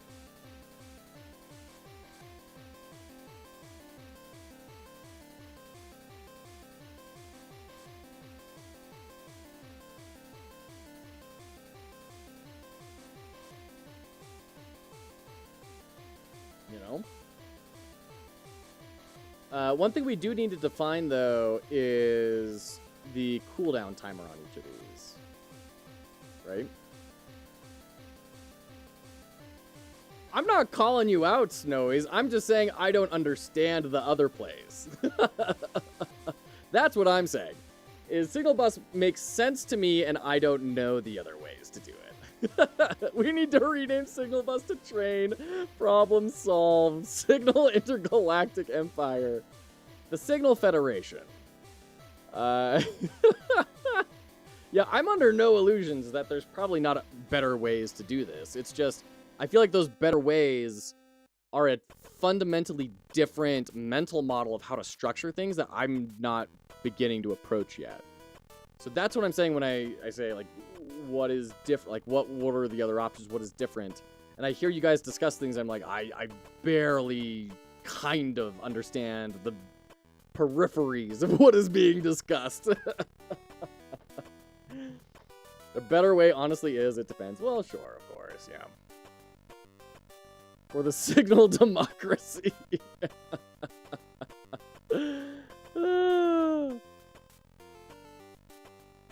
Okay. So maybe we do the dictionary, because then we can have...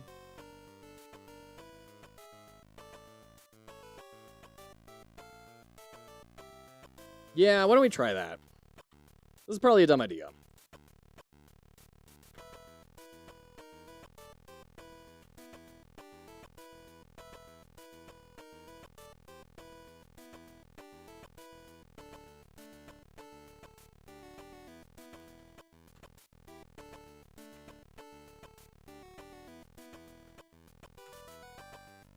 Okay.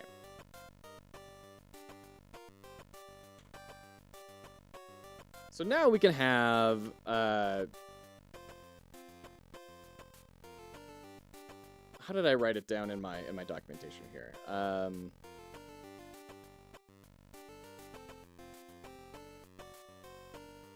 We have timer total as 2, and then we have timer current is time whatever 2.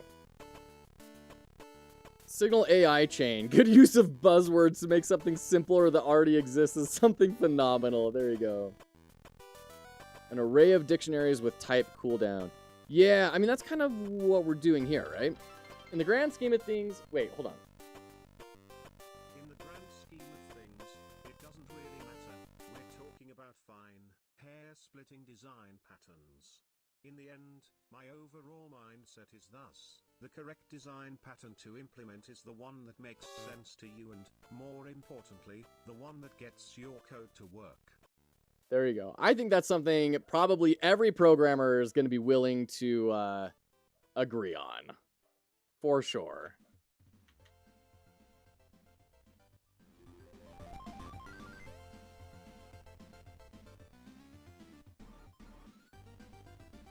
What I learned yesterday is that dictionaries do not support types like arrays. So dictionaries don't support arrays?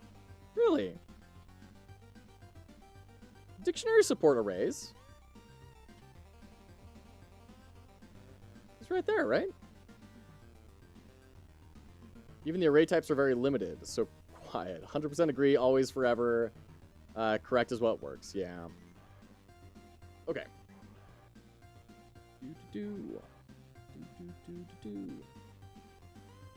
I mean, I guess we could do damage in here too. Why not?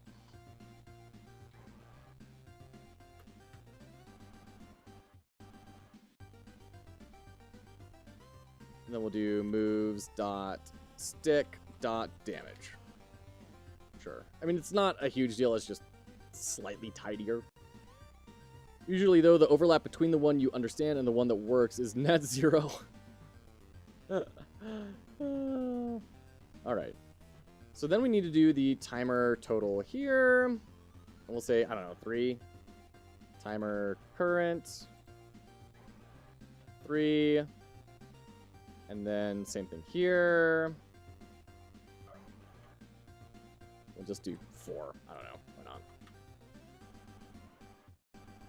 So now we can't do this. Can we do an array instead of being a dictionary? Is that gonna work? Yeah.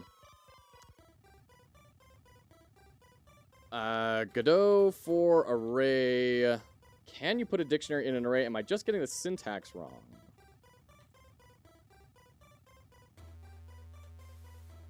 No. Okay.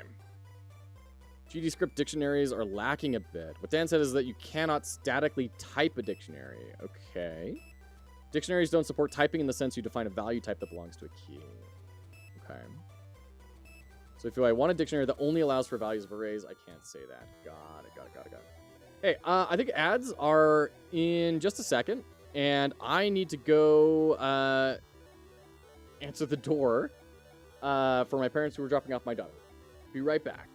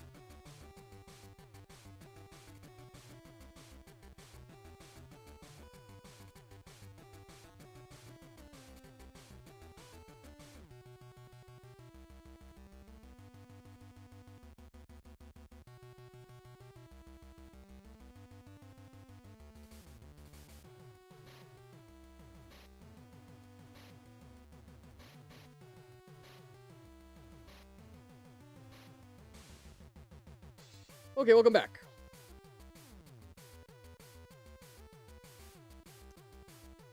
Subscribe to my only signals. Have to finish my game. No, you got a new idea? Oh no, that's so dangerous.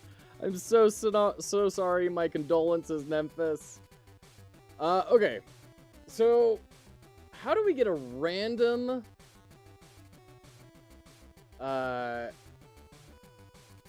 a random thing from a dictionary? Can you get a random value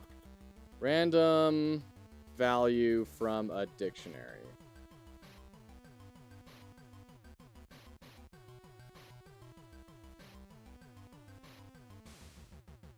First, we get how many keys are inside your dictionary using size. Then we generate a random number based on that size and use it in the keys method. Okay, this is ranunculus. That seems unnecessary. We're going to just change how we're doing this. So, we're going to now say moves array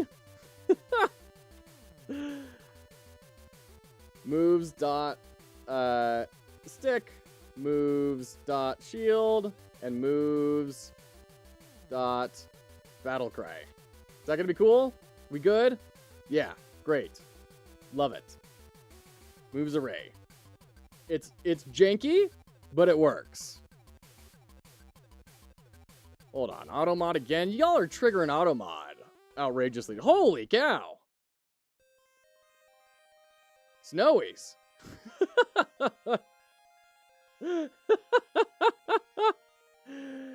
Oh, shoot. These moves stick. Shuffle. Oh, my goodness. 20-sided dictionary. Oh, goodness. All right. All right. Thanks for the thoughts there. Appreciate everyone. Yeah. Dot keys pick random seems a lot better than what I was seeing online. What I was seeing online was like you have to like grab a random number from the size and then do all sorts of weird stuff. Whatever. This will work. As soon as it doesn't work, we can go back and fix it. But how's I supposed to know that word would be auto-modded? Every word is auto-modded. Snowies? That's the secret.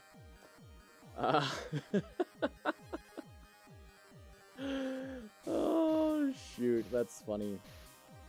Yeah, I need to go in and tidy those up a little bit, don't I? Okay.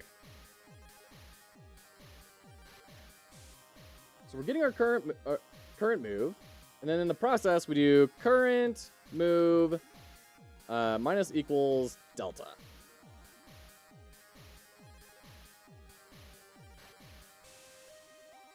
String and float. Ah, okay. Current move dot timer current, and then the timer. These all need to be floats.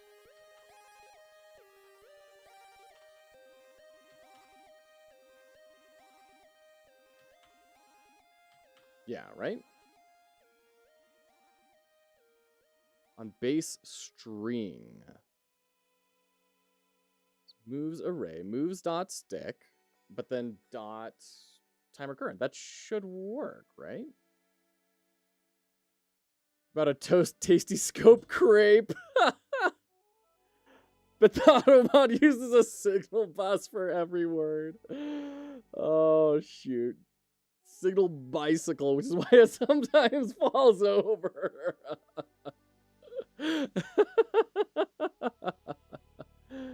Oh, hilarious. Okay.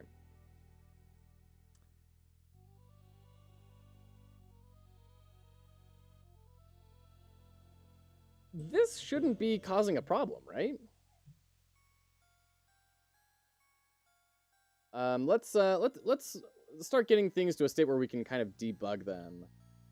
We're gonna add a linked scene. We're gonna bring in the player. We're gonna bring in the goblin, and the goblin needs a 2D node, doesn't it? 2D sprite. Put this as a placeholder texture. It'll be kind of up here. Save. There we go. So now in our script, we need to print current move. And then I want to do the same thing for dot timer current.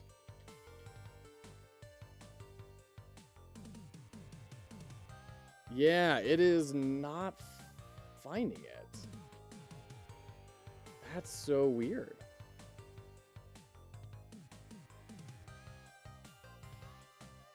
The error is correct. Bummer. Finally at home, how's the coding going? It's going all right, Tatas. Welcome home, by the way. We're working on getting all of our data structures up and functioning the way that they should. So, you mean moves. Current move.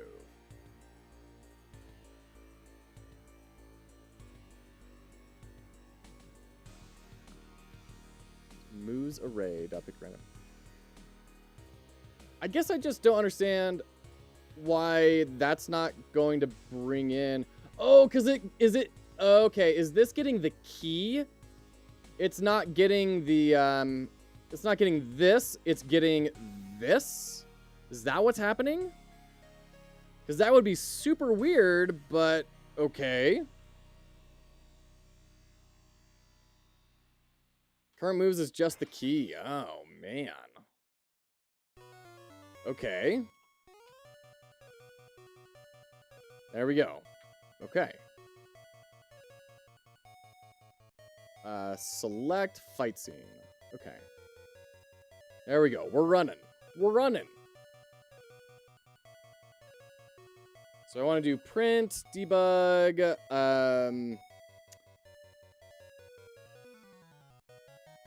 moves dot current move dot timer current. I just want to see if we are accurately moving down here.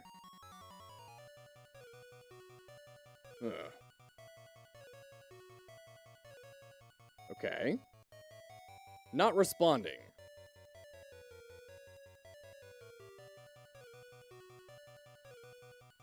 Okay.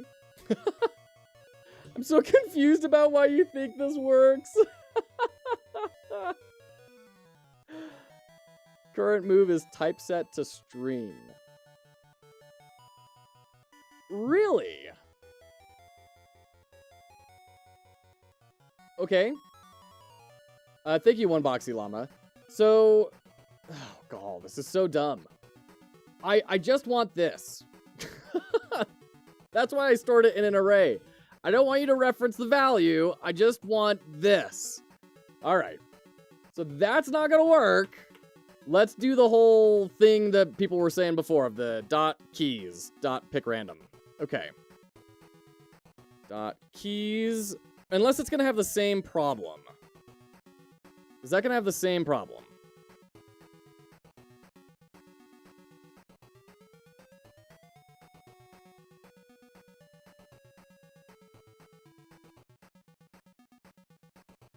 Oh, I think you're right, One Boxy Llama. Yeah.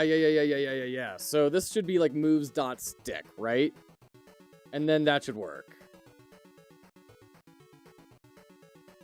Invalid access to property or key current move on a base object type dictionary. Invalid access. Okay.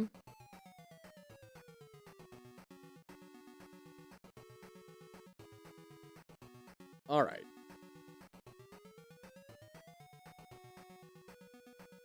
Well, let's do the dot keys, dot pick random.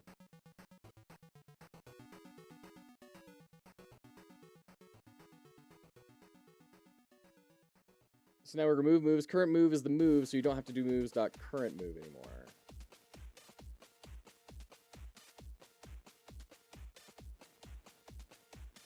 Oh, I see what you're saying. I see what you're saying. Wait, hold on.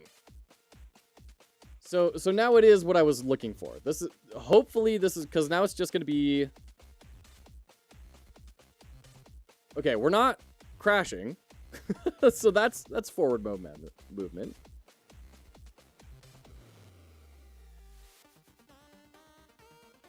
But we're not.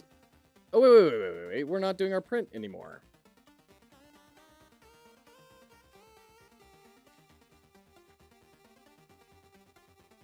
Okay, there we go. Hey, look at that. It only took a lot, but we got here. Thank you, everyone. Yeah. So I guess my question is, why is this? Oh, because the problem was that it was explicitly typed as a string, right? That was the problem. I explicitly typed it as a string, and then I was assigning it this. And that's what broke it. Okay. Got it. The typo's not the problem. Don't learn the wrong lesson. What was the problem, Zaps? Wasn't it that I had it explicitly typed as a string and this was not a string? What was the problem there? Before you had current move equals quotes stick. Right.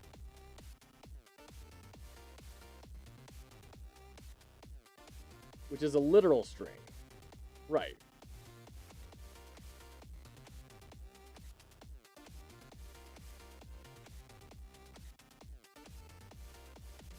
I mean, literal string as far as programming goes, it's not literally a string.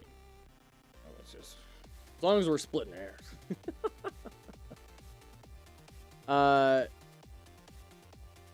Yeah, so I guess I'm, it's like saying current move equals, right, yeah. It was the quotes that were the problem. You guys are all saying different things, I think.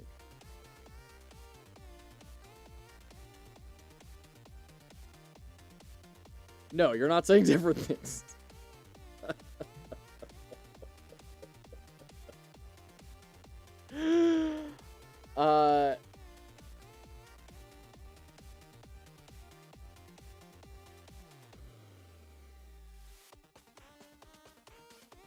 Just a case of multiple solutions to the thing you were trying to do.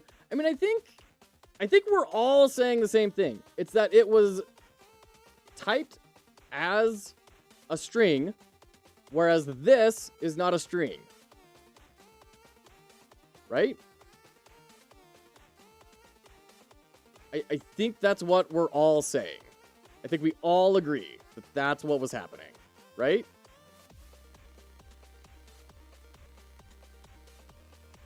The colon equals was actually saving you.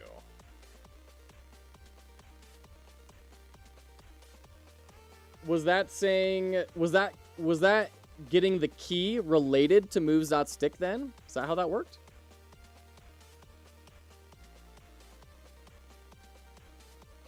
It would have worked without the colon because it would have dynamically changed from literal string to dictionary. Walrus operator assumes the type. Is that what it's called? A walrus operator? It was telling the editor it wouldn't work at runtime. Okay.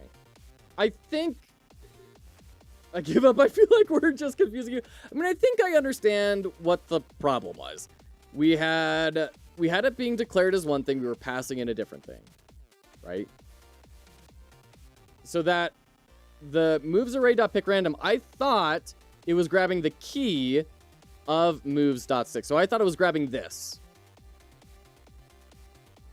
But it is not grabbing that, right? It's but because I had this in quotes, it was breaking because they were different things.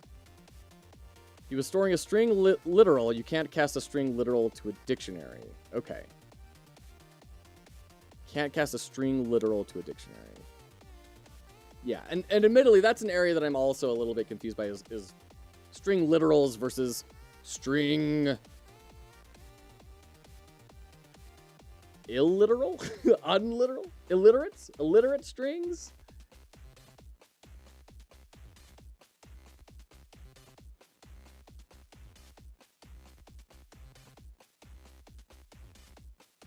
Anyways.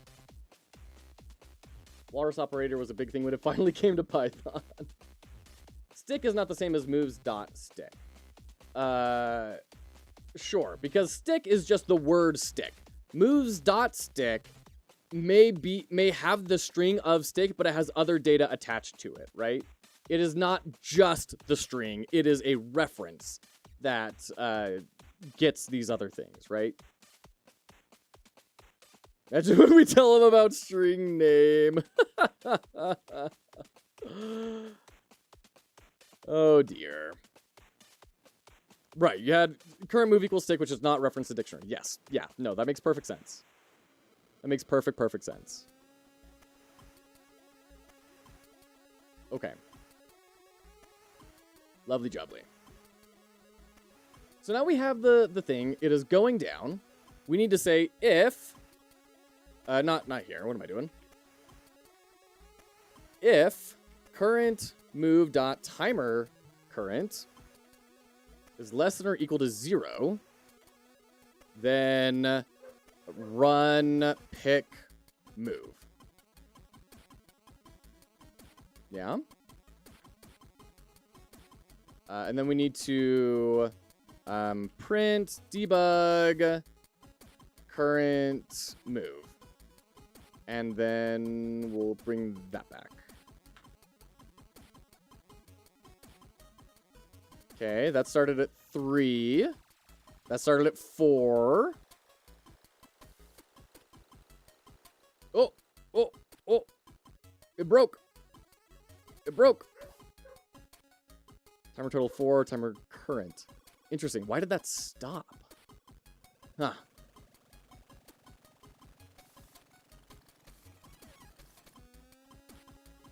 That's bizarre. Let's search for moves. No, stick. No, shoot. You need to reset times. Oh, yeah. No, great point. Thank you. You're totally right. So we then need to say current move dot timer current equals current move dot timer total. Okay.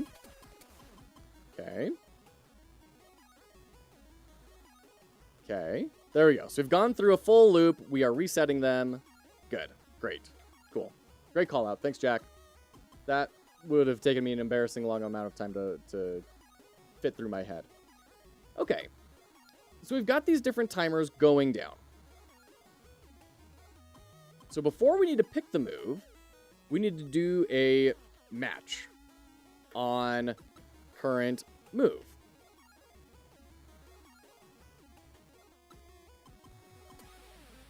So if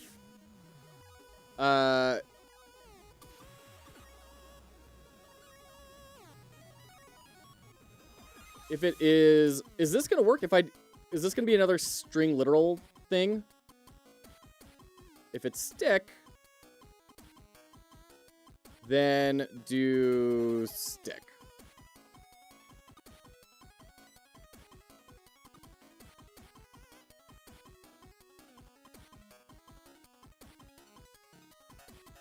I'd recommend changing it to less than or equal to 0 to avoid a negative number from accidentally breaking it.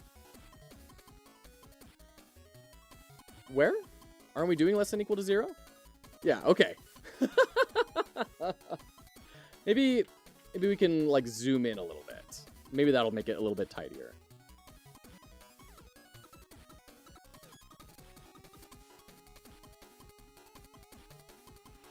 Mothman, thank you. Oh, we're all out. Let me go grab some more.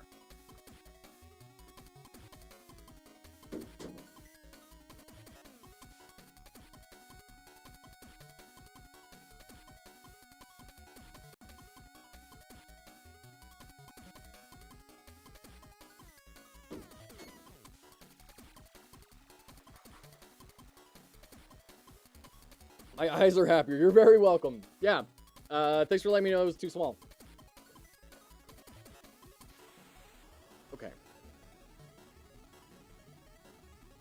If it is shield, then we run shield. And if it is battle cry, then we run battle cry. Okay. Oh no!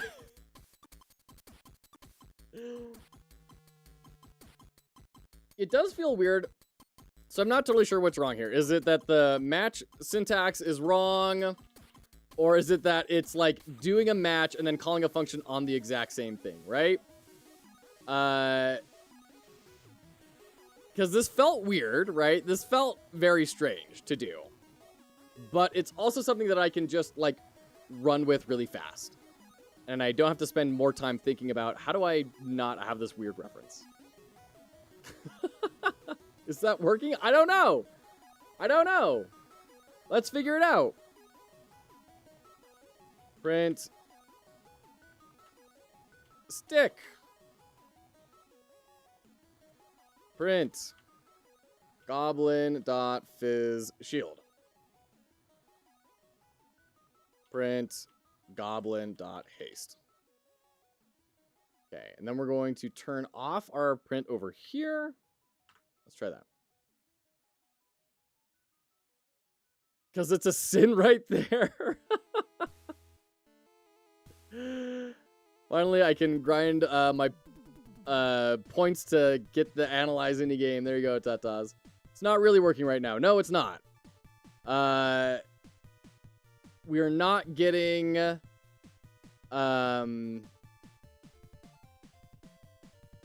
what we need. We're not getting yeah, this is not working at all. Is there a number that will ever match the string stick? A number that will ever match the string stick? I don't know what you mean by that. It's not working because current move is a dictionary, not a string. That's what I was thinking, right? That's what I was asking when I started off. I was like, is this going to be another one of those literal string type sort of stuff? So then my question is, how do we reference that? Do I just say moves.stick? So it's moves.stick. And then moves.shield. Moves.battlecry.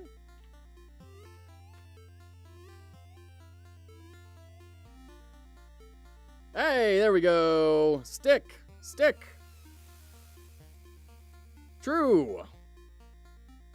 True.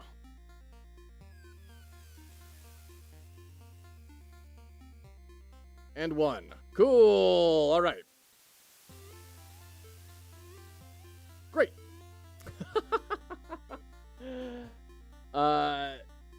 That was why I was a bit worried when he started with dictionaries. That surprisingly works. Hey, Captain Coder, good to see you. How are you today, sir? No worries, Fortune's favorite. You go into your meeting. You have a good day. Thanks for hanging out. Might not work in match, though. Might need dot equals for it to work. Oh, it works. Y'all overthink this stuff, you know? Hope you've been well. We're doing very well. We're just working on the Game Jam submission. Building an Autobattler where you have one inventory slot and you choose which thing goes into that inventory slot to tick down. And the game is going to be kind of hot swapping between the different things in order to make something, in order to beat the bad guy. So, matching GD script is crazy. Also, I'm infuriating all the programmers in chat. I'm routinely bothering everyone. And, you know, cheers. Okay. So it works! Great. We are getting into the functions. Oops. Let's go ahead and knock all that out.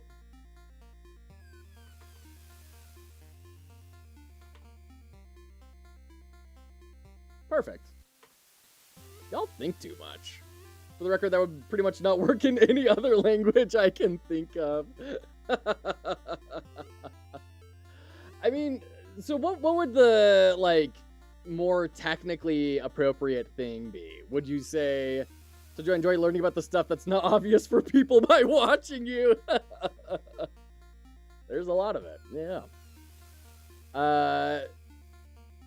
I mean, you wouldn't do, like, if current move equals moves.stick, and you wouldn't do if current move equals quote stick, right? It feels like there's something else you're supposed to be doing. This is fine. Match is a pattern match, right? I've not done much GD script. I don't know enough to say yes or no to that, Captain Coder. I'd probably track the key of the value. So you do like current move dot key. Is that what it would be? And then that gets you the string. It's a switch, but a switch on steroids. I wouldn't call it pattern matching. Okay. Red. Look at that. Hey, look at guys. Look, we got an enemy. It's all working. Everything's fine. Also, we needed to do if haste goblin.haste. If goblin.haste. Confusing my programming languages for a second. Then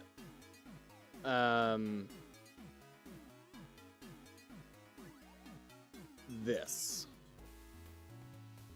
Delta times 2. Else normal. Okay? You'd store the key in current move, but this works. Okay. Fair enough.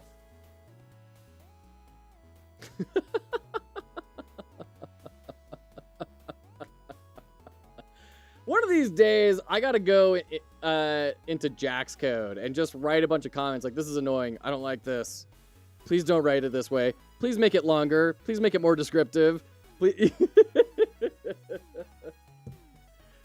Close to that, but it does some surprising nice stuff. Like you can have an object as the match key. There, see, right there. We learn together. Do you want to learn about ternary operators? That sounds really familiar. I feel like I know about ternary operators. What are ternary operators?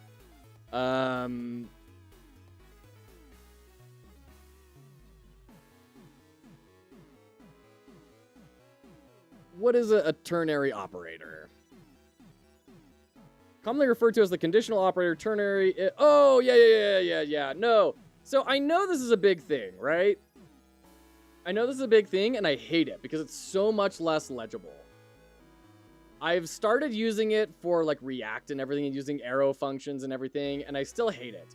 It's all this syntax sugar that makes things a trillion times less readable unless you know exactly how to read it, and I hate it.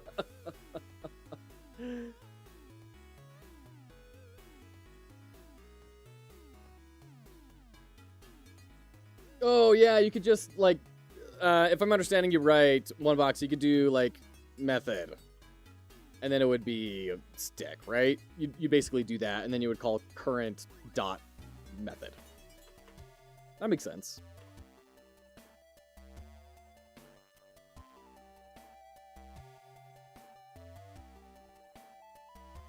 Have you done ifless code? No. I love ifs. Why would I do ifless code? Syntax diabetes, I call it. Didn't realize it was so hated. No, I mean, listen, I know a lot of people really love that sort of stuff. And it's really good. Like, if you're doing this for 8+ hours a day for years, yeah, it's going to make a lot of sense, right? It's going to work really well. But if your primary job is not programmer, I don't know. In my opinion, it's so much, it's just another language you have to read, right? And you have to, it's like learning any language. You have to figure out what the words mean, and then you have to run that through your translator in your brain to say, this means this, this means this, this means this. And you have to do that forever until eventually you become fluent in the language, and then you don't have to go through that intermediary step. You just know what that is. But for everyone who's not at that fluent stage yet, it's a massive pain, I think. It's at least that way for me. It's the same way when I was learning Spanish. You know, conversations were tremendously exhausting because I would be running through what everyone was saying in my head and retranslating it back to English so I could understand it. And then eventually I got to the point where I could just understand the Spanish. I didn't have to translate it. And then it was great. You can do magic like timer minus equals delta times 1 plus goblin haste.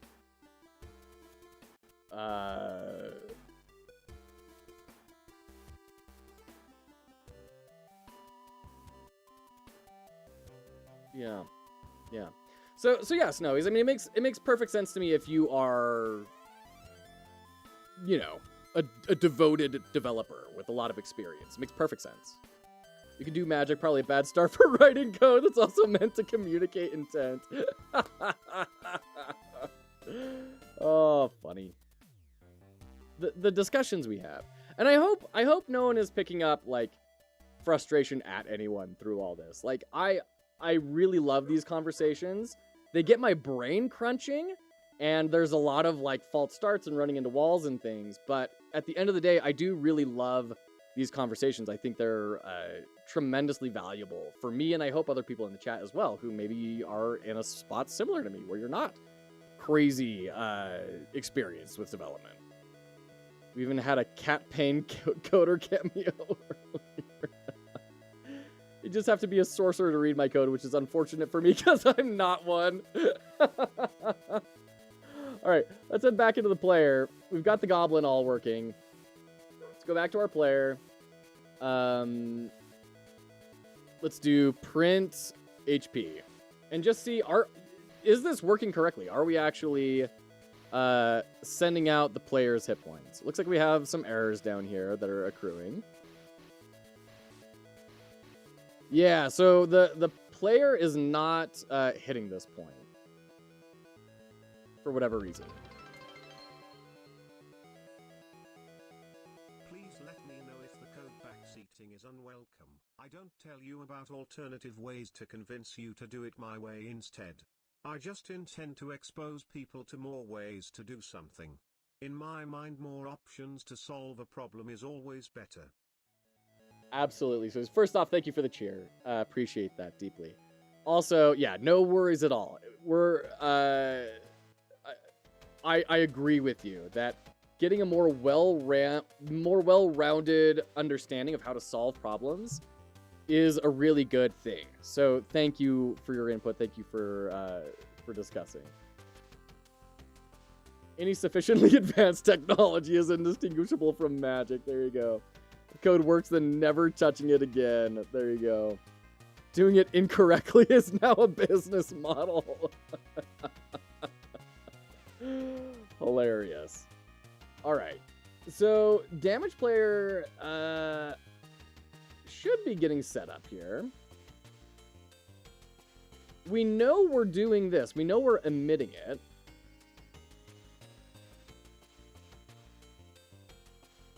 Let me throw that in there real quick.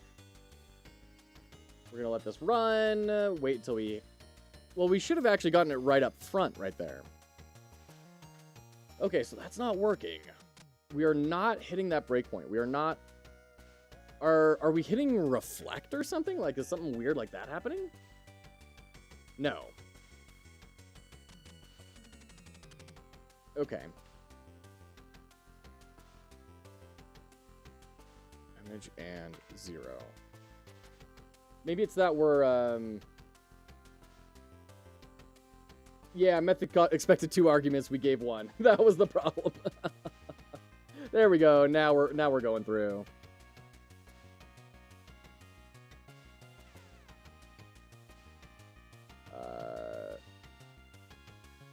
Play. Okay. Output 9. There we go. Then it should go down to 8. There's a real Northern Lion effect where people see someone playing a game wrong and feel the need to buy it so they can play it correctly. Hilarious. Yeah, there we go. There's our 8. There's our 8 right there. Okay. Good. Lovely. Hold on. I just realized you guys are not seeing the window when I run this. There we go. That needs to go on top. There we go. All right, we'll throw it over here. Okay. Hold on 1 second.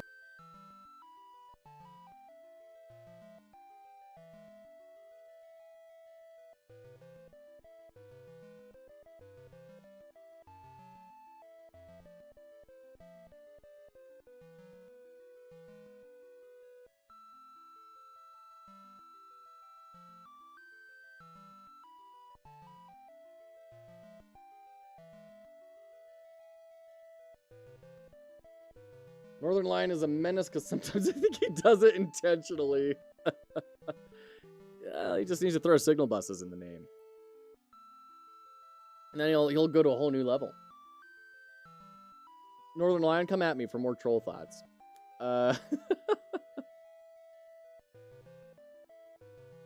The funny thing is, he also has a reputation for being really good at like trivia games and everything. Okay, so damaging the player is working.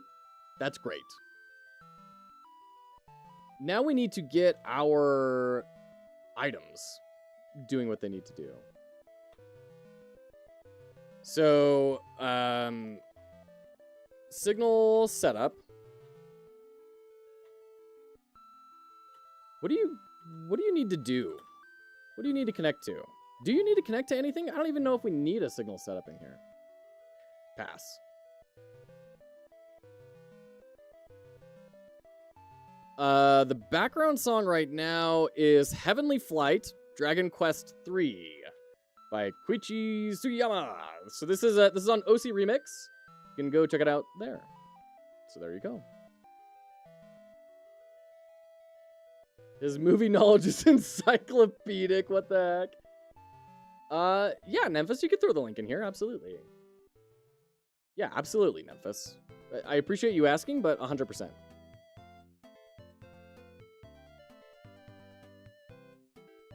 Okay. So if timer current is less than or equal to 0,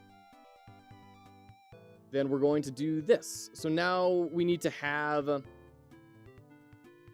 our enemy. We can actually do this in the enemy resource, which is great. Signal setup. We could do signal bus dot damage enemy dot connect damage enemy.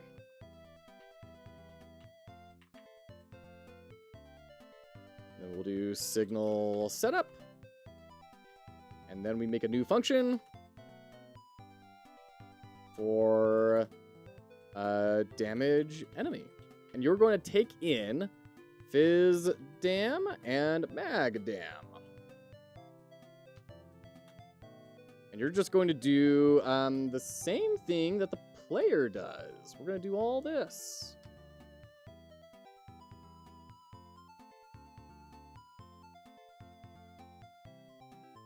Yeah.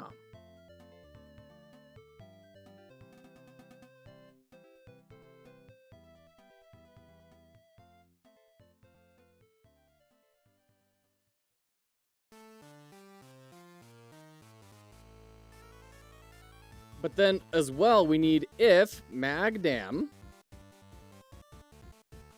Then we need to adjust the timer, which we can't do. That's a problem. Yeah, great point, Zaft. Watch your profanity. Autobot is getting on the bicycle right now.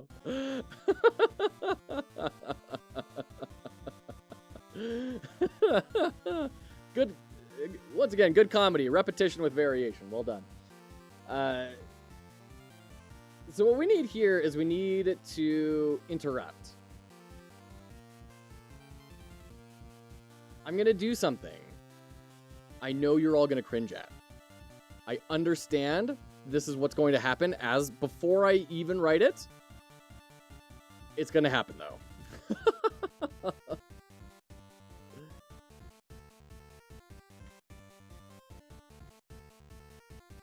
going to make a new signal. Signal interrupt enemy. And then the goblin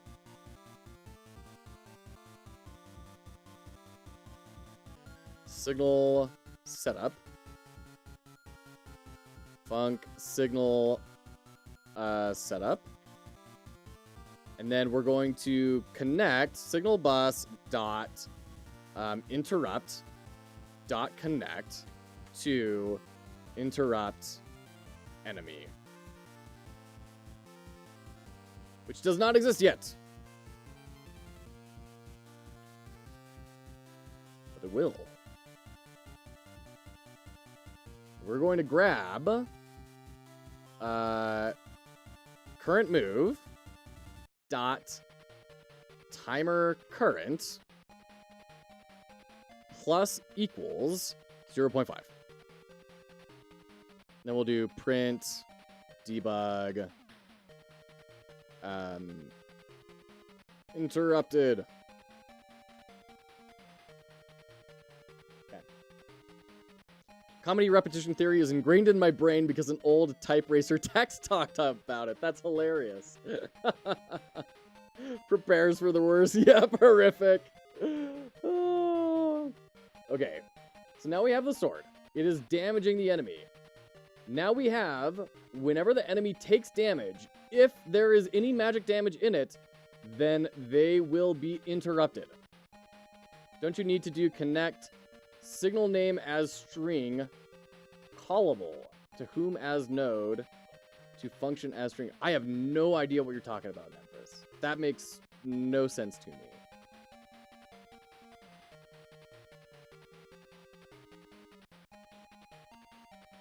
I'm not sure why you thought I'd hate that. Well, it's more signals. It's more signals, and it's putting, like, the timer stuff in this weird space that's tied to the character, and it's like, it's all twisted. There was nothing wrong with that solution. I don't think you understand the fight that you're going to pick with the rest of chat right now, Snowies.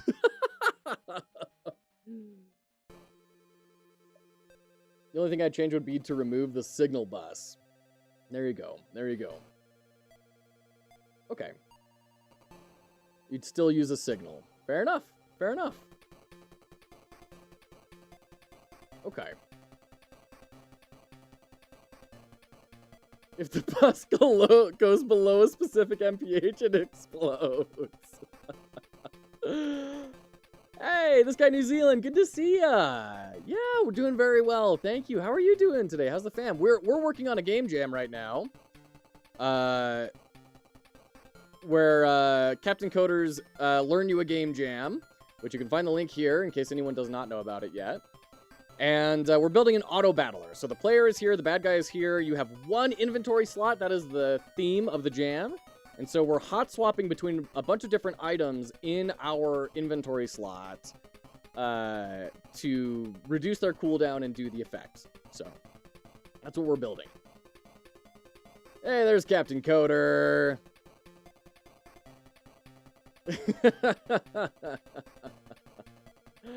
Right on.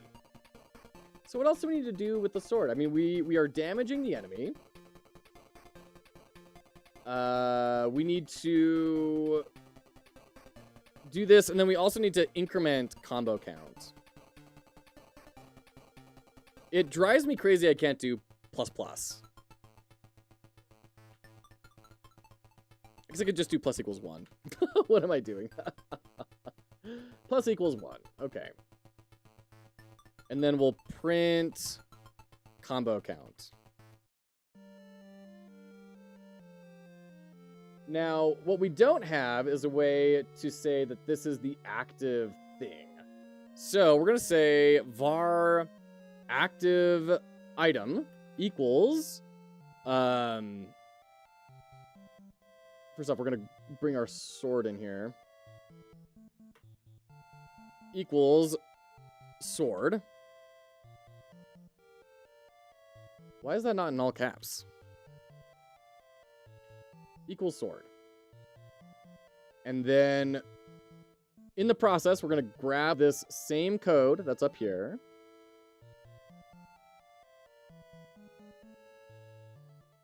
If haste, then sword. My kid is waking up from his nap and he's very happy.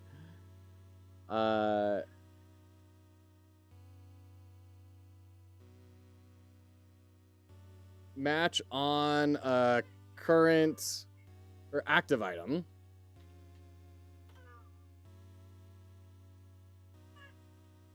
There we go. We need to make a haste. He's so happy right now. So we need haste. We need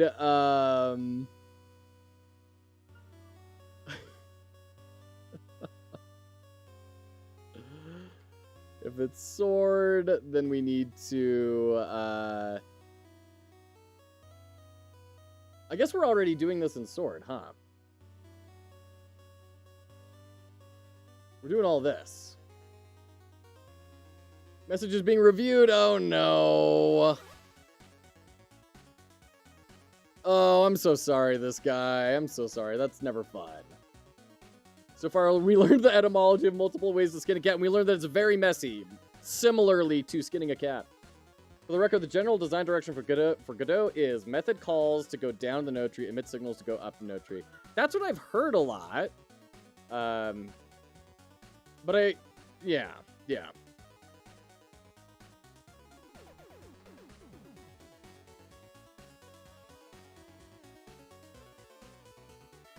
I think we take this out of here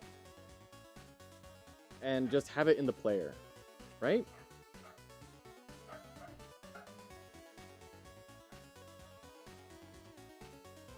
So on sword, do that. So we can, I don't know. This is dumb. I just need to get stuff down.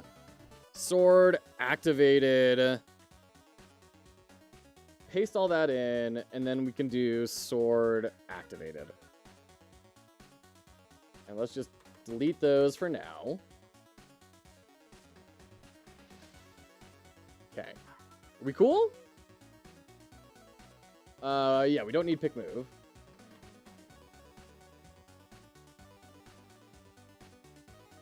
Combo count not declared. Right, because we need to do sword dot. Right.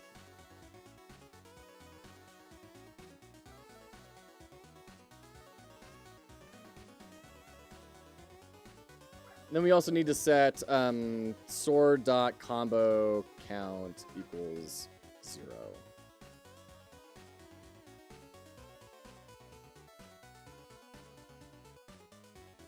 Ah, it's not finding any of that. That's interesting.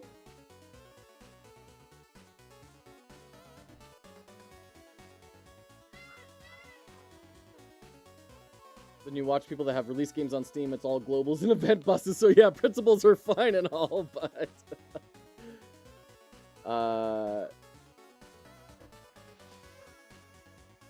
Cool. Well, thanks, Snowies, I appreciate it. It's good to have at least, like, a third of a win every now and again, you know?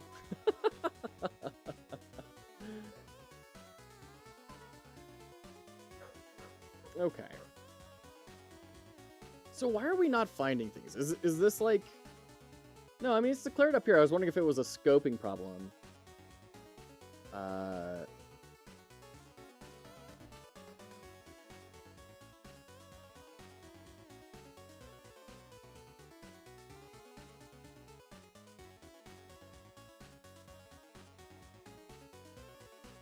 Is it because it's not a resource? No, but I mean, like, it's working right here. No, well...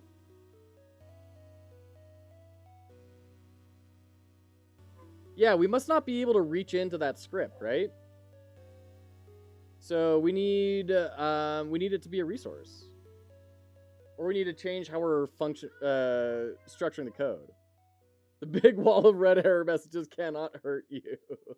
Sword is not a resource nor a node. Yeah. So this is the sort of pattern that would work in GameMaker, but not in Godot. So then...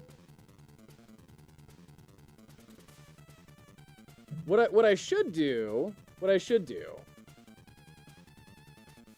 is rip all that out, put it back in the sword, and put it in a function, like sword activate. And then we eliminate all these sword references. And then we signal it, right? We say, hey, this is activated now, do this function.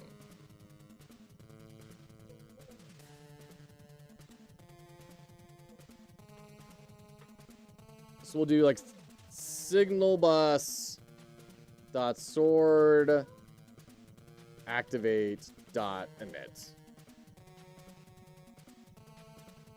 Then we go to our signal bus and we say signal sword activate.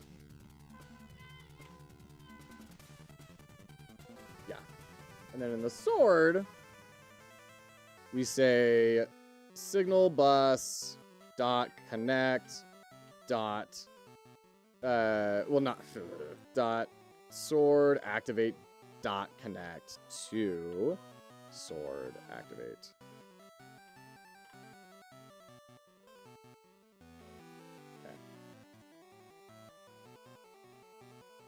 Okay.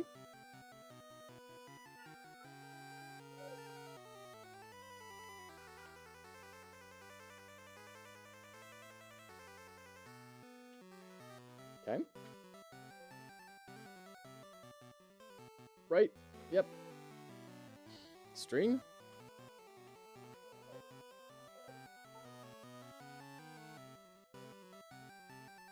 Could not preload the sword resource. Yeah, we don't need that.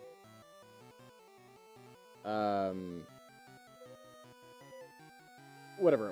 I'm going to do this jankily for now, and then we're going to make it better later. Okay.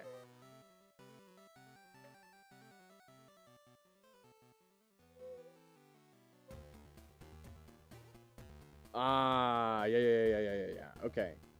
All right. This is super broken. Hold on. Kid's starting to cry. Gotta go take care of him. Give me 1 second.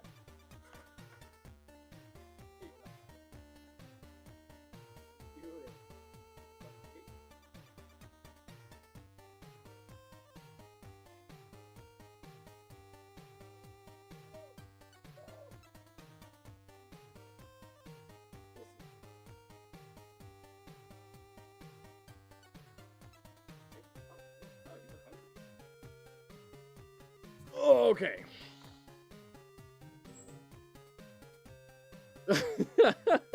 I'm catching up on chat now. Junior Dev is screaming for help with this assignment. Yeah. Okay. I got up in my head. I got the wrong mental model for how this is all supposed to function, and I went too far with it. Quickest take care of the kids ever. Yeah, he seems to be pretty chill. He's super tired. So, just a pacifier and rewrapping him back up in blankets that he kicked off, and now he's pretty okay. Okay. So I keep trying to reference this as, as if it were a resource, right? Which to me makes sense. It seems like it's really helpful, but it also seems like maybe not the right pattern. Admits the child into a signal bus taken care of. Hey, loading personality, good to see ya. I think you had it right, you were just missing one piece. It's hard to have a good work-life balance when you're a dev, trying to prove you can do great.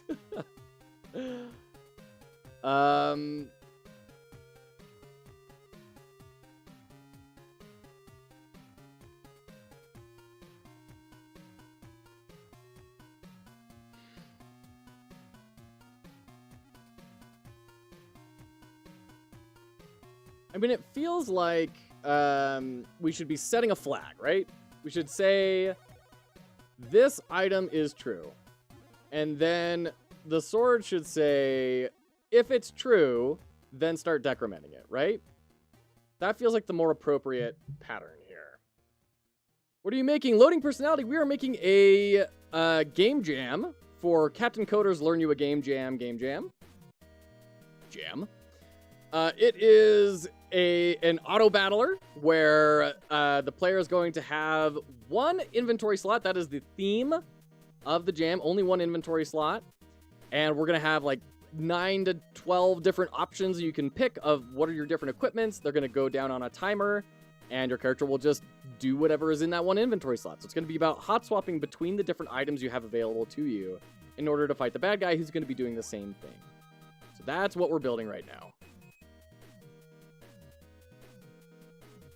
You have an auto load that acts as a signal bus. 2, use the owner property. 3, make smart use of groups. And do getTree.getFirstNode in group. Man. If I'm 5 levels deep in the tree, how can I signal up the route without signaling 1 level up at a time? Oh boy.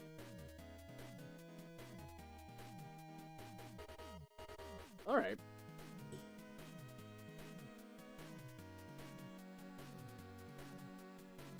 So we need to have like a,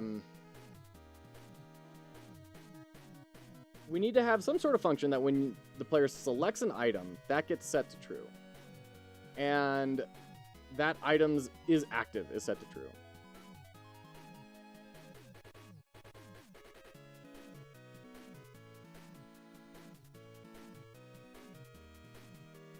Right? Let's bring it back. If is active, then do that.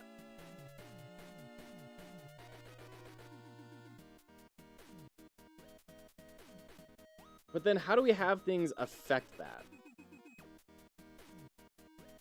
I guess we can say, we can have a different signal for each item and say sword equipped, wand equipped, and then signal that out. That seems really annoying, but I think it would work.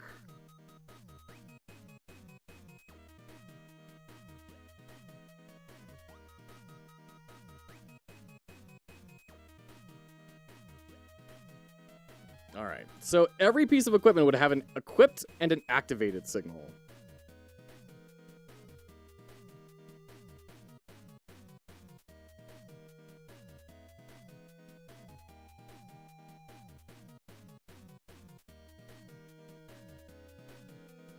Ooh.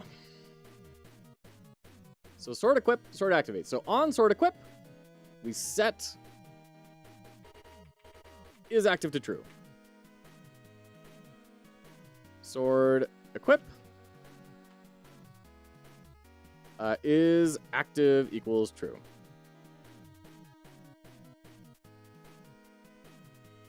So we'll write a manifesto against signal buses. Don't tempt me. Oh boy.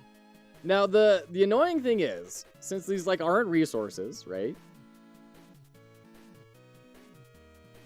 How do we set is active to false? I guess what we, oh god, this is really dumb. This feels so dumb.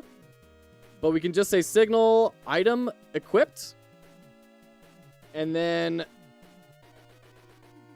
everything will have an item equip function, which is setting is active to false, and then if you have sword equip, then we set it back to true. That's the easiest way I can think to do this.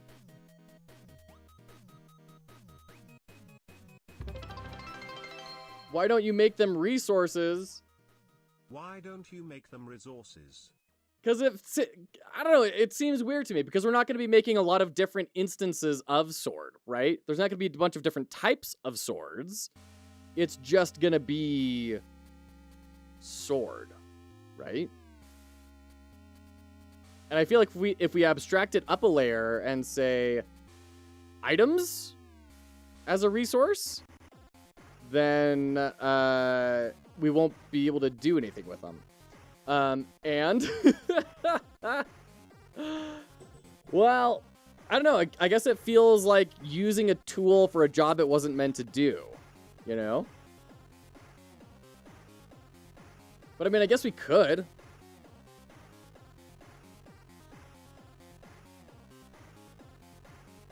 Not true at all? All right. Well, let's give it a shot. So we're going to extend resource and class name sword. If you want my suggestion to solve using nodes, let me know. I mean, I'm curious, Zaft. I may not use it, but I'm definitely, down for learning more. One-off resources are very much supported. I mean, there's a difference between supporting them and like being good practice, right? And I'm not saying that it's wrong, just that... Oops. I don't know. Okay.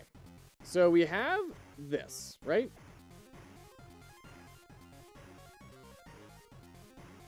You are now active.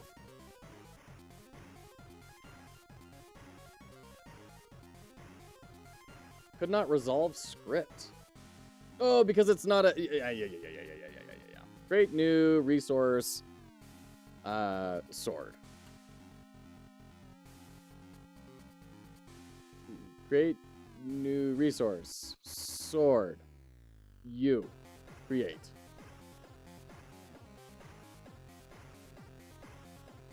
Where is it?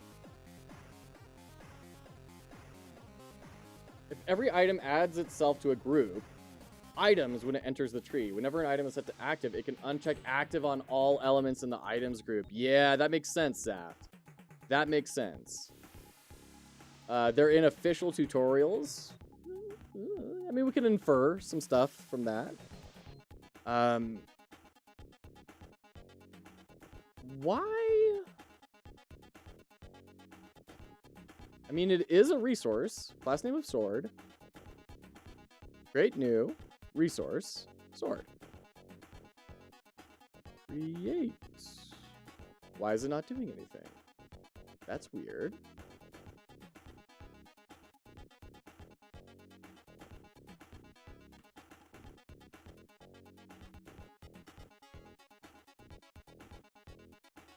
Isn't it weird?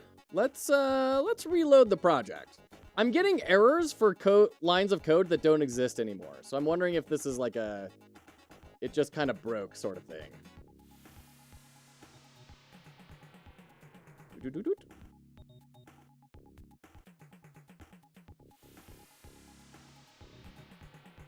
Okay.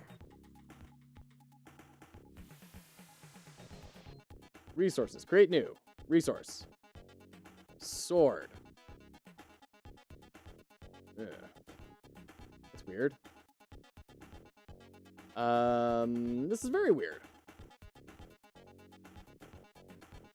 Yeah, it's saying error on line 44. That line doesn't exist.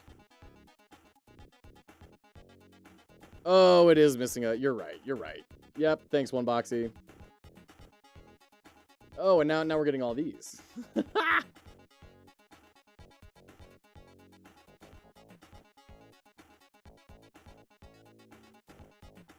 So if we're making this into a resource, then we can put this back into the player.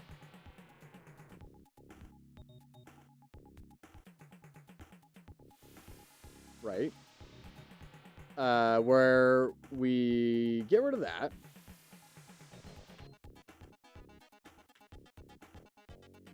Yeah, I need to learn groups, apparently. That sounds really helpful. And I need to get it worked in my brain how to use groups. And in what instances do you use groups? Okay.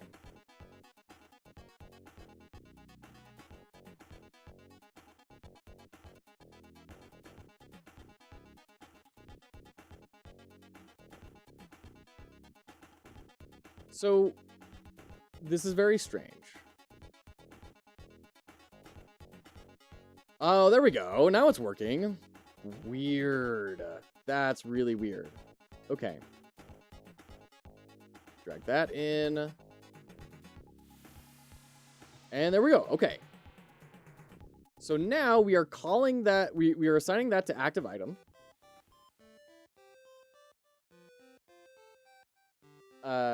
If the player is hasted, then we change their timer accordingly. If our matching on active item is sword, then we activate the sword, which will go into here and do all this stuff.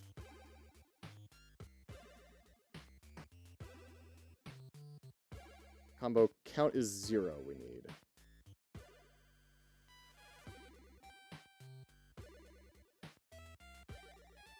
Okay, let's try it out.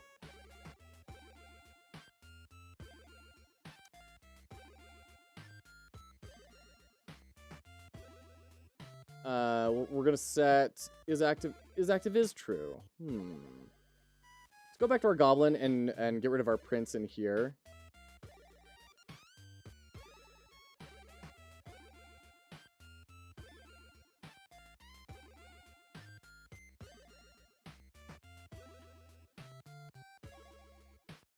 You could also arrange it into a state machine to handle everything. 100 ways to skin a cat. Sure, sure. Okay. Let's get rid of that. And change it to a debug as well, because that's the sort of thing we could lose track of really quick. Is this happening? Yeah, it is.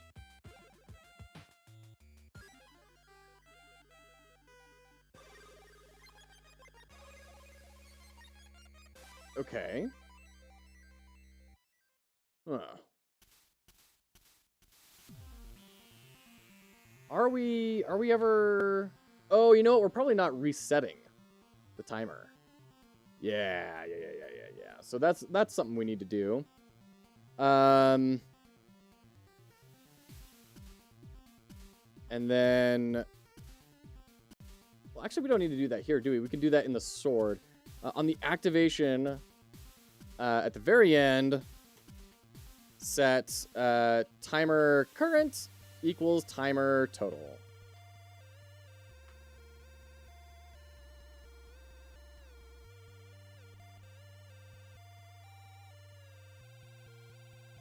Okay, we're not getting anything sent out. What does .new do? Does that like make a new version of the resource?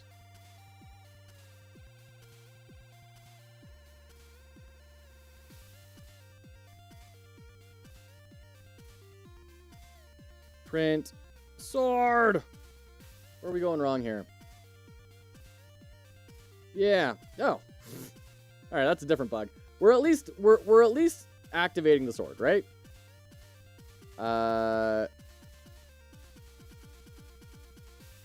So what's going on here?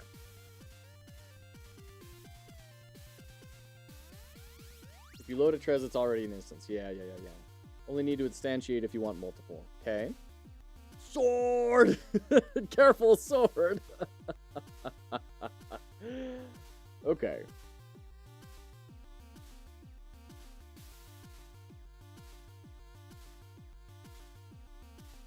So we're never hitting this. We're not connecting. For whatever reason.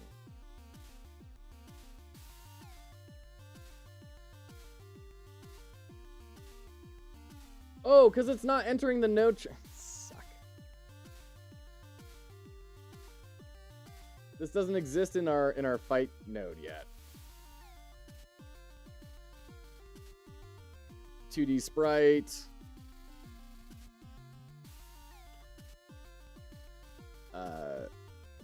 Placeholder texture, and you're just going to be something like that. There. And then add in sword. What am I doing? Sword. There we go. Let's try that.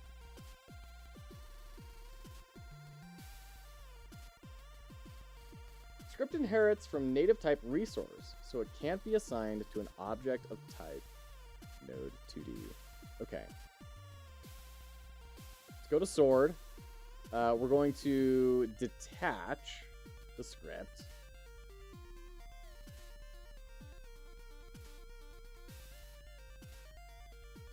Can you make them different colors? Like, I don't see an option for that.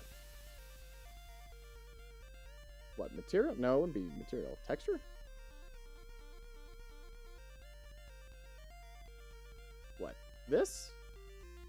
We do this? There we go. Easy.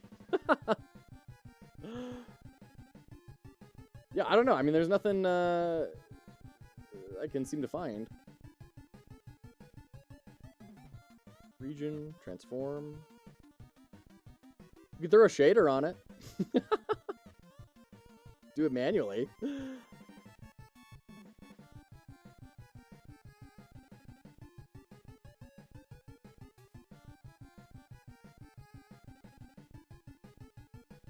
Is there no modulate property? I don't know.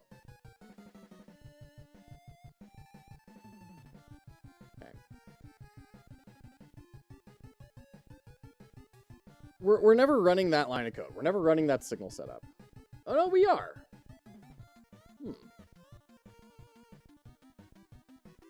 Oh, but that's for the player, not the sword. This is the one that we want to check. Yeah. This script is not getting run. Can you attach a resource as a script? Like, that doesn't seem like you can do that, right? Yeah.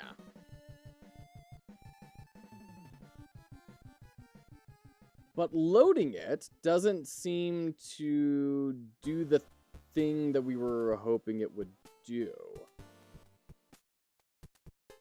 There's modulate, but modulate will multiply with the ping. Yeah. Resources can't use ready since they never enter the scene tree, but you can call in. Oh, that's right. We learned this before. Thank you, Oneboxy. You're right.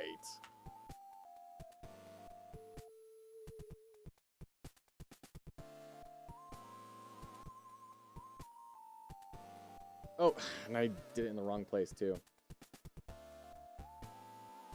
You, and then you. Okay.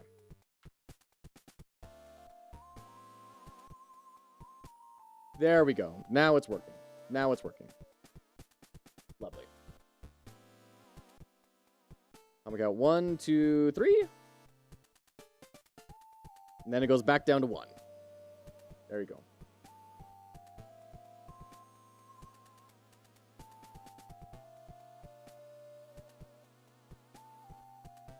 Okay. Cool.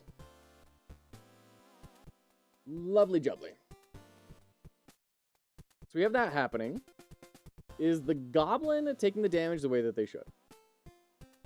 Let's throw in a quick label here. This will be HP. Okay. And then we need to assign this. How do we do this? $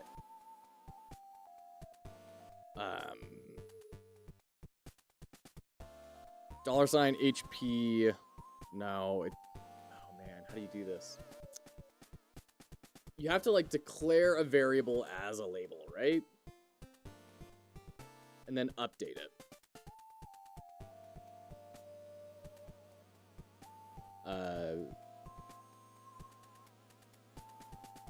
Go for declare as a label.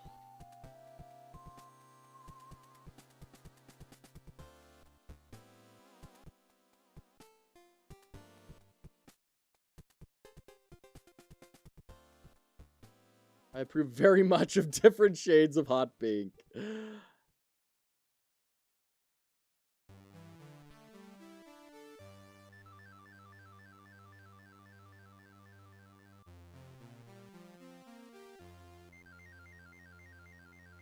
Okay, so we have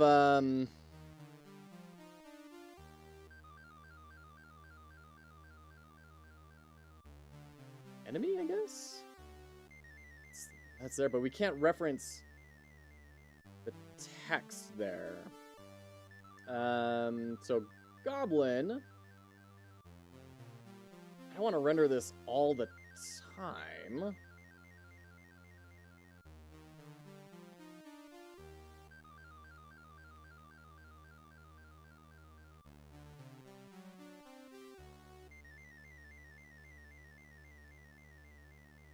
So here's my problem. I can say, like, in the process, right? We can say $HP.text equals goblin.HP, right? But that's going to be pretty yucky.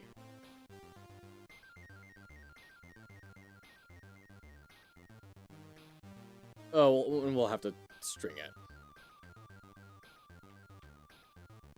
Yeah. So, like, that's going to work, but it's super yucky. Why is it yucky? Because we're updating it every single frame instead of just when it's needed. Also, it doesn't look like the HP is going down, which is weird.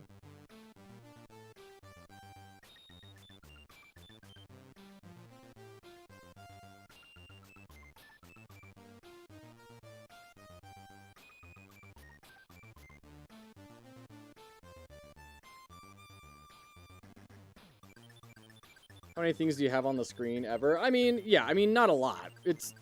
I just don't want to get into the habit of doing it, you know? I'd rather be in the habit of writing code that performs better by default. I assume is what you were implying there. Like, oh, you're not going to need to worry about it because it's such a simple thing. If I'm mistaken on that, let me know.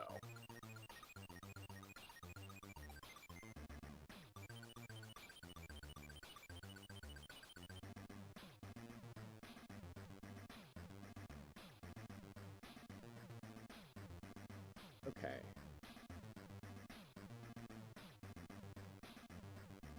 Sword. Damage enemy, emit. I agree with you 100%, just trying to play the dynamic typing advocate here and question if you really want to go down that rabbit hole. I mean, that's fair. That's fair. And, like, I've done it a bunch on Overload. Like, I know... I have done it in the past. If I could just refresh my brain, I would know exactly what to do. But that's fine. Signal when HP changes and update it then. Oh, yeah, that's fair. That's fair. And honestly, we're doing the HP tied to the goblin when really it should be tied to a UI layer, probably. I don't know. Once again, if it works, it works. But this is not working right now. We are not... We don't need this anymore. That's working just fine. For some reason, the goblin is not changing its health. Is it because it's a const? Do I need to change it to a var?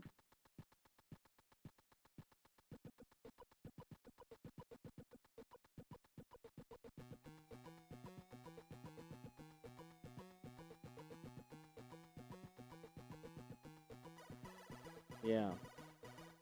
This is weird.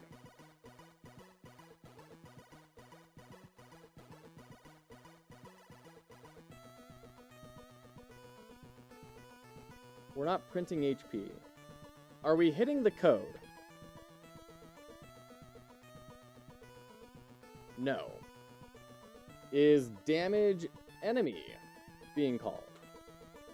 Connected. Is it being connected? No, it's not being connected. It's because it's on an already instead of an init. Dang it. There we go. There's the 9. There we go. New OBS setup. Thank you, Thornity. Yeah, you know, we're trying some stuff. Yeah. Someday I want to make a really cool overlay like Foolbox and Fortune's Favorite and Connie and all the big boy streamers. All that they do. Okay. Yeah, One Boxy, I heard you in the back of my head. It can't have a ready. Game's looking beautiful, like how my finished games look. This is one of those things that should be a warning in the editor by default. You have a ready function on a resource. Are you sure? Yes, Zap. Totally agree. Absolutely. If there's not really any instances when a ready would ever work, then yeah, let's detect. We know we're in a resource. We know that is not going to work. Let's call it out. Absolutely. Okay. Lovely jubbly. We have the active item doing its thing. Right? Let's add a quick label for the player. And then $, oop. HP. $HP dot text equals string HP. And then let's just drop that in right here. Okay, that's not running. Test. Okay. Oh, right. Because I'm a big dumb. So that needs to happen on ready as well. There we go. There we go. So we're each damaging each other. Look at that. Look at that. And then you're going to go down to 5.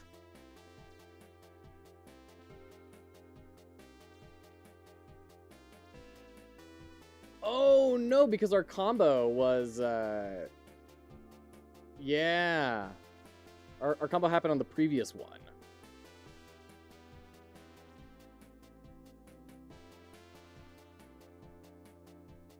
Four. These timers are feeling weird now.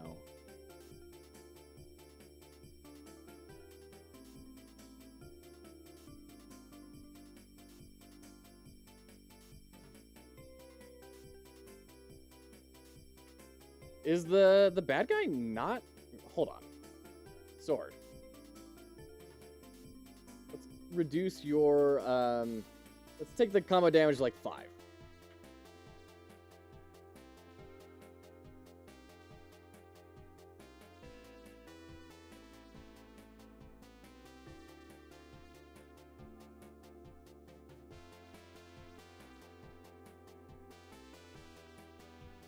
Yeah, the combo stuff isn't happening. Why is that not happening?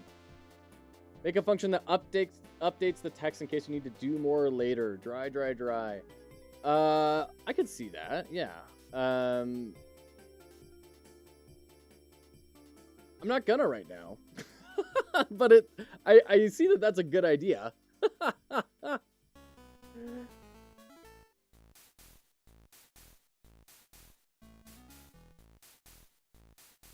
So why is our sword, when it activates, not doing that?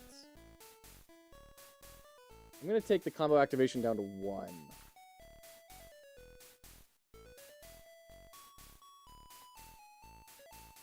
Yeah. Okay.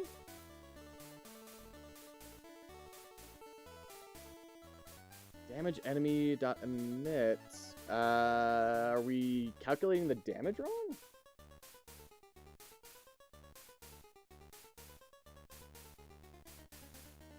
Does the goblin somehow have magic shield on?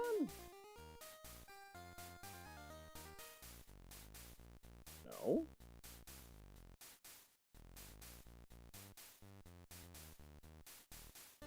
Repeat yourself until it gets annoying, then fix it. Yeah, pretty much.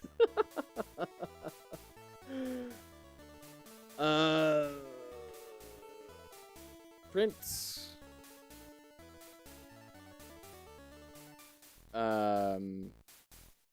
Fizz damage. String.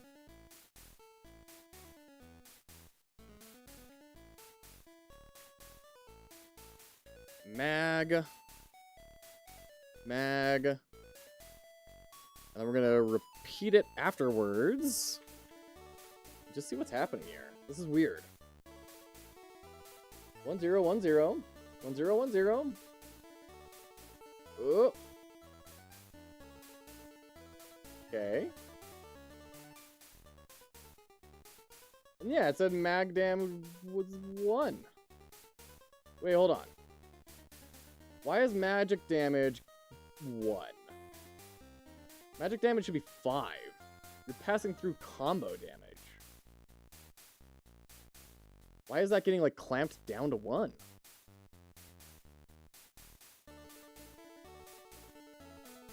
Physical damage and magic damage. We don't have anywhere in here where we're setting magic damage to 0. Why is it coming through as 1? Thank you, Zaft. Thank you. I was wondering about that. Can't believe you don't use string format syntax.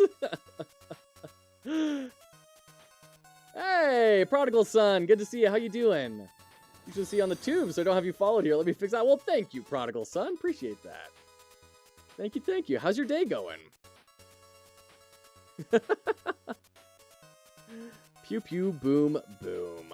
Indeed. How's Attack on Hex Island? Are you guys pushing out any more big updates on that? I know you've had in the chat, or in the talks a while ago, of a PvP mode. Is that happening?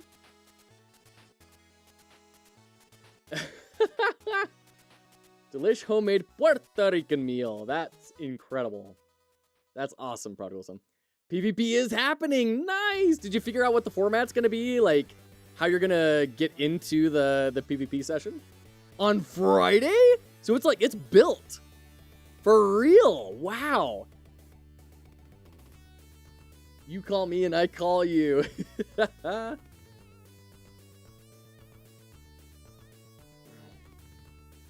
Okay.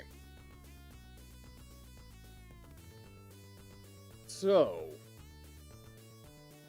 why the crap is magic damage getting passed through at 1? When it clearly is not 1. Like, print, combo, damage. Plus, string, combo.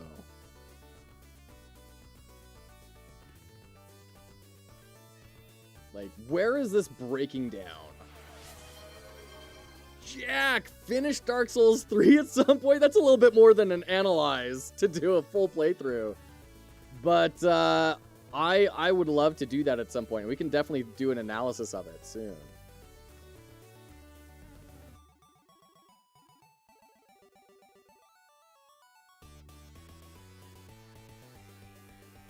We're never printing out combo damage. This is weird. Go to the hub, talk to the dude, host a game, your buddy joins, then you destroy your friendship. Do you steal tokens from each other?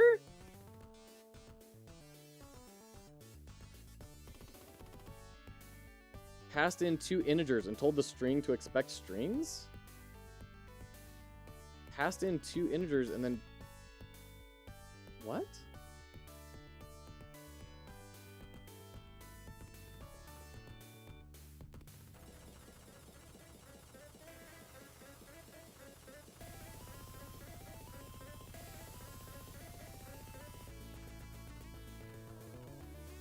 The tokens are mine, you do steal them. That's crazy. Oh, wait, you were talking to Memphis Macaroon. Okay, I was... I was going crazy for a second. It's like, where on earth? All right, we're in ads. We're gonna do a break. We'll be right back.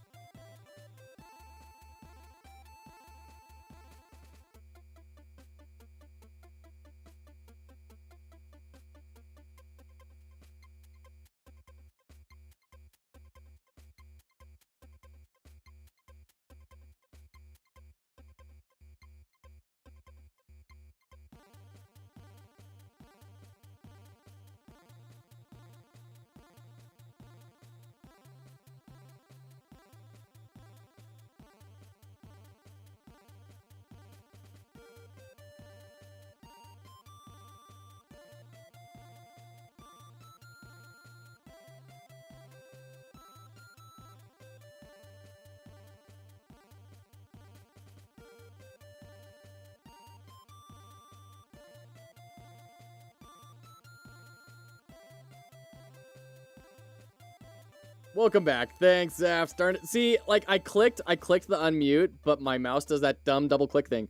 One day, when we get, stuff under control, we'll have all of this automated. Like, as soon as we go into the ad screen, it'll mute, and as soon as we come back, it'll unmute. Oh, boy, that'll be the day.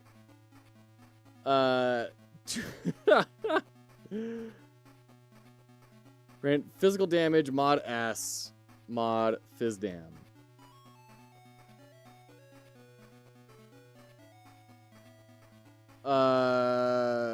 Okay. Automation, what is that?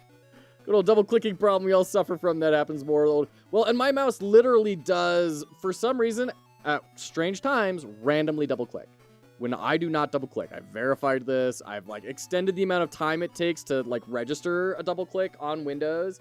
It still happens. It's really weird. I don't know why. Sure. Okay. Doing string is a waste of keystrokes. I hate doing the string. So what, does just mod? You can just put mod instead of string? Like that? And that'll work? No. That's right. The mod is access the unique node.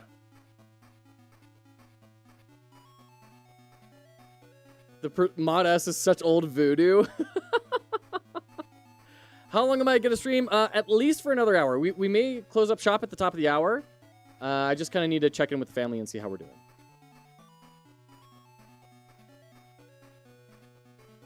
Wow. Fascinating, Lencius. Some words mod S, some words mod some bar. Huh. So just... Isn't that really weird, though? What if I want to print that? You know? Why does that work? Cannot use shorthand, get note. Yeah, it's still throwing errors. Oh, but I'm using plus. It is weird and arbitrary, okay? What happens, okay, so I'm assuming it's going to replace mod S with this, right? But if we don't have this, will it print mod S? And if it won't, what if I want to print mod S? That seems really weird to me. Until he defeats the program, as soon as that program crashes, the stream is over. It has been the most recent cutoff. Oh my goodness. Talking about this old gem. Look at that. GD script format strings. Huh. Interesting. There you go. More mod S in the string would need mod var 1, var 2. Never tried that. If you want to print mod S, you've got to do a double, I think. On mod S. Lencius, thank you so much for the follow. Appreciate you. And thank you, everyone, for getting us to 520. That's the follow goal. Flashboying TTV, thank you so much. Appreciate you. Thank you, all of you, for coming in and sharing your knowledge with everyone. This is lovely. Mod S has historical reasons, and a lot of people just know it, but the second mod is a terrible design decision. Oh, you bunch of goobers. All right, I gotta get moving. I gotta actually get building things. Where are we even at on this anymore? We're going back forth. Oh, that's right. We're trying to debug why the magic damage is not working. Why is the magic damage not working?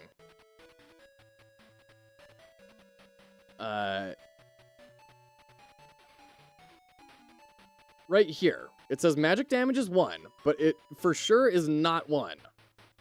It should be 5. Because we're passing in combo damage, which is this. So... And also, we're not printing this. It's so strange. Is this a reload thing? Reload the project?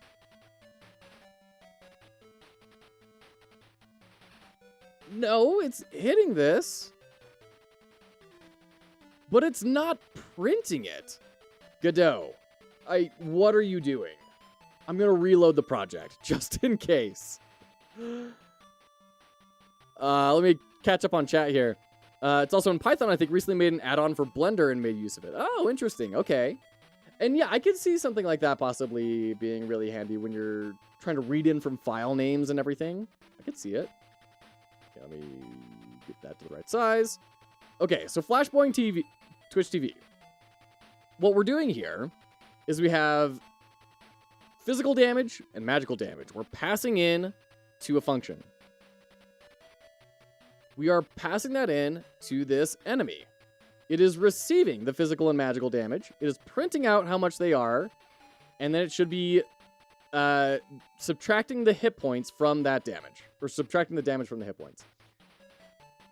It is, for whatever reason, saying that the magic damage is 1, when it should be 5. GD script needs string interpolation, if you ask me. Okay. What's the player's combo damage? 5. A dynamic language without string interpolation, shake my head. Combo damage is printing? I didn't see it. Maybe if statement is false? But it's hitting the line of code. Like right there, right? Okay, right here. Combo damage 1.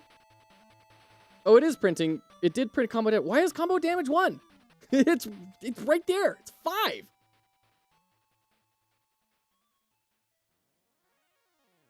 What are you doing?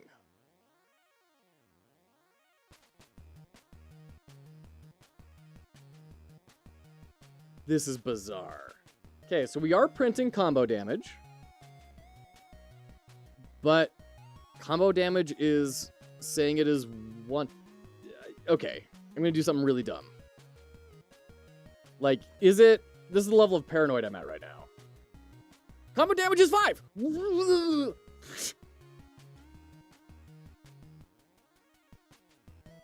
Okay. We're going to put this right at the top here.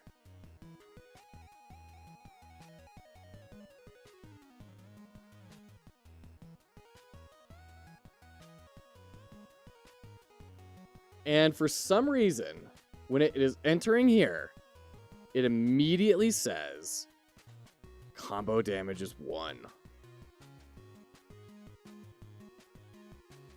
Got some really wild behavior there, Joe. I find all the best weird things. Okay.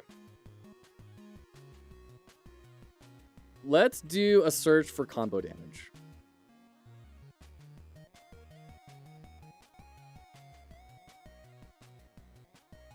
No. The only place we're setting combo damage is right in here. It's the only place.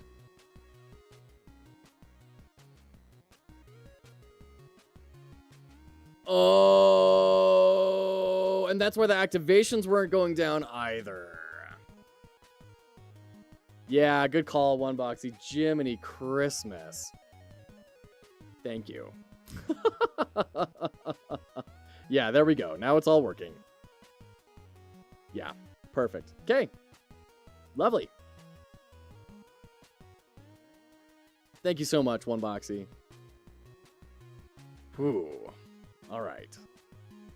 So there we go. That is what we were hoping to accomplish today. If we hide our IDE here, we go up to our roadmap, we are on track. We got the GDD done, we did the UI design, and we got the time-based fighting mechanics are in. So that's lovely. We really could throw some check marks in the chat on that one. Absolutely. Look at that. If you click the reset arrow in the UI, it should follow code changes. Oh, perfect. Thank you. Thank you. Okay.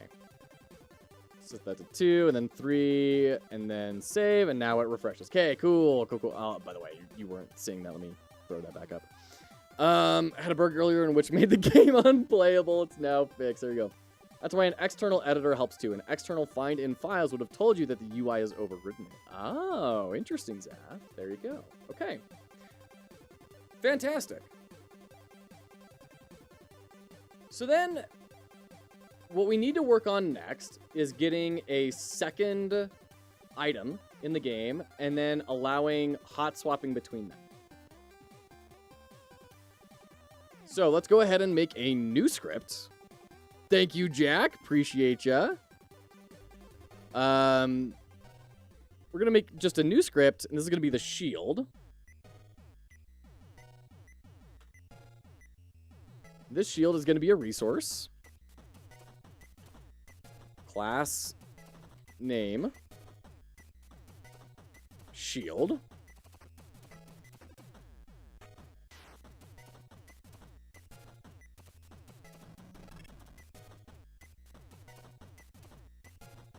And then what does the shield even need to do? It just needs to be...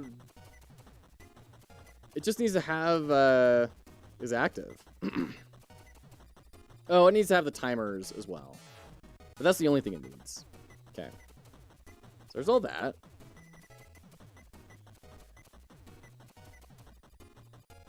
Then we're going to need our own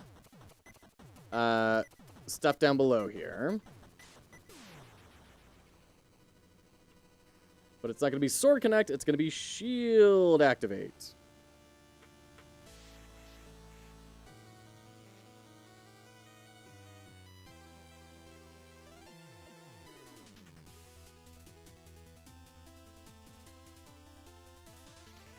And we're going to do signal bus dot shield player dot emit. And then we can go to the signal bus and say signal shield activate. I don't think we need this sword equip anymore, right? We solved that problem. We go back to the player, and then we do signal bus dot shield not activate, but shield player dot connect shield player. Func shield player. And then we set our fizz shield equals true. Okay.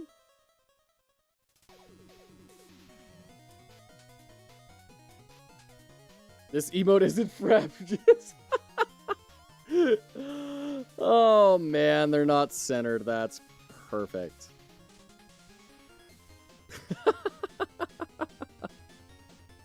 Or no, are they centered? They should be centered, right? I think I may be seeing things. Yeah.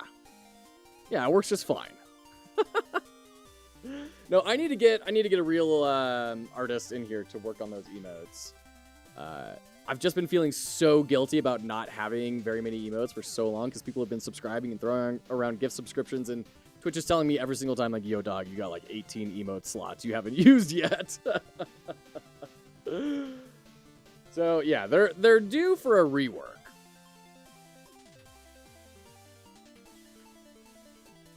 He's late? How dare he?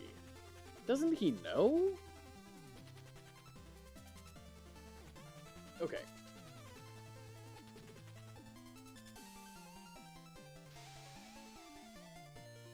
So now we make a new resource from shield. And that will be shield. Grab that. Turn it off.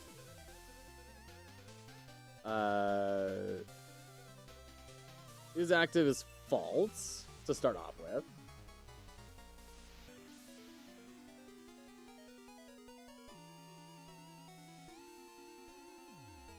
And then we need to load in our shield. Right there.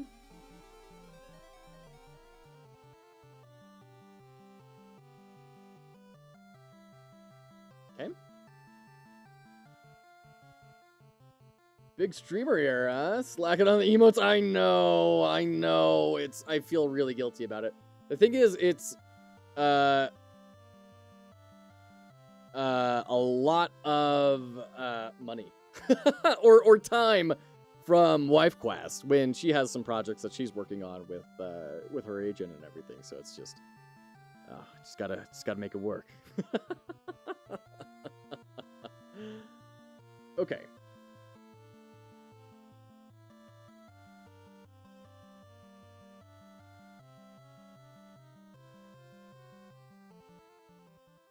So here's what we need to figure out.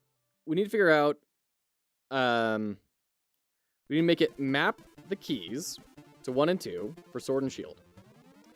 We need to, did you say wife quest? Yeah, that's her name in chat, as wife quest. We need to have the keybinds set up for 1 and 2, and then all the rest of them as well. So why don't we go ahead and start off with that. Input map. Do we have, like, the keys? 1. No. 1. Filter by event. 1. No. 1. Okay. Great. Good. Add new action. 1. And this is 1. Okay. 2. 2. 3. 3. 4. 4. 5. 5. 6. 6. 7. 7. 8. 9. And 10. How many items did we end up coming up with? Was it like 11? 1, 2, 3, 4, 5, 6, 7, 8, 9. Okay, perfect. 9. Good. Okay.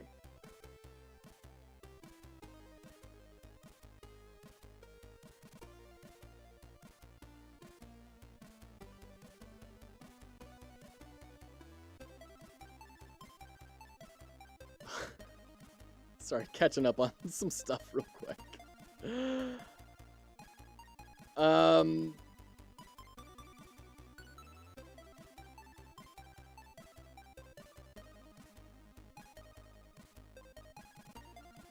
Shoot. Right, sorry. WipeQuest has been asking me for something really quick. Let me grab this real quick for her. I apologize. I need to stay out of the danger zone real quick. Thanks for your patience. Where are we at here on ads in 10 minutes? All right, we're going to be done far before 10 minutes. This will take 2 seconds.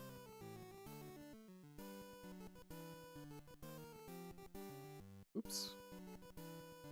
4th phase is start.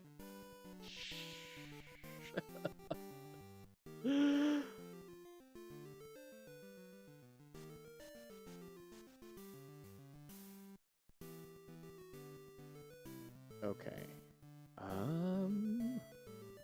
There we go.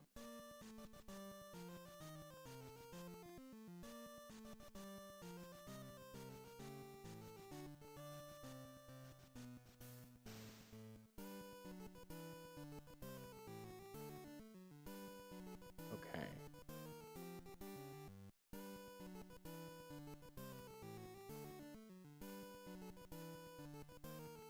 All right.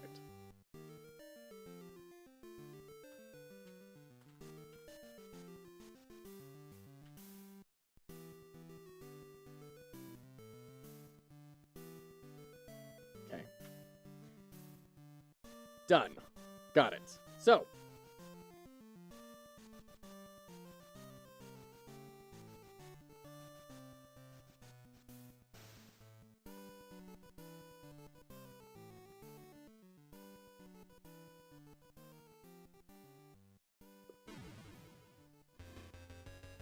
We need to map the input map to these things.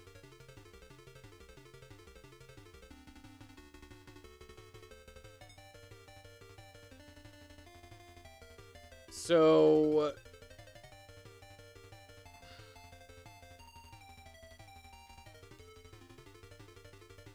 trying to remember how to do this in Godot. It is a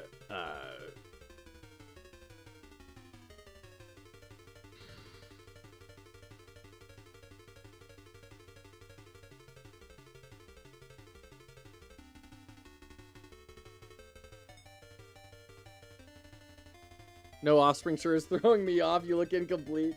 He's actually just right over there. He's just sleeping in a blankie. So he's doing great. I'm going to go for handle input. I have this vague memory of how to do this. Function unhandled input. Yeah. Okay. Let's put this actually before all of the other stuff. Unhandled input. And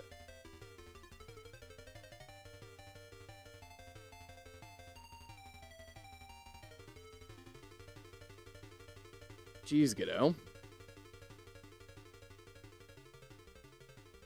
I want to know what unhandled input is. Called when an input event hasn't been consumed by input or any GUI control item. Well, what's input? When there's an input event, the input event propagates up through the node tree until a node... Dragon Spirit with the raid. Hello, welcome in. It's so good to have you here. How's Gaia progressing? Are you still working on Gaia right now? Great to have you in. Thank you for hanging out, all of you raiders. But incredible, bro. For those of you who are just joining us, we are working on our Captain Coder's Game Jam. We're doing a the theme is only one inventory slot, and we are building an Autobattler where you have a bunch of equipment, but you can only equip one at a time, and then that will increment a timer. And then once that timer is done, it has an effect like dealing a damage. So that's kind of the idea of what we're building right now. Welcome in, everyone. It's great to have you. Unhandled input is to prevent your character jumping if you're typing W or space on a text field. Oh, I got it. So input is a global thing. Like if this is ever input, do this. And unhandled is like, if nothing else is eating this, then we care about it, right? Working today also on our Captain Coder Game Jam. Nice. At the same time, also on the Imaginary Game Jam. Oh, wow. Look at you. Input field marks the key press as handled. Got it. Okay. You're also doing the Imaginary Jam. Nice, Incredibro. That's awesome. Okay. So, on unhandled input...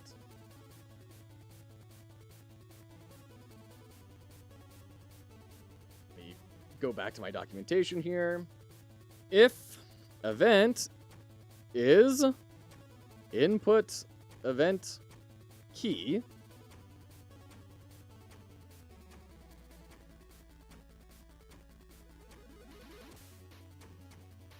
then we need to do can we do like a match on input event key, and then match it on... Oh, we need a colon, don't we? We have a double theme. Nice. Generally, you want unhandled input unless you have some specific reason not to. That's very strange to me, because unhandled input seems to me like it's saying this is the exception, right? So that's a mental model reframe I have to do. Been trying to learn Godot and G-Script. Oh, wow, Dragon Spirit. Because, yeah, I know you were working on Gaia in Unity, right? So that's super cool. How are you liking Godot and GD script so far? The theme is troll. Incredible. Okay.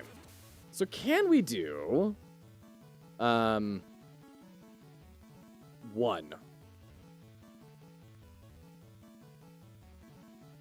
Right? Can we do that? And then say sword dot... Or rather, yeah.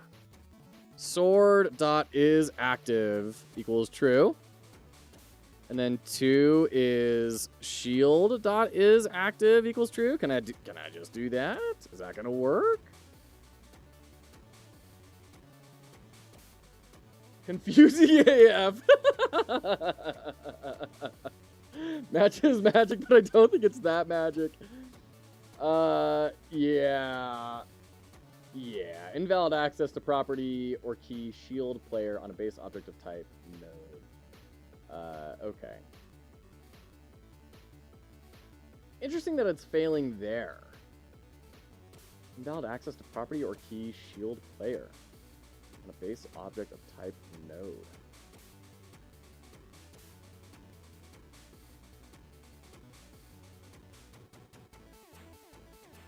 Because this signal doesn't exist yet. Signal shield. Player. I hear you, Dragon Spirit. It can definitely be pretty confusing. If I didn't have a ton of coaches in chat telling me what was going wrong, it'd be very confusing. And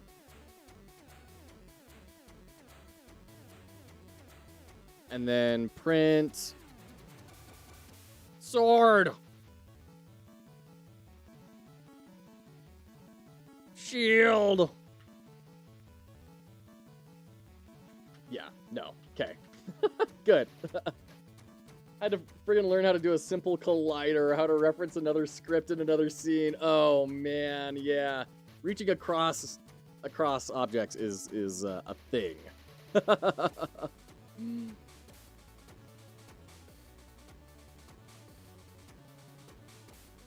Careful, sword. Yeah. So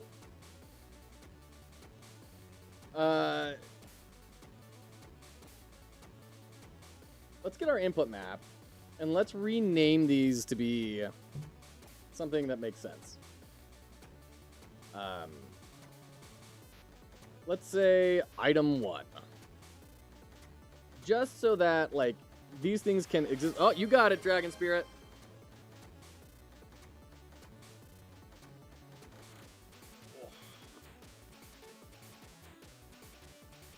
Here, let's do this one. Add a hat, you got it, Incredibro. Go, go.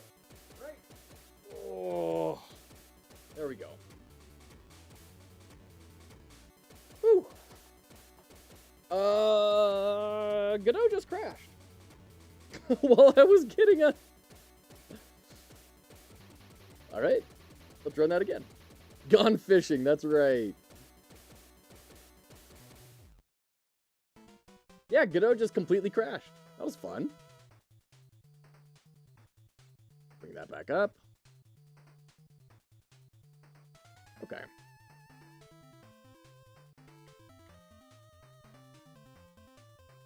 In theory, the intended way is an if-else chain with event.isActionPressed. Interesting. Interesting. In game theory, thanks for watching. All right. Oh, and we're in ads. We'll be back. Gotta turn off the laptop and get some rest before sleep. Good luck, buddy. And can't wait for the commercials to end. No worries, Dragon Spirit. You have a great night, okay? Have a great night, Dragon Spirit. All right. Going back in ads.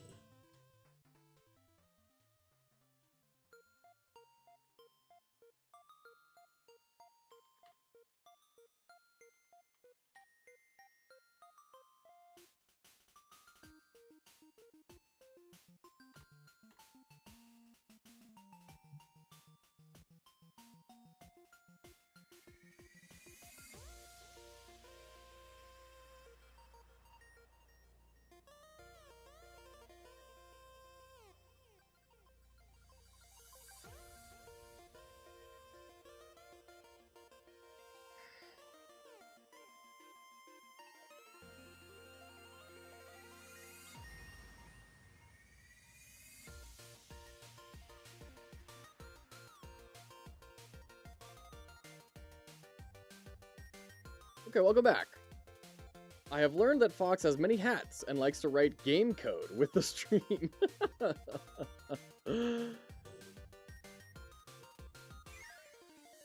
What I learned today is that the event of driving a bus is like riding a bicycle. Once you learn, you never forget. All right.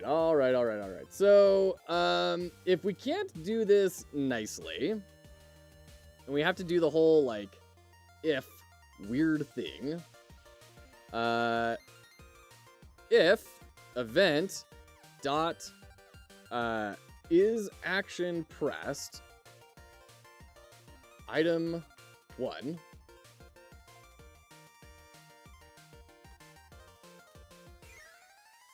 then that, right? This is really gross. It's so weird that match doesn't work this way, you know? Like, you can't replace this somehow. That seems very strange.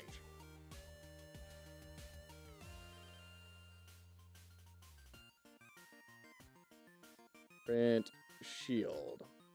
And then we're also going to need to set shield.isActive equals false on all of them. And sword.isActive. And this is where grouping would be really nice, right? Because we'd be able to say, just grab everything in that group, set it to false, and then set shield to active. I could see that. Item 1 probably didn't save because it crashed? Yeah, you're probably right. Check that. Yeah, it didn't. Good catch. That would have taken me a while to figure out. Oh! That made it crash again. Weird. What? Why is that making it crash? What am I doing weirdly there? We're trying to train him to be the new Cherry Studios. It's a long way away, unfortunately. Kipata may remember us when he sells 3.5 million copies, at least a free key. So apparently never name your input maps with just a number. Yeah, apparently. Because then you can't ever change it. It's just gonna be broken. I guess that's the learning of the day. Oh man, that's bizarre. All right, well, there we go.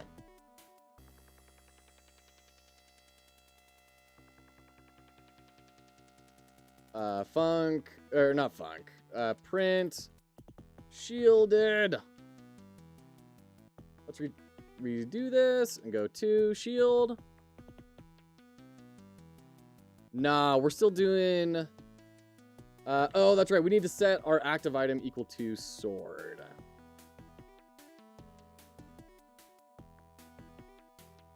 Active item equals shield. Now I'm contemplating, do we even need this line? Is that even going to do anything for us? You can change by manually editing the .do file in a text editor if you want. Okay, that's fair.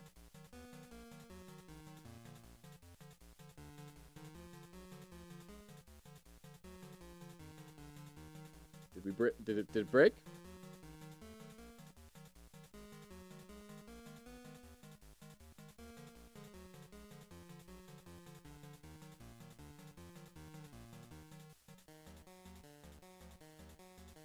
Doesn't seem like this is working. We go back to sword and kick the damage back in. Yeah, damage is working now if we go back to sword. So the shield just isn't working for some reason.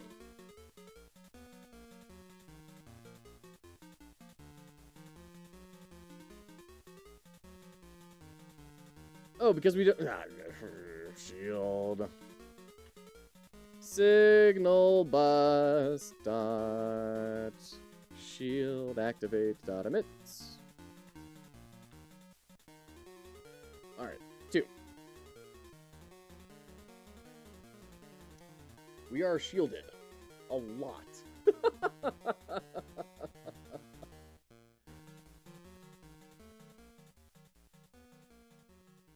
We're very shielded. Well done. Well done, everyone. We must not be resetting our timer in here. Timer current equals timer total. There we go. Okay, 2. Now we're shielded. Just once. Oh, Mothman, thank you. Ooh. Had hats on for a long time today. So we're shielding. We are not taking damage. This is working. Okay. Then we go to our sword.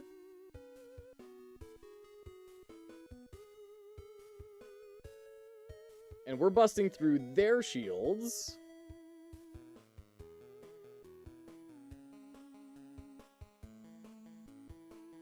Okay.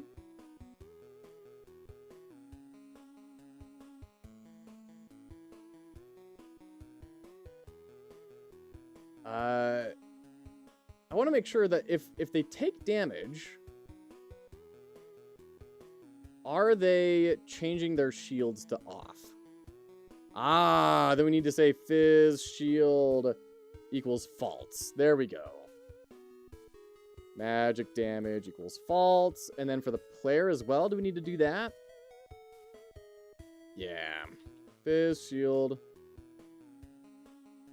Yeah. Equals false.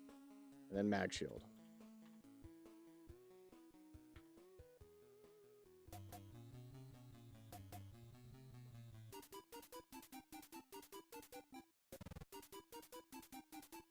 So now we'll shield.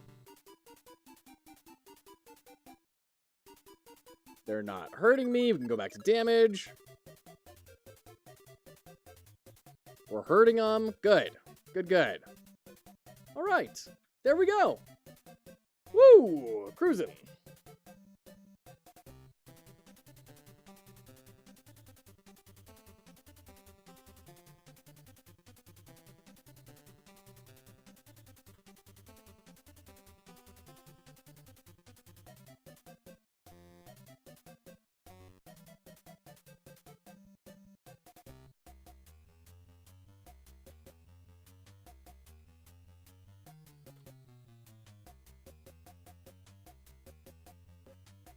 Okay.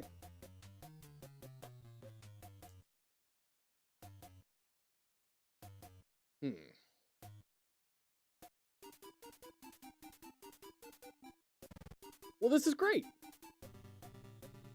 This is good. We're on track. Let's go back to our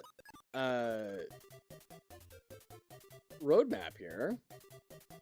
I guess we can get started on just building out the rest of the items. Yeah, why don't we just start building out the rest of the items? Okay.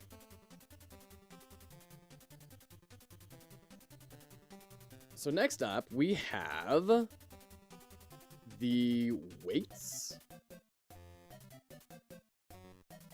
we're gonna make a new script. Great, new script. It's gonna be weights. And this is gonna be a resource with a class name of weights.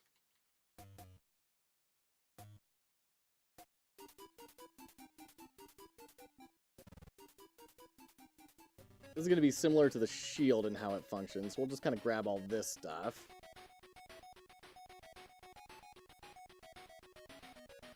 And weights activate. Go to weights activate. Let me just say this to be weights activate. Signal bus dot player strength dot emit. And then reset. Oops. So now we go to here and we say signal player strength. Yeah, okay.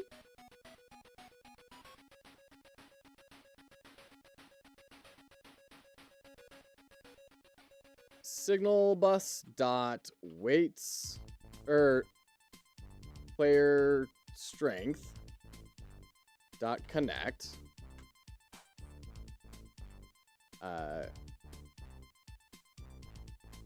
strength player. Let's actually swap the things around just to stay consistent at least. Okay. Strength player. And then here. Whoops. There we go. Okay. Strength player is strength plus equals 1. Now we need to make a new variable. Bar strength equals 0. And then when we do this, we do physical damage plus strength. And then magic damage plus, I don't know. Spirit? Focus? Power? Mana?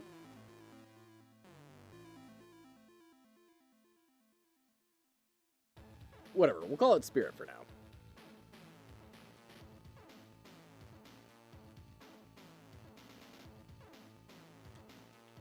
Spirit. Okay. There we go.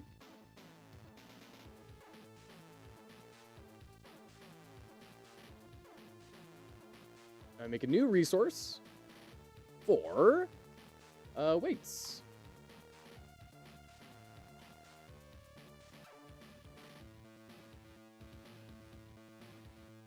And then over here, we're just going to copy this.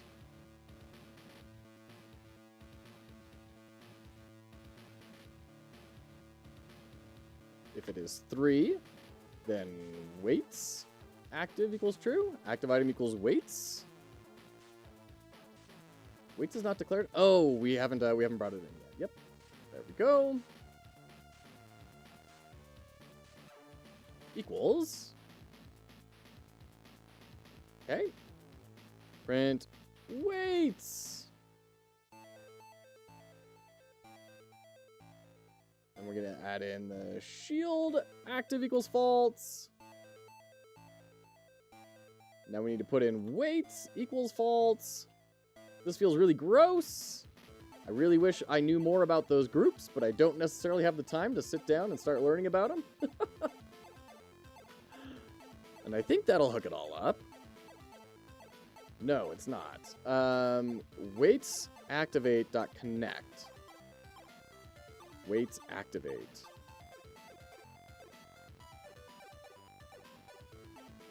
Okay. Signal weights activate. Three weights. And then let's do back to the sword now. Yeah, it's not working.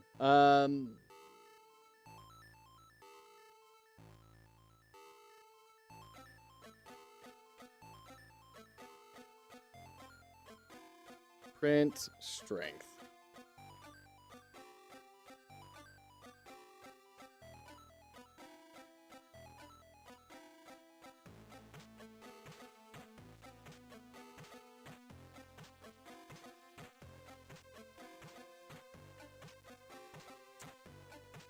We're not hitting it. This isn't running.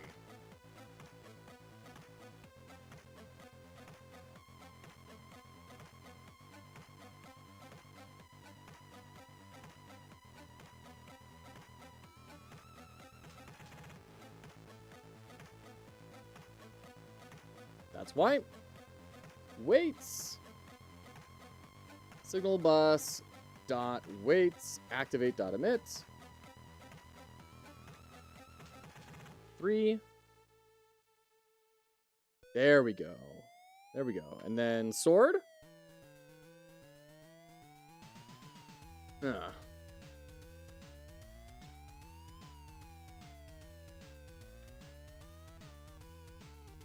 So we're not including the strength into things yet. Let's go ahead and print Fizz Dam Strength.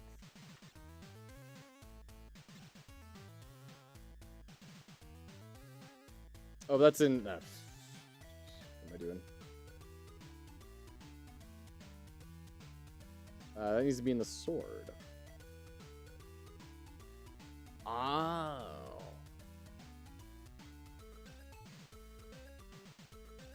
Oh, shoot.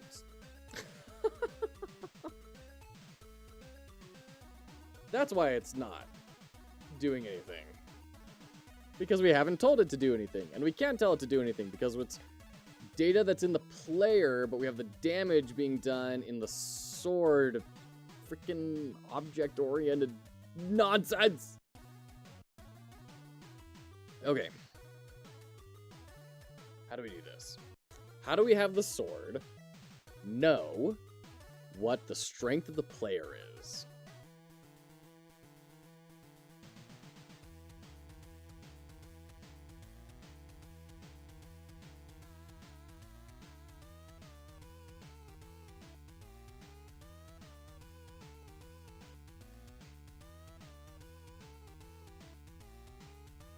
Hmm.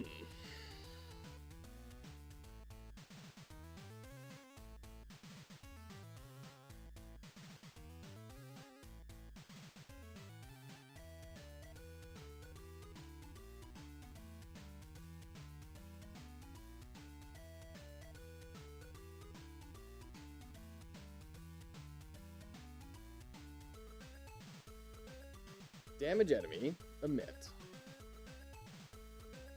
We could extract that into the player, but that seems really gross. Very often it's a middleman solution, some other script that understands both player and sword. Yeah.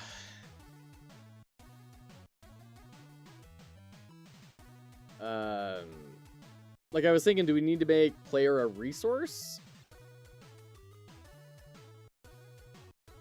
Or make a player resource that will house all that data in it? Because we can't do this because we're updating our node text in here. So this is needs to be the script.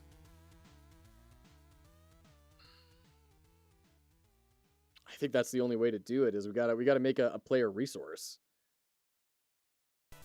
Ugh. Okay. Player data. At this point, you're far enough down the resource rabbit hole that would work. Perfect. All right, let's take all that out, throw it in the player data. Yeah, I know, everyone. I know that's going to be super bad. Okay. So there's our player data resource. Class, name, player. Data. And then we're going to go into our resources. Player data. This will be player data. Okay. Now we go back to player scene. And now this is going to be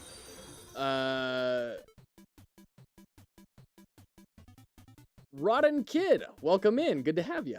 Thanks for joining. Thank you for the follow. Appreciate you. Hope you're doing well. We need these to go back into the player.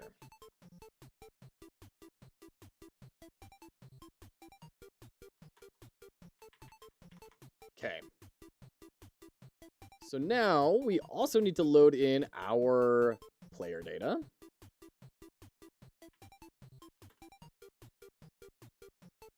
Then we say player equals player dot player dot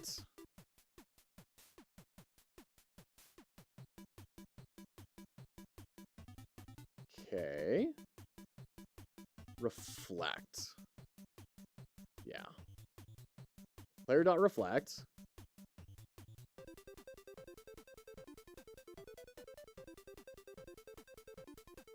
Plus strength and spirit. Let's alt Z that. Player fizz shield. Player mag shield. Player HP. And string player HP. And this, and this, and this. All right. Great. Did I just see that your sword had a spirit attribute? No, the sword does not have a spirit attribute on it. The player has a spirit attribute on it. So it's going to buff the magic damage in the same way that strength buffs physical damage.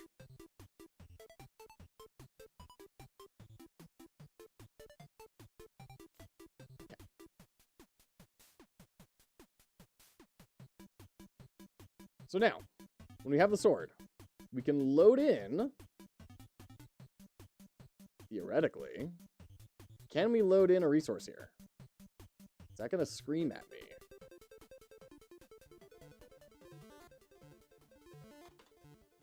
Const player.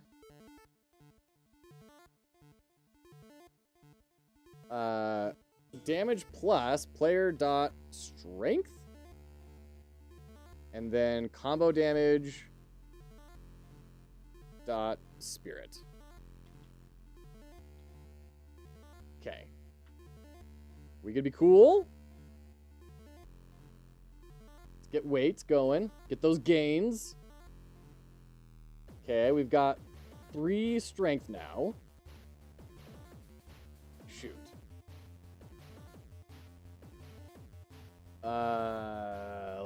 Let's do that, and then let's print player dot strength. I mean, it seems like it's reading it, right? At least in the autocomplete. Oh, jeez, duh. Let's bring this down as well. Okay, let's try that. Whoops. So weights. You now have weights. Sword, there we go. Now it's working. There we go. Okay, lovely.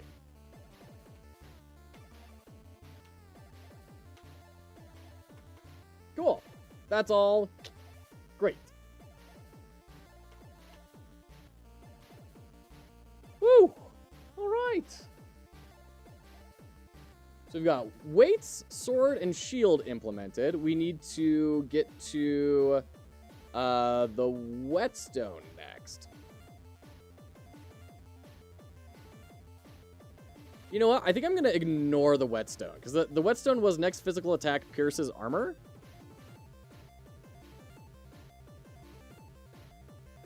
But I think we don't do that.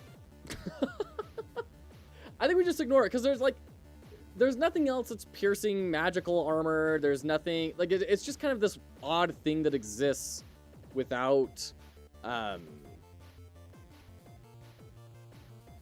complementing very much, right? So I think we're going to pass on that for now, and then we can bring that in later if we feel we really need to and we have the time. Let's cut down on the scope. I want to consider implementing the enemy attacking the player. Enemy attacking the player is in. The enemy is attacking the player. Watch our health. Boop. 9. 8. And then if I push shield, because you can actually see the console. See, now I'm not taking damage because I'm shielding. There you go. Right? Yeah, nice. Thanks. Okay.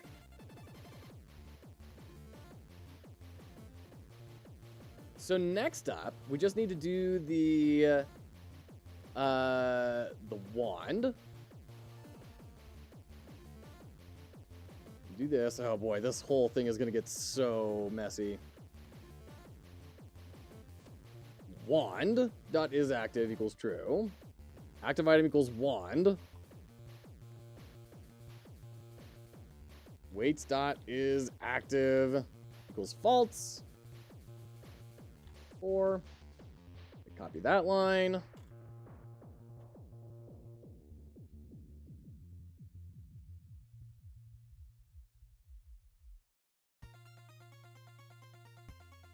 Oh, we need to do wand is inactive.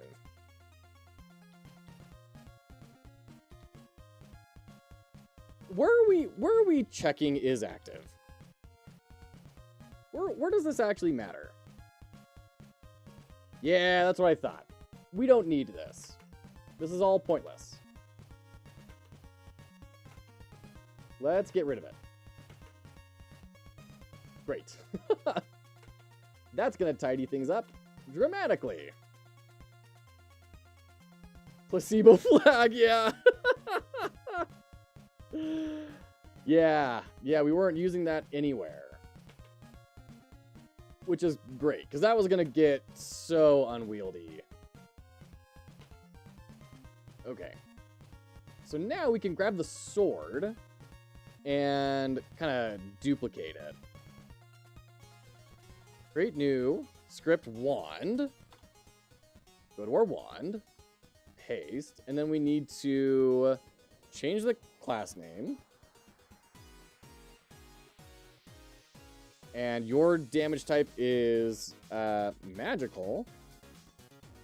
You're not going to have a combo.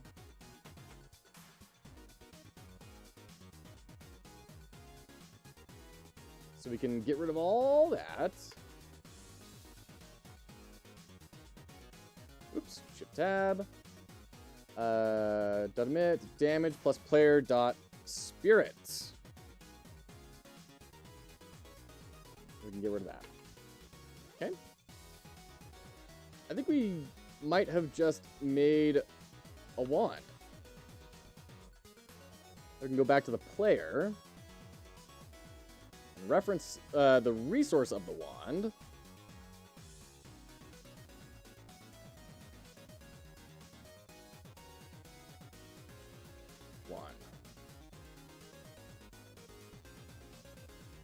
There we go. Cost wand equals. And now that's all good. We gotta add in a new match case here.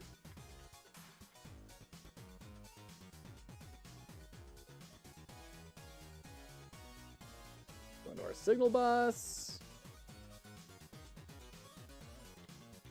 Probably need to tidy up the signals in the wand.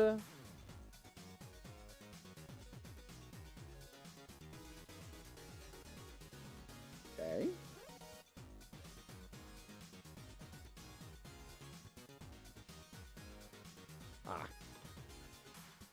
Okay, is that good?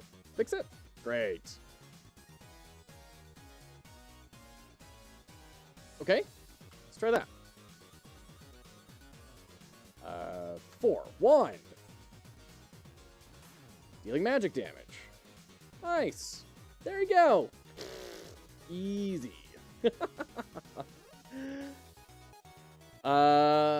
Lovely. So then we just need to build out the Aether Shield, the Nerd Glasses, the Boots, and the Hammer. The Boots will need a little bit of reworking on the player data to have a haste charge amount. But, and then the hammer is going to be a whole thing. We're going to have to make a new item type called a stun. And we swap that out on things. So the hammer is going to take a little bit longer. But we've made a lot of really good progress here. This is super rad. Hey, look at this. We're making a game. We're making a game. Oh, shoot. We're in ads. Bummer.